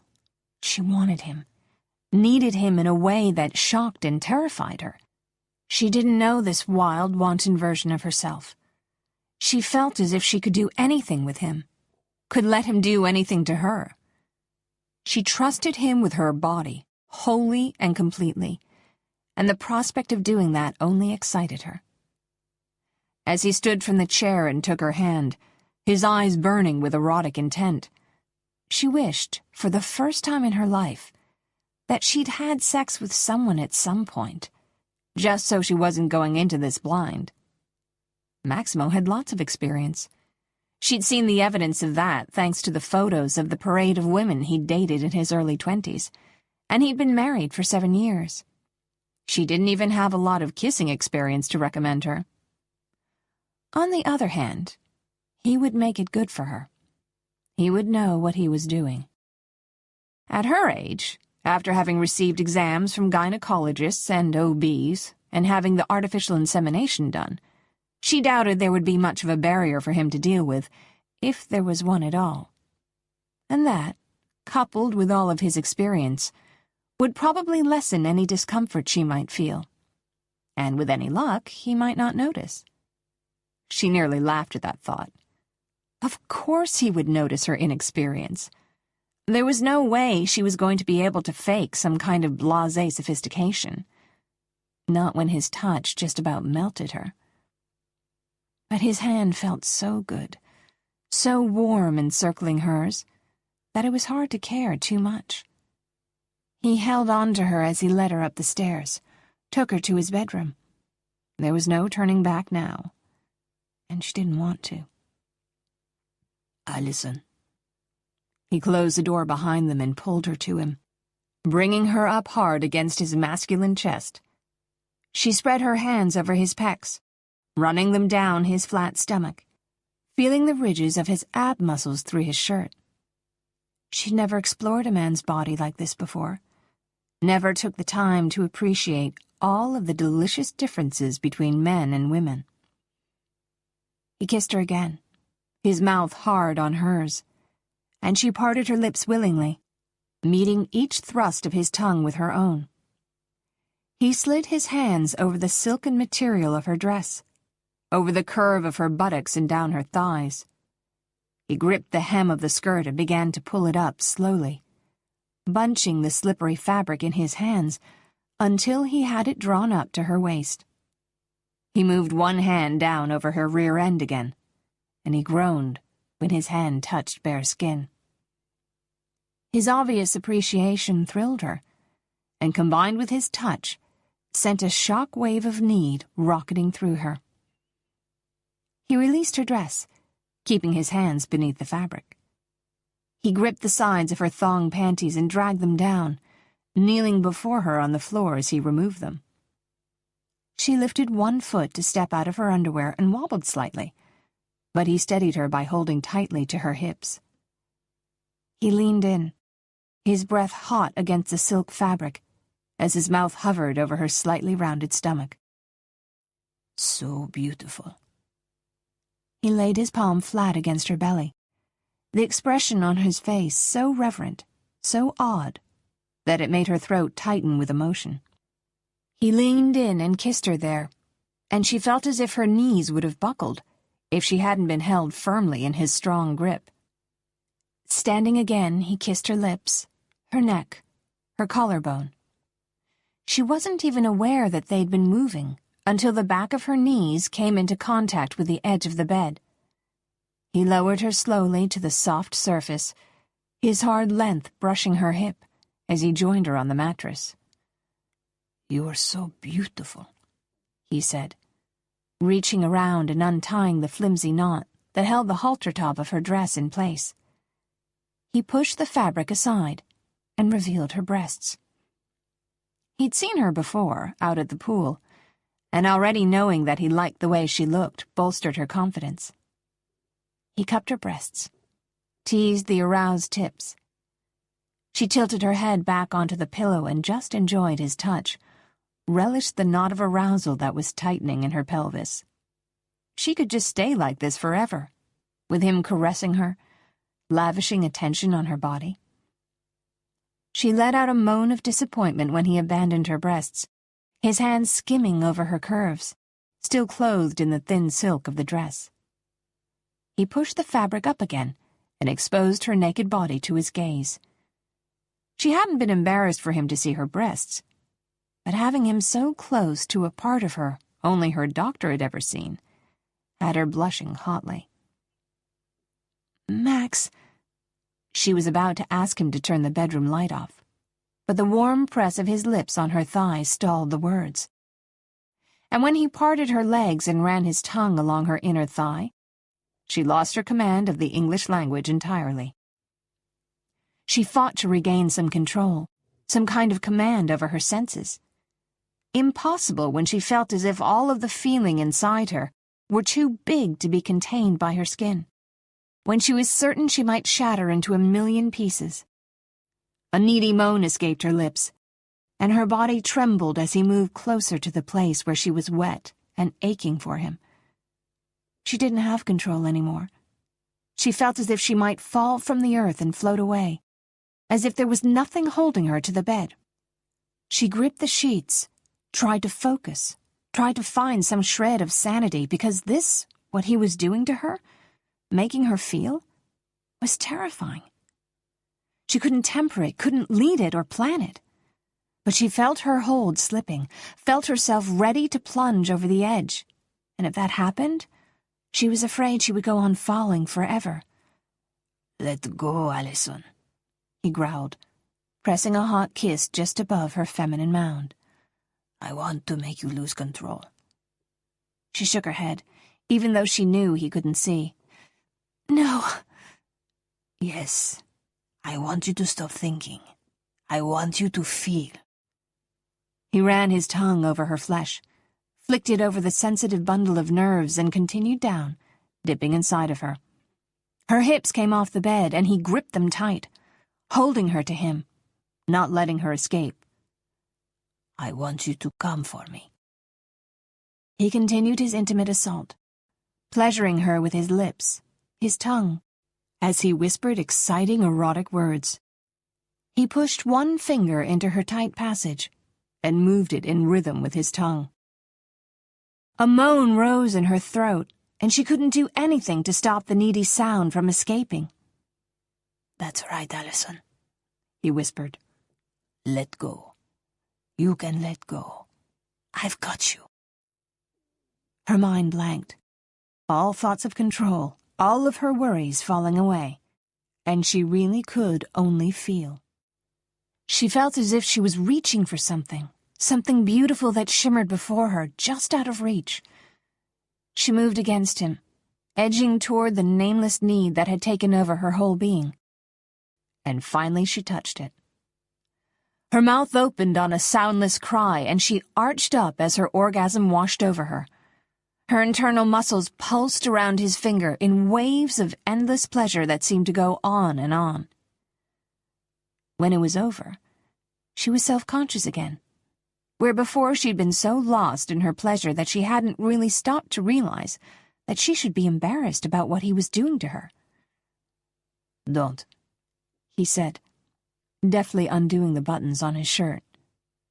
"Don't?" "Don't be embarrassed." He shrugged the shirt off, then removed his pants and underwear in one fluid movement. She could only stare, open-mouthed at the vision of masculine perfection he'd unveiled. That muscular chest was bare for her again, and she ached to touch him, to taste him.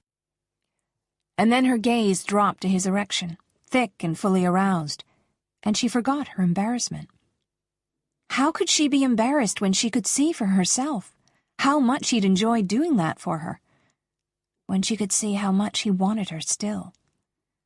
Men couldn't fake a reaction like that, and she couldn't help but feel an immense amount of feminine pride over his obvious desire for her. He stood up from the bed and moved over to the dresser where there were several pillar candles set out. She took the opportunity to admire his tight male butt, her arousal almost unbearable, despite the orgasm she'd just had. He grabbed a lighter from the top drawer and picked up one of the candles. "What are you doing?" she asked, craving his skin against hers, craving his touch, his kiss. "Setting the mood," he said, the corner of his mouth lifting into a smile. "There's no time for that," she said, shimmying out of her dress. "I need you. Now."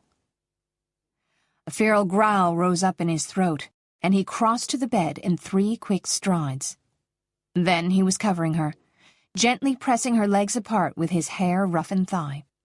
She kissed him, moved against him, rubbed her breasts against his chest. She loved being naked with him, skin to skin, their bodies twined together. It was the most amazing feeling in the world. She was completely out of control, and yet she was safe.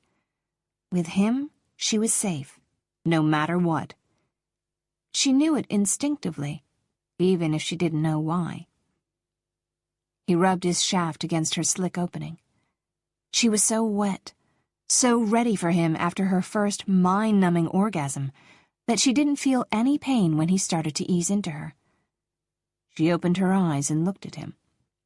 His face was tense. The tendons in his neck strained with the concentration it took for him to go slow. She looped her calf over his and urged him on. In one quick motion, he thrust inside of her to the hilt. She felt too full, the stretching sensation uncomfortable, but not painful. She shifted, trying to ease some of the pressure. He pulled away and then pushed into her again, and she felt her body adjusting, felt her muscles expanding to accommodate him. And when he thrust into her for a 3rd time, all of the discomfort was gone. She moaned with pleasure, the sweet feeling of impending orgasm beginning to coil in her pelvis again. "Oh, Max," she breathed, arching against him, meeting each of his thrusts. He buried his face in her neck, his movements wild, hard, wonderful. Neither of them were quiet, both of them whispering words of encouragement, letting the other one know how good everything was. And when she felt ready to go over the edge again, she jumped willingly. If her first orgasm was a release, this one was an explosion of feeling. She couldn't stop the hoarse cry that escaped her lips as she lost herself in her own pleasure wholly and completely. He thrust hard into her one last time and pressed a hot kiss to her lips as he came. He held her until their raging heartbeats calmed, their bodies still joined. "I didn't know," she said, dazed. "I didn't know that losing control could be so empowering." His lips twitched against her neck. "Was it?" "Yes. I didn't know it could be like that." "Was it your first orgasm?" he asked, surprise lacing his voice. She hadn't planned on telling him, but after that she knew there was no place for lying or even sidestepping the truth. "Yes, my first everything." Max was stunned by that admission. She'd been tight, so tight it had been a battle not to come the moment he'd thrust into her, but he'd been too lost in his own pleasure to question it. "And why is that, Allison? You're a beautiful woman, a sensual woman. There wouldn't have been anything wrong with you exploring that." "Control," she said softly. I never wanted to give anyone the power to hurt me. So I avoided relationships, avoided sex. What made you change your mind? She shifted in his arms and turned to face him, her copper eyes still cloudy with the after effects of her orgasm. Something that felt a lot like pride swelled in his chest. You're the first man that I wanted to be with. Before it scared me to think of being with someone like this. Being naked.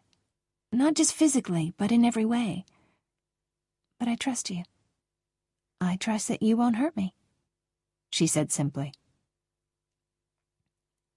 He felt as if a steel band was clamping down hard on his heart. She'd been a virgin. She'd trusted him where she hadn't trusted any man before. And what could he offer her but a cold, clinical relationship, void of any kind of sentimental emotion? She deserved more than that. But he just didn't have it in him. I can't give you love. I can't give you the promises a woman should expect after her first time. I don't need any more promises. We're already engaged, she said pointedly. And what we have is better than love. We have honesty. We have a common bond. She was right. Love was no guarantee of anything, and they'd both seen that firsthand in life. He only hoped she wouldn't have a change of heart. Virgins tended to take sex very seriously, which was why he'd always avoided them. She slid her silky smooth thigh over his, and her damp core brushed against his penis. He felt himself getting hard all over again. He wanted her, already. Wanted her so badly his muscles were knotting with tension as he tried to hold himself back. But she'd been a virgin less than a half hour ago, and he wasn't going to hurt her by trying to find his own satisfaction again so soon. She moaned and moved against him. Her lips curved into a dreamy smile. Alison, he bit out. Be careful. Why? She asked, a full-blown smile spreading over her face. He found himself smiling back. Because you're new at this, and I don't want to hurt you. You didn't hurt me at all the first time. But I can promise I'll behave myself this time. It's been a very long time for me. Her eyes widened. It has? I haven't been with a woman since before Selina died. The stricken look on her face made his gut tighten. Was this... I mean... You don't feel guilty. You don't feel like... Do I feel like I betrayed my wife? She nodded. Yes. No, it wasn't about that. There was no woman that I wanted to be with. I dated casually, and I had put that behind me. I was married for 7 years, and I still wanted the stability it offered. Yet I didn't want to get married again either. That didn't leave me with a lot of options. And then you got stuck with me, she said. Her smile sad now. He shifted to his side and propped himself up on his elbow. I didn't want to get married again because my marriage was such a disaster in the end, he said, finally saying what he'd never before voiced out loud.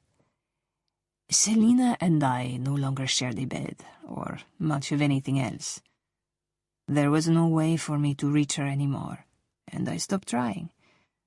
Then she was killed in a car accident while I was away on business. I wasn't even there to hold her hand while she died. It was my job to protect her, and I didn't. Oh, Max. She buried her face in his chest as he cupped the back of her head, stroking her hair. You couldn't have protected her from that. I should have been there for her. At the very least, I could have done that. I could have tried harder to make her happy.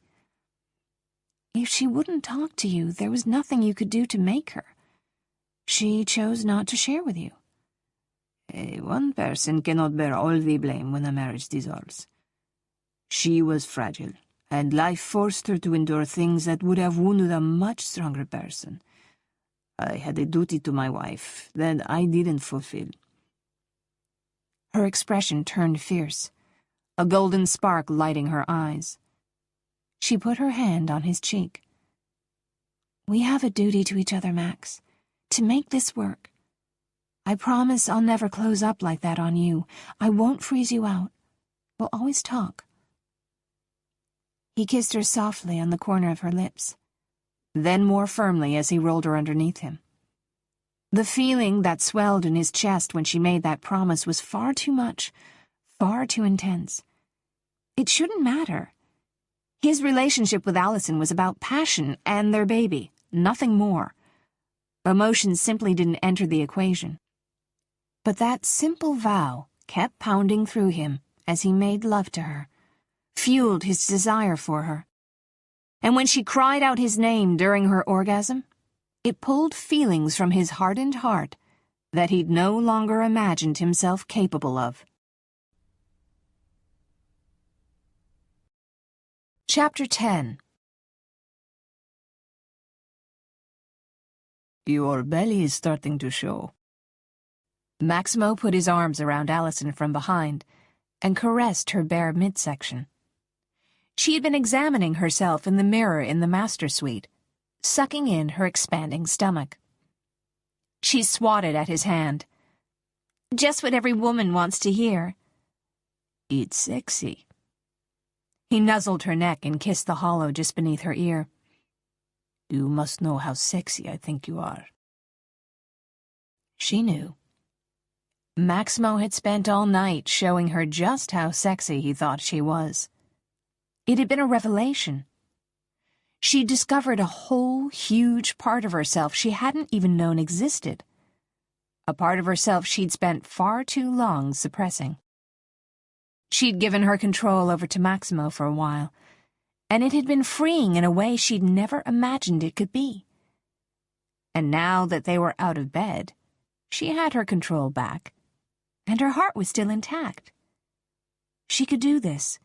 She could maintain her independence and have a relationship with him. She wasn't going to love him or need him in any way beyond the physical. The feeling is definitely mutual. She turned and wound her arms around his neck and traced his squared jaw with her fingertip. A tidal wave of possessiveness crashed over her. He was so very handsome, and he was hers. "I'm going to hold you to that forsaking all others bit in the marriage vows." "I will keep my vows, Allison. Why take them otherwise?" "Millions of people make the same vows all the time. It doesn't guarantee the promise will be kept."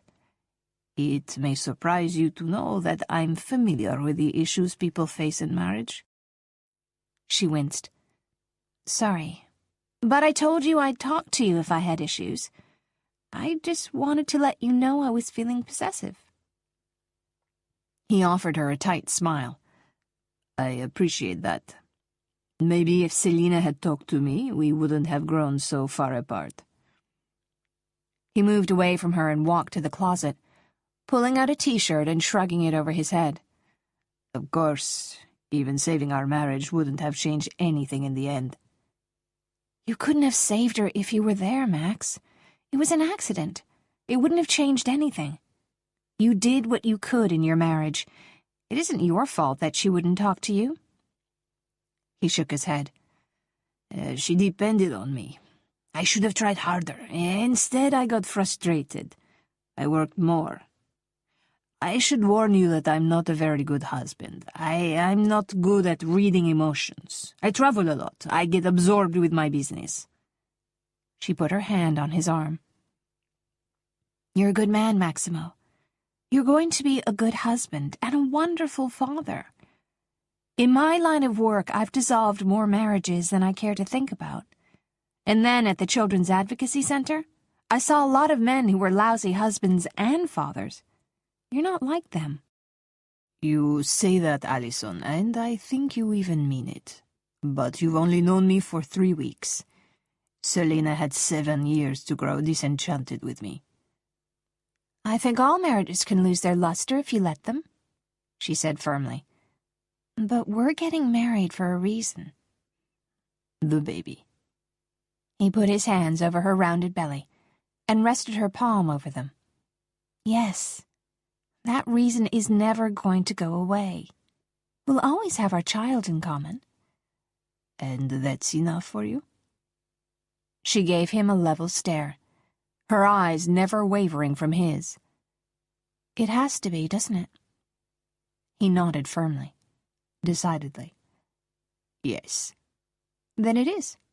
We're going to make this work for our child. We're going to make a family. That's all that matters. When I make my vows, I'll keep them.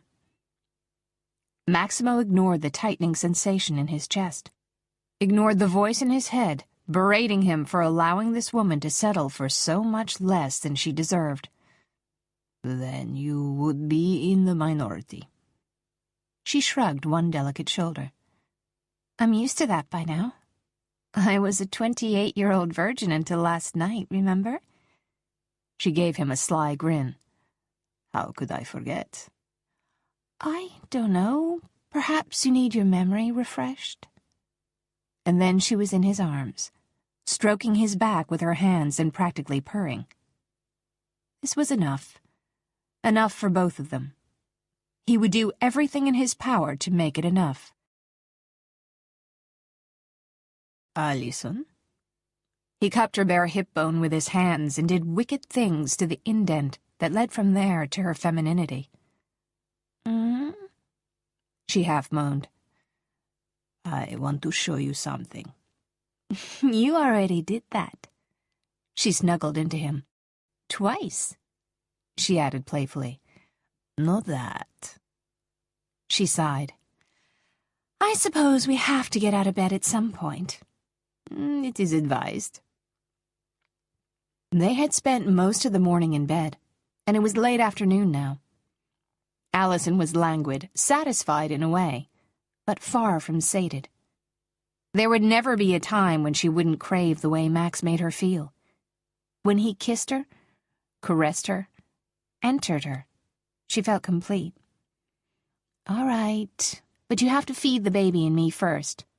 I wouldn't dream of being neglectful. He made good on his promise and fed her lunch, a creamy pasta dish that made her very happy. Now that her morning sickness had passed, she found she was loving food again, more than usual even. After she was finished, Max took her hand and led her out of the villa and into the courtyard. Why do I get the feeling I'm being led astray? She asked, the wicked grin on his face making her stomach flutter. I have no idea. I promise you my intentions are entirely pure. Somehow, I very much doubt that there's anything pure in your mind, except for purely naughty thoughts. He laughed, and the sound made her heart jump in her chest. No, you'll see. There was a small whitewashed building that rested on an outcrop of rock that overlooked the beach below. It seemed as though it was nearly carved into the cliff, a part of nature. It had obviously been built years earlier than the villa, the mature, creeping vines that covered the side attesting to that fact. This is lovely, she said. It's one of the reasons I picked this location to build the villa. The natural lighting inside the studio is amazing. He took a key out of his jeans pocket and put it into the ancient keyhole. Alison was surprised by the renovation that had been done to the inside, which was light and airy, modern. There's a bedroom and bathroom through there. He pointed through the galley-style kitchenette and to a door that stood closed. There was sparse furniture in the main room, a couch, an easel, and paintings lining the walls, all beautifully photorealistically done. Max, you did these, didn't you? She could see it in each brushstroke, so controlled, so carefully placed. Maximo captured the essence of what he painted, kept the life that possessed his subject in the real world, and translated it to the canvas. It didn't possess the freedom of expression, the broad abstract work of a modern artist. But it wouldn't have been Max if it had. Yes. Does anyone know? He shook his dark head and came to stand close behind her. It's something I've dabbled in over the years, but never devoted much time to. That's a crime. Max, these are beautiful. She moved up close to a landscape portrait of the waves crashing on the rocks. It was the view out the window it was placed next to, and it rivaled the real thing. The water was alive, and the wind was a living thing too, moving the grass in a sea of green ripples. It isn't what's popular. I invest in art. I wouldn't invest in these. They're the kind of pictures that hang in a doctor's office. They're amazing. She reached a hand out, letting it hover over the exquisite work. Do you only do landscapes? So far. As I said, I haven't had much time to devote to it. Selina never saw them? She asked gently, watching his eyes darken with stormy emotion. No. Just no. No explanation. She didn't need one. Selina had not loved the man standing before her. She may have loved the idea of him, the powerful, handsome prince with the gorgeous body and amazing bedroom skills. But she hadn't loved him. He was so much more than what he chose to show the world, and she had been blessed with a window into his heart. I'm honored that you showed me. He turned to her. I want to paint you. Me? He laughed. Yes, I have never done a portrait. I haven't been inspired to. But I want to paint you. This was more intimate for him, she realized, than making love. He was sharing something with her that he had not shared with any other woman, any other person, period. That did something to her. It made the most bittersweet pain twist her heart, made her stomach tighten with longing. I would like that. He put an arm around her and took her chin in his hand, tilting her face up so that their eyes met. I want to paint all of you. Realization of what that meant dawned slowly. I can't do that, she protested, her cheeks heating at the idea of getting naked in such bright daylight and lying exposed for hours on end.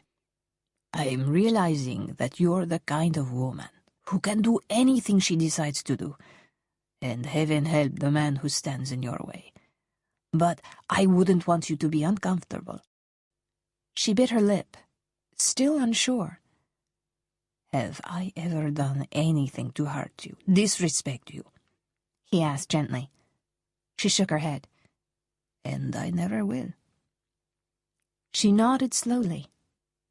And she realized that in this moment he would be as bare as she was, because this was a part of himself he'd never shared before, and he was exposing it to her, revealing himself, and she wanted to do the same. I trust you.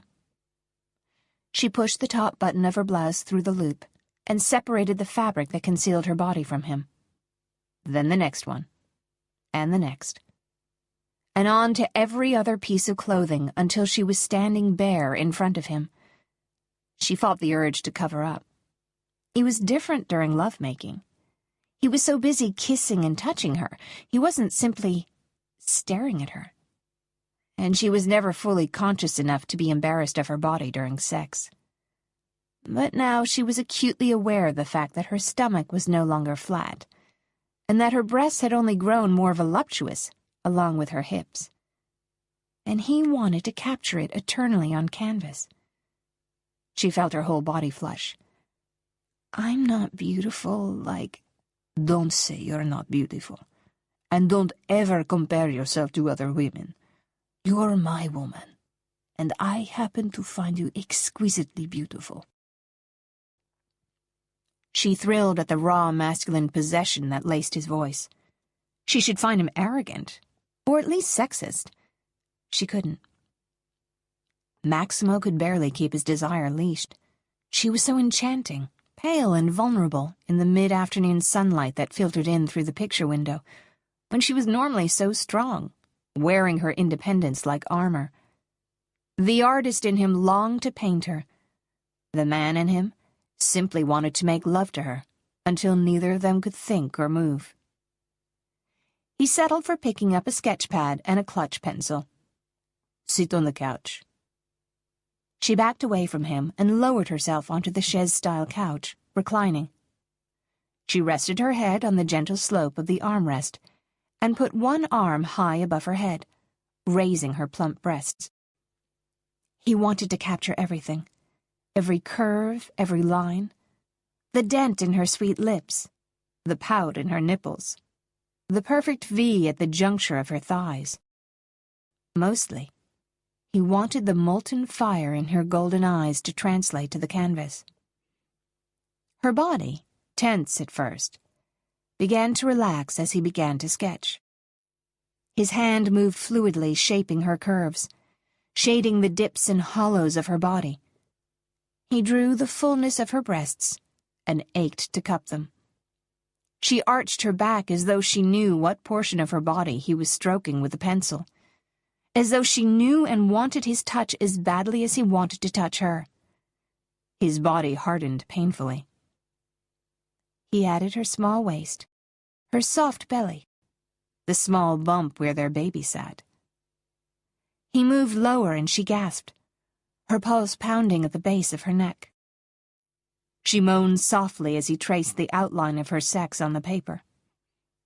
She pressed her legs together and slid her foot up her smooth thigh as he continued his study of her, as he continued to capture her forever. A throaty growl escaped her throat. "Max!" It was a plea, and it was one she didn't need to make twice. He placed his notebook on the table and joined her on the chaise. Her hands were on him, pulling his shirt over his head, fumbling with the closure of his pants. "What is it that you do to me?" he growled, moving his hand over her curves, tracing them as he had just done with a pencil. This was much more satisfying. Flesh on flesh, instead of lead on paper. He kissed her neck, nibbling the tender flesh of her throat. "I hope it's the same thing that you do to me." "Without a doubt it is." He shoved his jeans down along with his underwear, and relished the sensation of her hot skin against his. "I think this is going to be fast." She gripped his buttocks with her hands and looked him in the eye. "Good. I don't think I could handle slow." He positioned himself and sank into her tight, wet heat. He had to grit his teeth to keep from exploding then and there. It took all of his strength to stay still, to keep it from ending without her reaching satisfaction too. He had never felt this overwhelming desperation to claim a woman, to make her his, to lose himself inside of her body. Before Allison, it had been years since he'd been with a woman. But this was about much more than prolonged willful abstinence. This was something more. Something unfamiliar, something that seemed to have taken on a life of its own. His self-control snapped. He moved uncontrollably, pounding into her. She pulled her knees back so he could thrust harder, deeper. The only sound was their labored breathing and the slap of flesh meeting flesh. There was nothing gentle about their coming together. It was fire and brimstone, passion and torture. She cried his name out as she came, and he followed, pumping into her, releasing everything he had into her body. She kissed his neck, a smile curving her lips. "You're amazing. Do you know that?" He had no idea what he'd done to earn the trust he heard in her voice, and he wasn't sure he wanted it. Wasn't sure that he could fulfill all the hopes that he saw shimmering the depths of her beautiful eyes. They lay in silence for a long time, and he was content to simply move his hands over her curves. A small sigh escaped her lips, and he wanted to understand it. And he suddenly realized he wanted to know more than that. He wanted to know everything about her, who she was and why. He couldn't recall ever feeling that need before, not concerning anyone. "Tell me about your sister," he said, not sure why it suddenly seemed important to know. She was my best friend. Allison burrowed against him. She never let having cystic fibrosis affect who she was. She was always smiling, even when she was sick. Kimberly was the glue for our family. When she was gone, everything fell apart. My parents fell apart. How old were you? I was 12 when she died. They didn't have any right to fall apart, not when you needed them, he said. No argument from me. But my dad just couldn't stay anymore. I don't think he could walk in the house or look at us without remembering. And that just left Mom and me. And she didn't look after you either? She had enough trouble dealing with her own issues. She depended on my father. She needed him for everything. Without him, she had no security, and she just... It never pays to lean on someone so much, because one day they might just be gone. But then you know all about that. I do, he said slowly. But I didn't depend on Selina.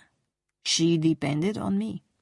I wasn't there for her, and because of that, she had to live the last month of her life completely unhappy. That's not fair, Max. If you could have done something to fix Selina, then I could have fixed my parents. He let silence stretch between them. There was no point debating with her. She had been a child, while he had been an adult man, Selina's husband. And she'd been hurting, spiraling into depression, and he hadn't even realized it. Not truly. She'd said she hadn't wanted to talk, and at that point he'd been so tired of trying that he'd simply accepted it. Allison ran her soft hand over his abs, and his stomach tightened, his whole body aching, ready for her again. If it was only his body that was affected, it wouldn't be so dangerous. But his chest felt too full when he looked at her, when he touched her. It was too much. It wasn't what this was supposed to be about. He thought about what his father had said, about the paternity test. Allison had even commented that if they'd made a mix-up at the lab in the first place, it was possible they'd made a mistake and that he wasn't the father. If that were true, she would be free to go back home. They wouldn't even have to get married. He'd imagined that thought might make him feel free, that the prospect of escaping marriage might make the tightness in his chest lessen. Instead, it sent an intense pain shooting through him, targeting his heart. It shouldn't hurt like that to think of her leaving. "We should have a paternity test done," he said firmly, "just in case. Like you said, they made one mistake, they might have made more." Her sweet little body that had been so soft and pliant against him went rigid in his embrace. "If you think it's necessary." "It would be responsible." She paused for a long moment, and he could feel her drawing in short, shallow breaths. "Is there a way to do it without risk to the baby?" "I'll find out." "Okay." She didn't move away from him, but she wasn't melted into him anymore either.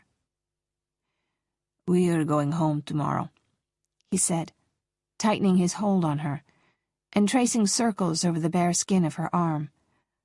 "I need to get back and deal with some issues with one of the larger casinos." "Okay." The note of sadness in her voice hit him like a punch in the gut. He'd upset her. He'd hurt her. "You're disappointed?" He felt the shrug of her slight shoulders. "This has been wonderful, but it's kind of like a fantasy. Tomorrow we're going back to reality." "You prefer the fantasy?" "Well, it was a wonderful fantasy."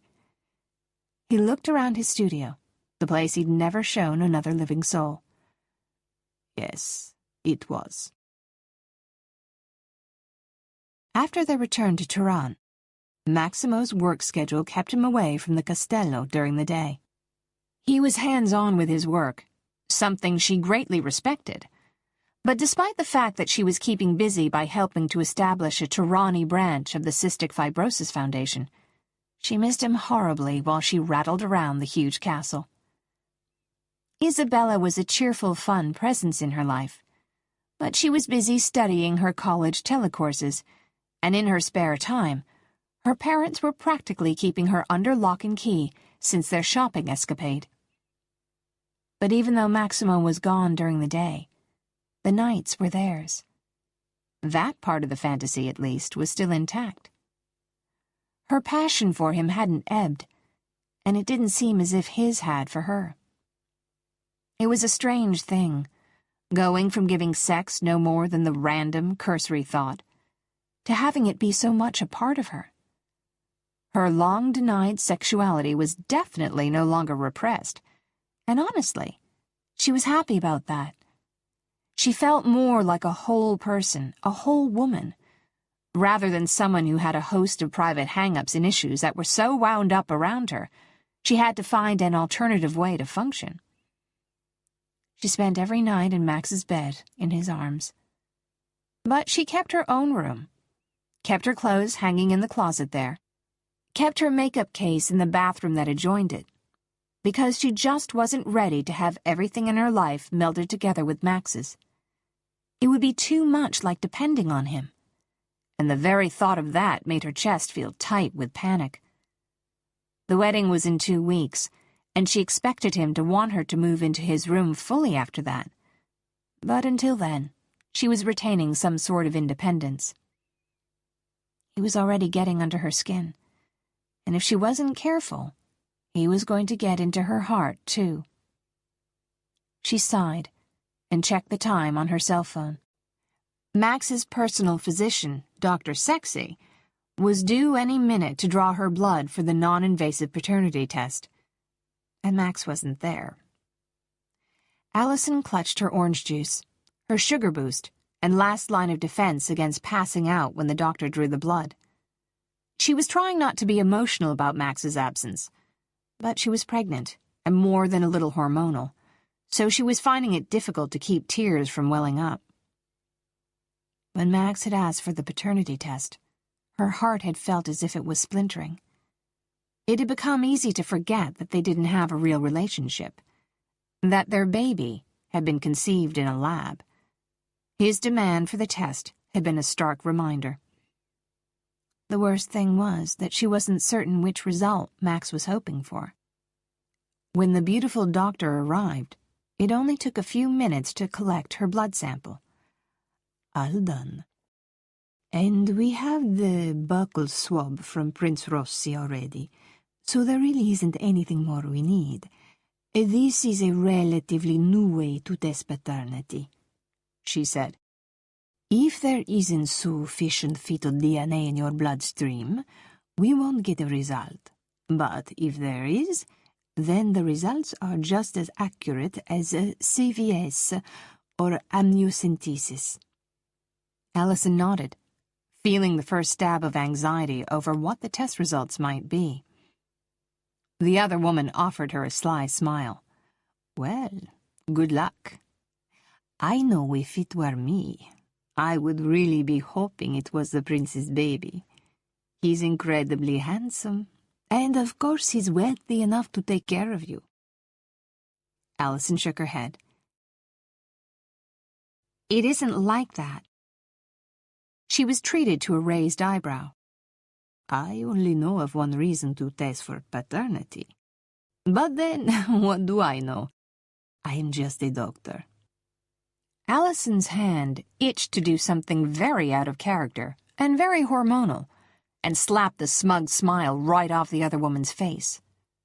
But just a few moments later, she'd collected all of her things, and with a promise to call within the next 24 hours, she left Allison by herself again. She collapsed into Max's plush office chair and tried to fight the tears that were seriously threatening to spill over. She'd wanted him here for this, needed him, despite her best efforts not to. Not even keeping her clothes confined to their own closet had been able to save her from it.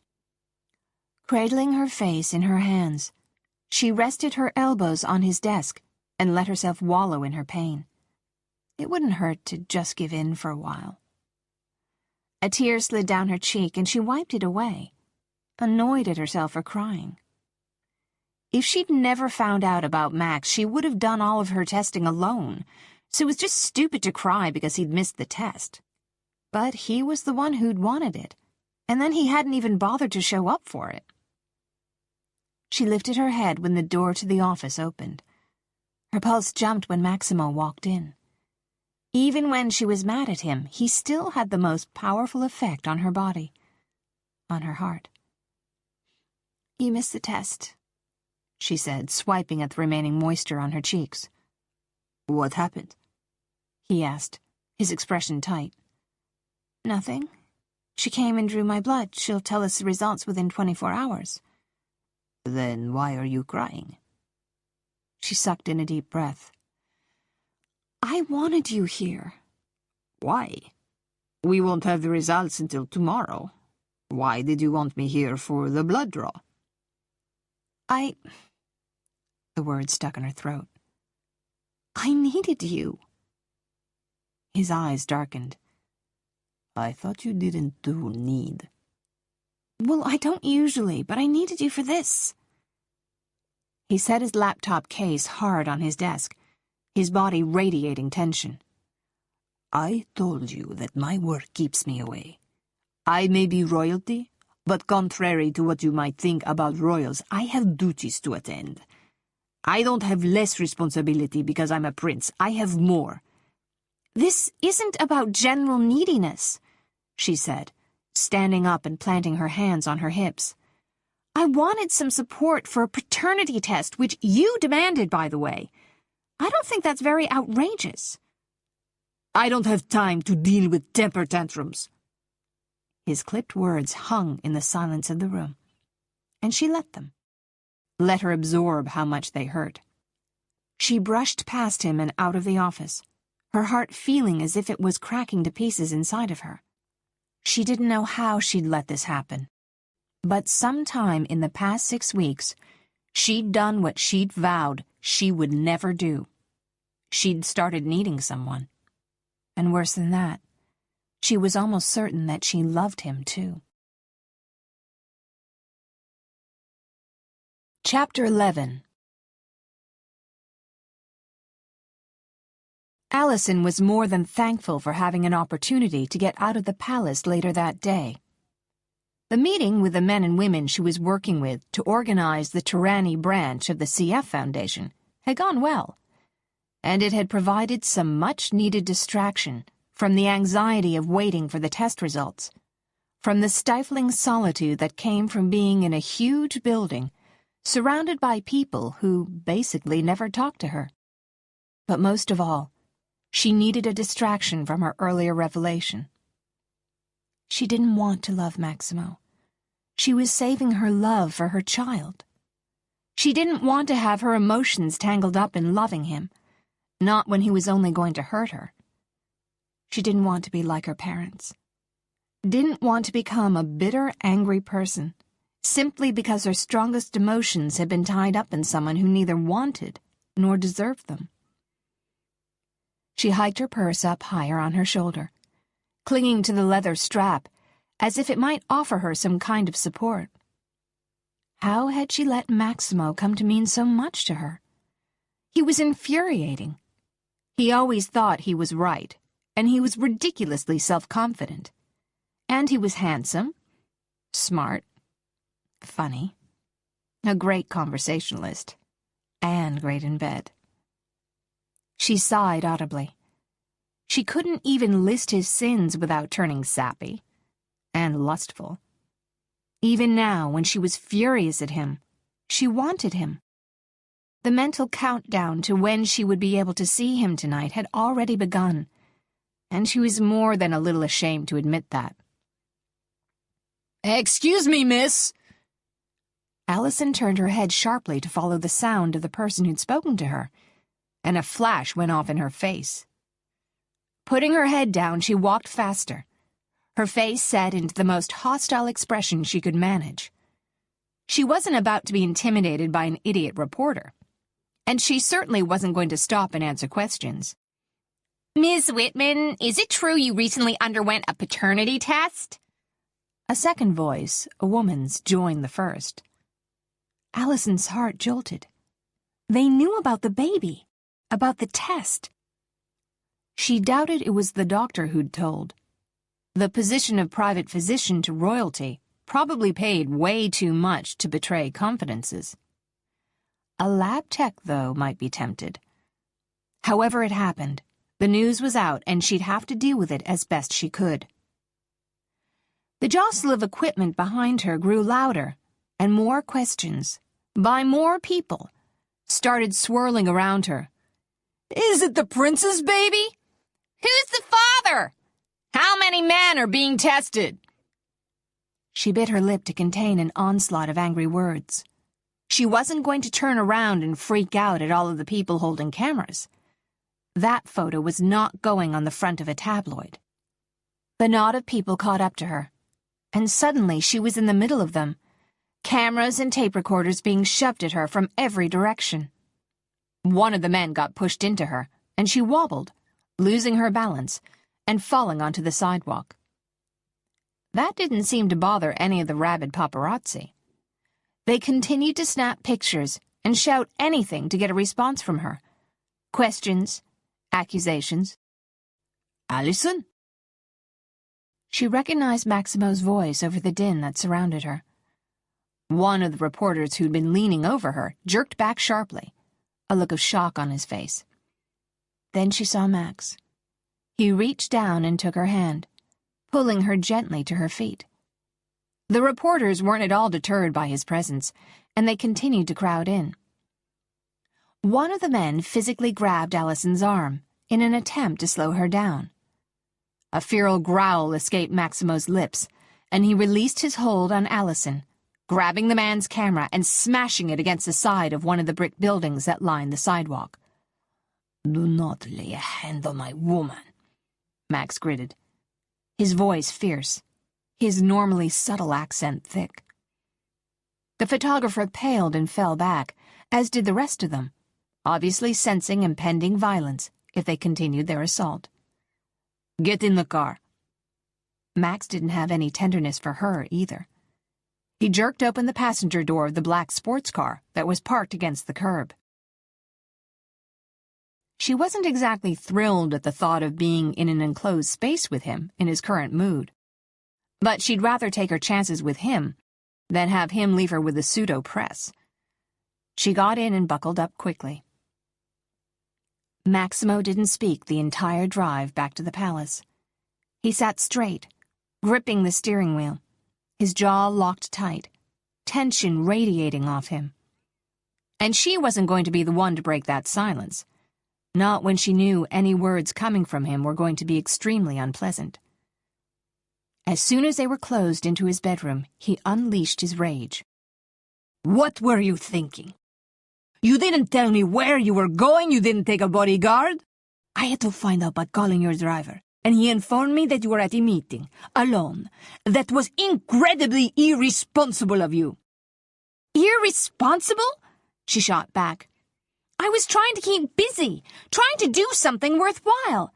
I am not going to sit around the castle by myself until you need me to be your royal accessory.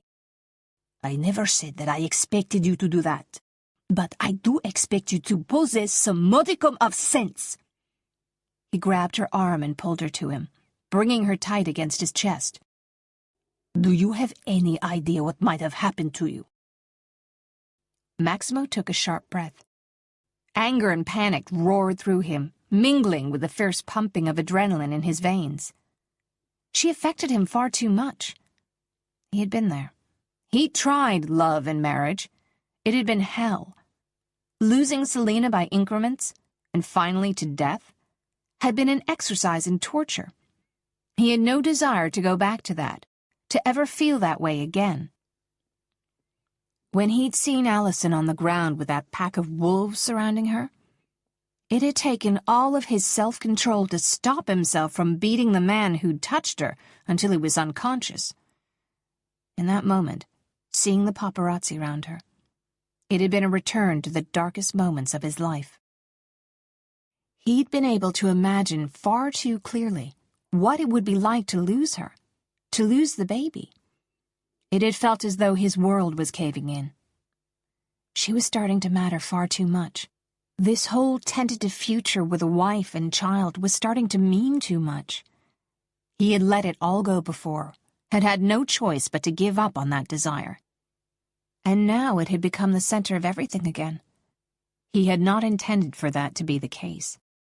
It had seemed a simple task to keep her at arm's length, and she'd seemed more than happy to hold herself separate from him. He'd thought he could exercise the intense passion he felt for her by making love with her, and yet every night his need for her only seemed stronger. He'd loved Selina, but he had been in control of that love. She'd needed him, had looked to him for her everything, for comfort, for strength. That had been a role he was comfortable with then. He'd liked that she'd depended on him. But Allison had burrowed beneath his skin. She had made herself important to him, essential in so many ways. Nothing was going to happen to me, she protested. They knocked you over, and still their only thought was getting the dirt on you, on us, digging up whatever scandal they possibly could. The night Selina was killed, they'd been following her. After the accident, they took pictures. He spat. They wanted to know if she was drunk or on drugs. They wanted scandal. Allison's face paled. I never knew. It was never in the papers. It didn't... I paid them off, he said, his voice low. There was no scandal anyway, but I feared they might publish the pictures. I bought them and had them destroyed. Her eyes filled with tears for him, for Selina. It rocked him, made his heart seize and his chest ache. She cupped his face and kissed him tenderly, her lips soft against his. I'm so sorry, she whispered. He wanted to pull away, to leave so that he could gather his thoughts, regain control. But he couldn't leave, not with her standing there, looking devastated and vulnerable, and so beautiful she made his hands shake with desire for her. He cupped her chin and tilted her face up, kissing the streaks her tears had tracked on her lovely face. His heart thundering in his chest, he began to release the buttons on her silk blouse, baring her demure lace bra. He swallowed, nearly undone by the fierce desire rocketing through him. But it was more than that, more than just physical need. He had never felt anything like this before, not with Selina, not with any woman. He felt incomplete unless he was touching her, kissing her, stroking her gorgeous body. His mind rejected that thought, even as his heart, his body, ached to be joined with her. He could not allow her to matter so much. He had loved Selina, but she had not touched him in this way, had not wielded this kind of power over his body and his emotions. And still, when he'd lost her, it had felt as though his world had crumbled. Allison meant far more to him. In that moment when he'd thought she might have been hurt, he had been unable to imagine losing her. It had been like staring into a dark void that was opening up, preparing to swallow him whole, leaving him with nothing but eternal blackness. He could not allow that, but he couldn't stop kissing her. He growled roughly and tightened his hold on her, kissing her hard, bruising her lips with the force of his passion, his rage. It was a kiss designed to punish her for what she made him feel, designed to reassert his dominance. He plundered her mouth, dipping his tongue deep inside before nipping the fullness of her bottom lip. When he parted from her, her eyes were huge, her breathing ragged. Her nipples were beaded, pressed against the flimsy bra. She wanted him still, even though she'd been angry with him. And God help him, he wanted her. He denied the refrain that was playing through his mind, denied the insistent tattoo of her name that was beating through him. It wasn't about her. She wasn't special. She was just a woman, and he was a man. He wanted what a man desired of a woman and nothing more. It wasn't Allison. It was just sex. He had been without it for too long. That was why she affected him so strongly. He backed her across the room and turned her so that she was facing away from him, before bending her gently over the surface of the dresser that was positioned up against the wall. "Max?" she asked tremulously. "Trust me," he grated. He moved his hands up her still slender waist, around to her stomach, and over the little bump that housed their baby. His heart jumped, and he curled his hands into fists before opening them again and palming her breasts, releasing the front clasp on her bra and letting it fall open. He covered the creamy mounds, squeezed her sensitized nipples, drawing a low, desperate moan from her lips. He abandoned her breast to push her skirt down her hips, taking her tiny pair of panties with it. He pressed his hand against her mound, pushing one finger through her slick folds and finding the bud that housed her most sensitive nerve endings. She shivered, her head falling back to rest against his chest. The sweet scent of her perfume, so uniquely her, assaulted him. He swept her hair to the side and kissed her neck, her bare shoulder. Unsteadily, he reached for the closure on his slacks and freed himself, bringing his naked flesh against the softness of her bottom. She gasped and arched into him, pressing the heart of her, her glorious wetness, up against his aching body. Keeping one hand centered on her clitoris, stroking her mercilessly, he splayed his other hand across her stomach and tilted her back gently as he thrust into her tight heat. He lost all sense of control, all sense of time. He had wanted to take her this way to make it impersonal, so he couldn't see her face. But he knew. Her scent, the feel of her soft skin beneath his hands, the soft sounds of pleasure that she made, the fact that his body had never responded this way to any other woman. It was Allison, and he could not deny it. He kissed the side of her neck, gentled his touch on her breasts, let his hands slide over her soft curves. His heart squeezed in his chest.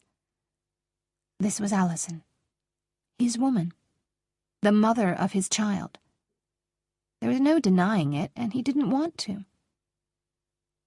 Suddenly he needed to see her, needed to watch her face as he brought her to the peak, needed to cradle her close to his body. He withdrew and swept her into his arms, crossing the room quickly and settling her onto the bed. "Allison," he whispered, brushing her hair back off her forehead.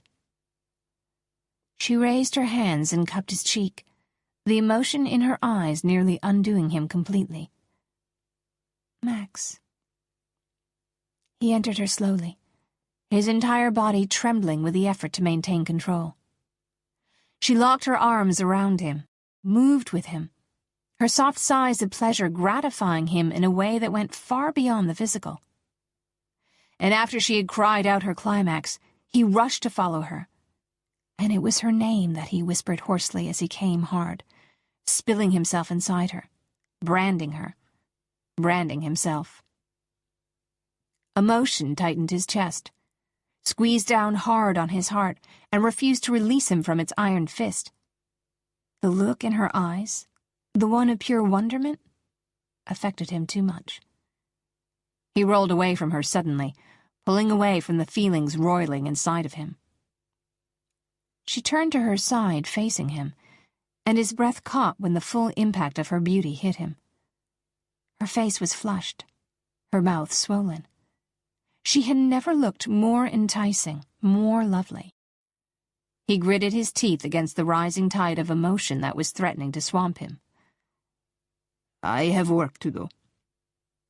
He turned away from her and buckled his belt, his breathing ragged, his heart pounding hard. His instinct was to go to her, to hold her. But he wouldn't allow himself that. wouldn't allow himself to show that level of weakness.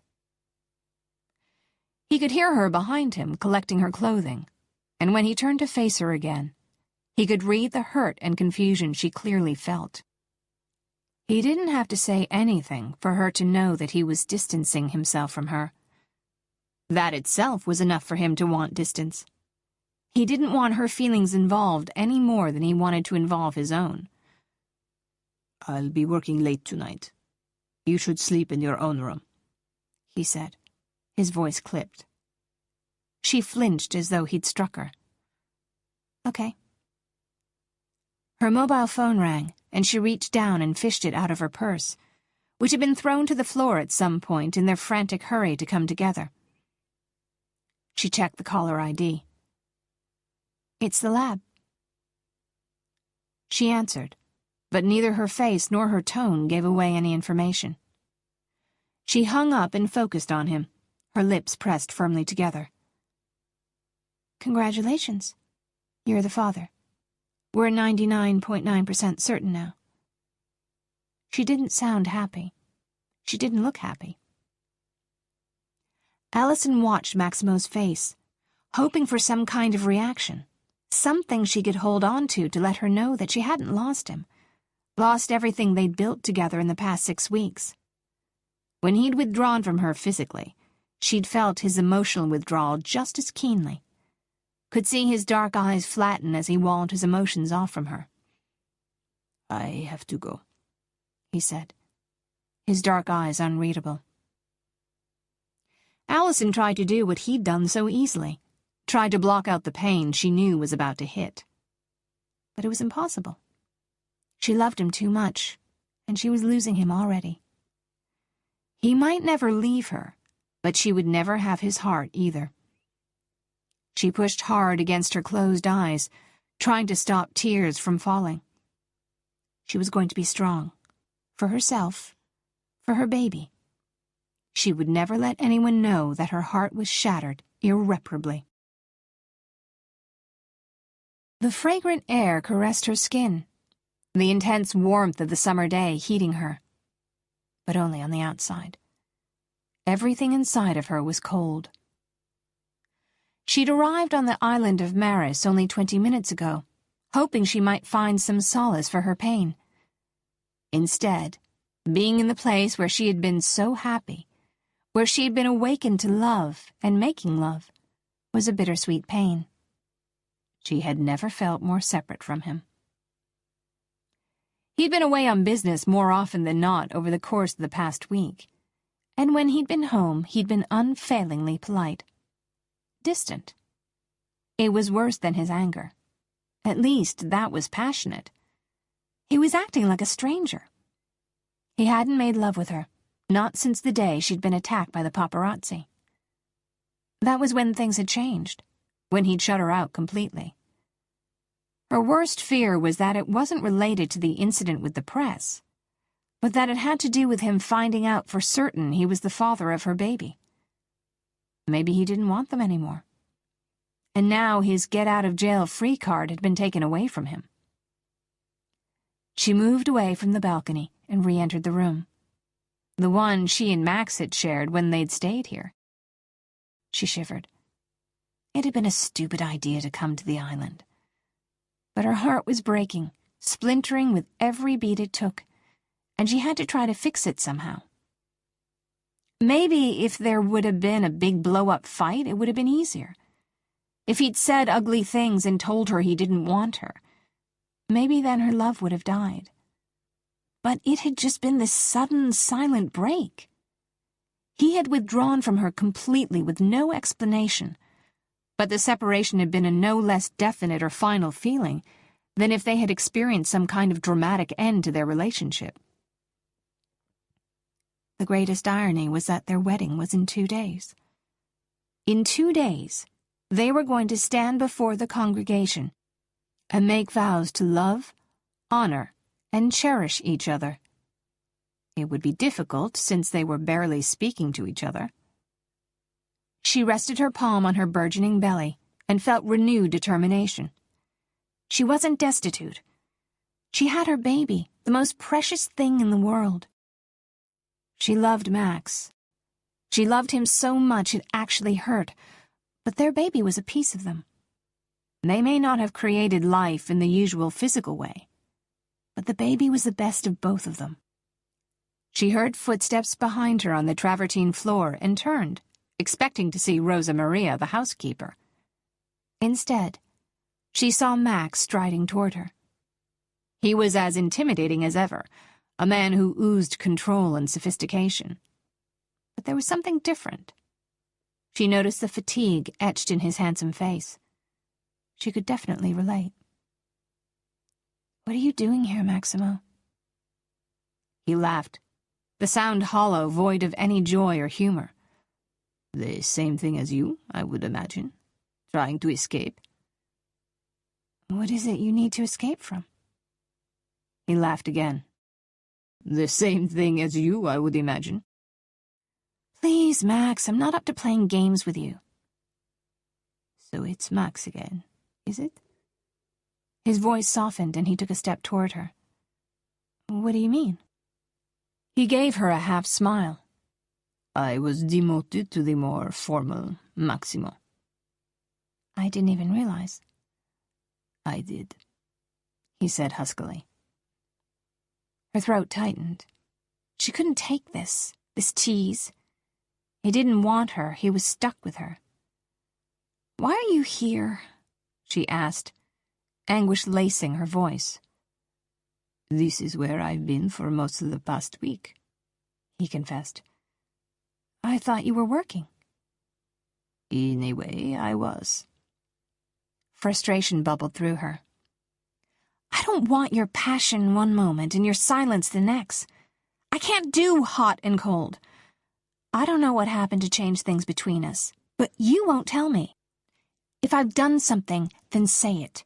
If you found someone else, or you're simply tired of me, say it. Don't freeze me out. Don't make me play guessing games." "I'm not a man of words, Allison. I'm a man of actions. You may have noticed that," he said with dark humor. "I don't always say the right things, but I want the chance to make you understand me, to make you understand how I feel."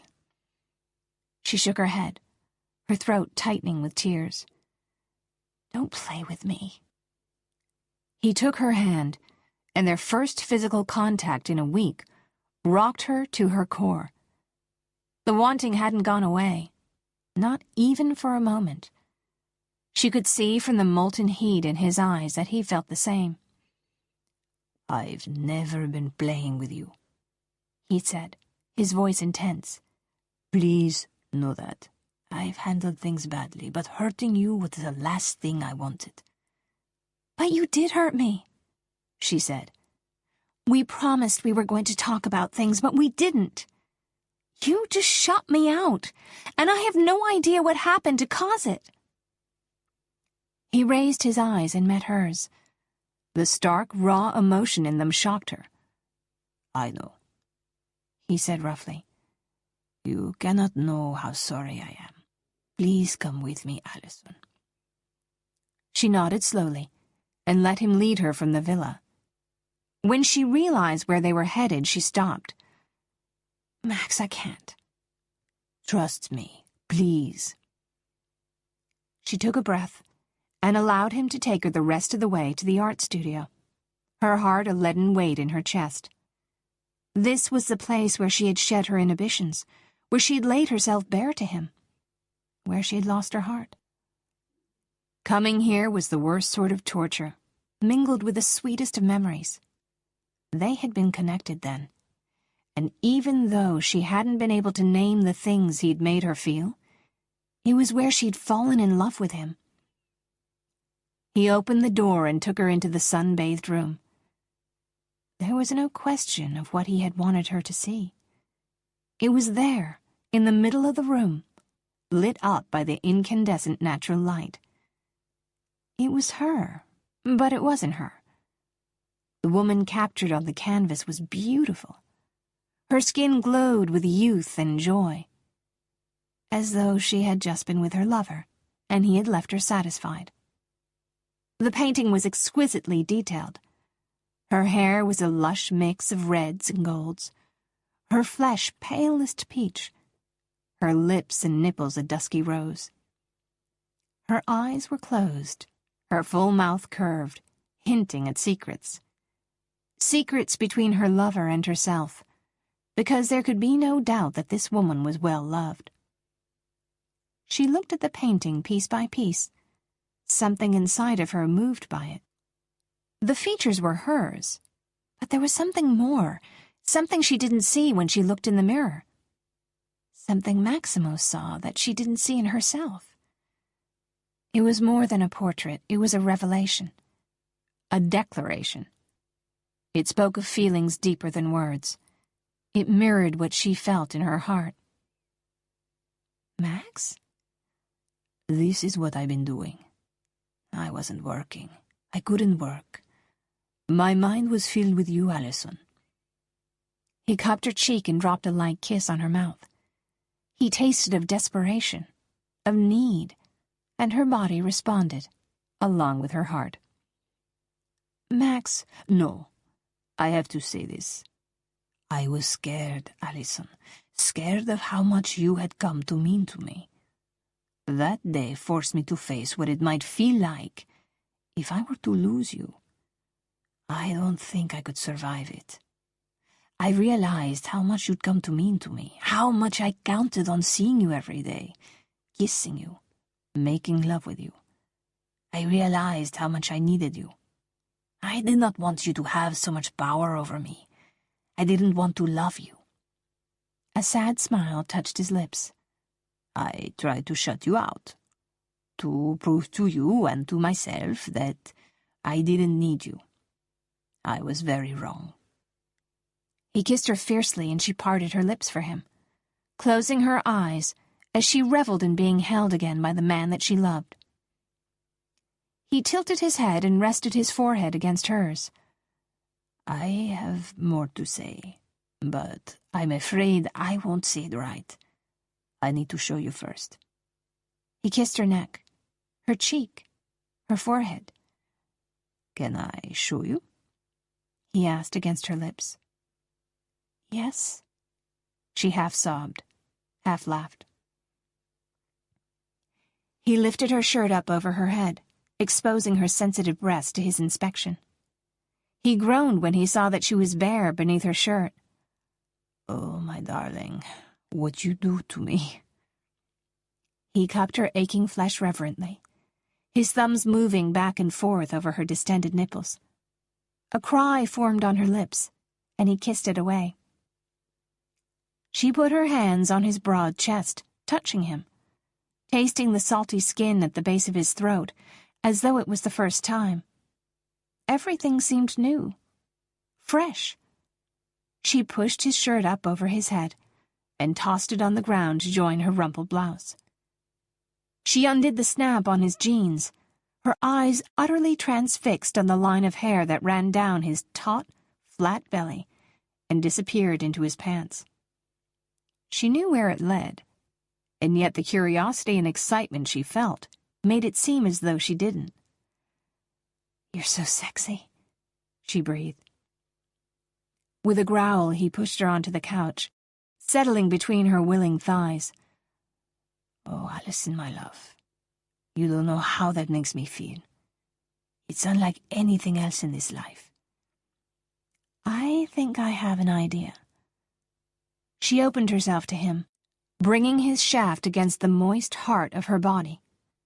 He kissed her, deeply, all-consuming, as though he was trying to devour her. He stripped her pants and underwear off in one fluid movement, and then took care of his own, leaving them naked. No barriers, nothing between them. It was as honest as two people could be with one another. There were no secrets between them, no way to hide anything. Not their insecurities, not the bulge of her tummy that housed their child, not the feeling of pure, sweet love coursing between them. She positioned herself over his body and took him inside of her slowly, relishing the feeling of becoming one with him. She felt herself expand to accommodate him, and she sighed with completion and satisfaction when he was buried in her up to the hilt. She rose and fell, taking him in and pulling away almost completely each time. The rhythm took them over, and they were both climbing together, their breathing synchronized, her body tightening, his expanding. She locked eyes with him, felt tears starting to fall as she looked at the emotion in them. Emotion she was certain was mirrored in her own. They went over the edge together, holding each other, his arms the only thing keeping her from flying apart. He cradled her in his arms, whispering soft, sweet words, flowing seamlessly from Italian to English. "Ti amo," he said. "I love you." "Max." Her voice was thick with emotion, her heart so full she thought it might not be able to hold all he was making her feel. "I love you. I know I could have said it earlier, but I wanted to show you. I wanted to show you my heart, the painting. I wanted to show you my need, my desperation by making love to you. Words are only words. By my actions I hope to prove it to you. I have never felt anything like this before.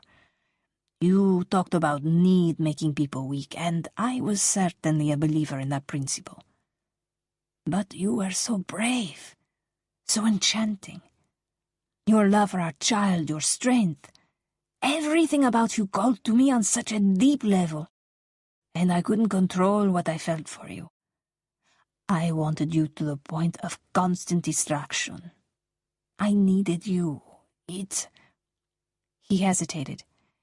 It frightened me. I didn't want to love a woman so much, with such an all-consuming passion. But you gave me no choice. I was powerless to stop myself from falling in love with you. I thought you didn't want the baby anymore. Or me, for that matter. What? It started after the call from the doctor. I thought you were having second thoughts about tying yourself to me, about being a father.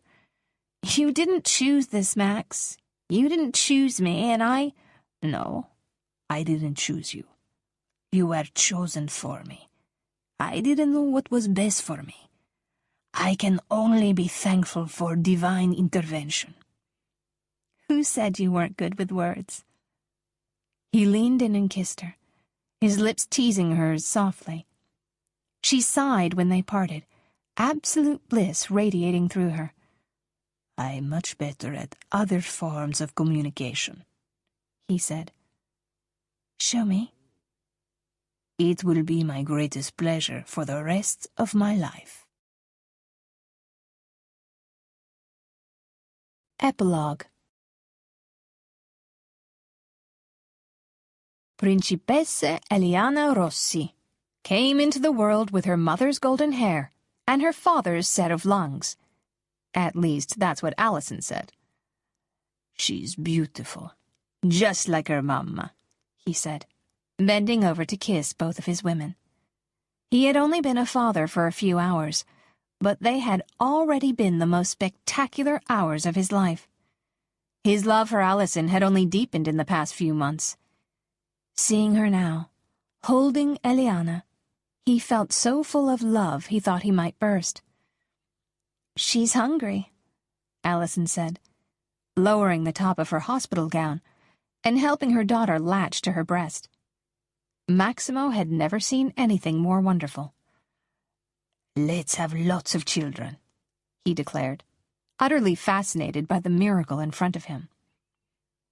She gave him a hard glare.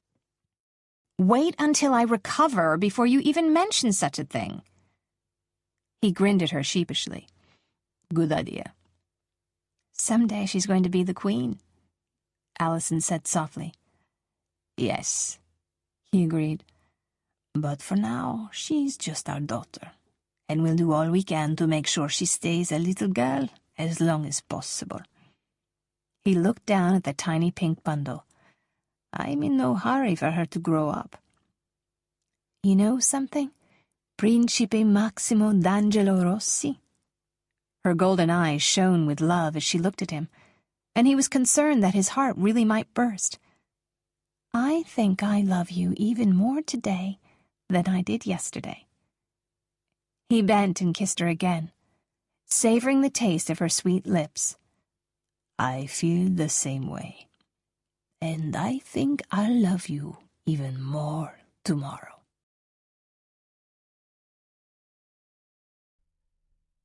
The End. You've been listening to An Accidental Birthright by Maisey Yates, narrated by Laurence Bouvard. If you've enjoyed this book and this performance, Recorded Books recommends Expecting Royal Twins by Melissa McClone, narrated by Sabina Fox. It's not every day that a tall, dark, handsome prince strides into your workshop and announces he is your husband. Mechanic Izzy nearly drops her wrench. Never in her wildest dreams did she imagine she'd become a princess.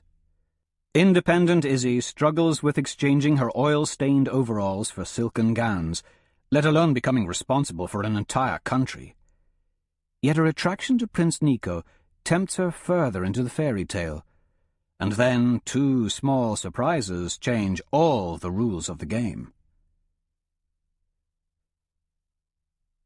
Recorded Books offers a wide selection of bestsellers, mysteries, classics, histories, and more. So visit us at recordedbooks.com to learn about our latest releases and special offers. And thank you for being a Recorded Books reader.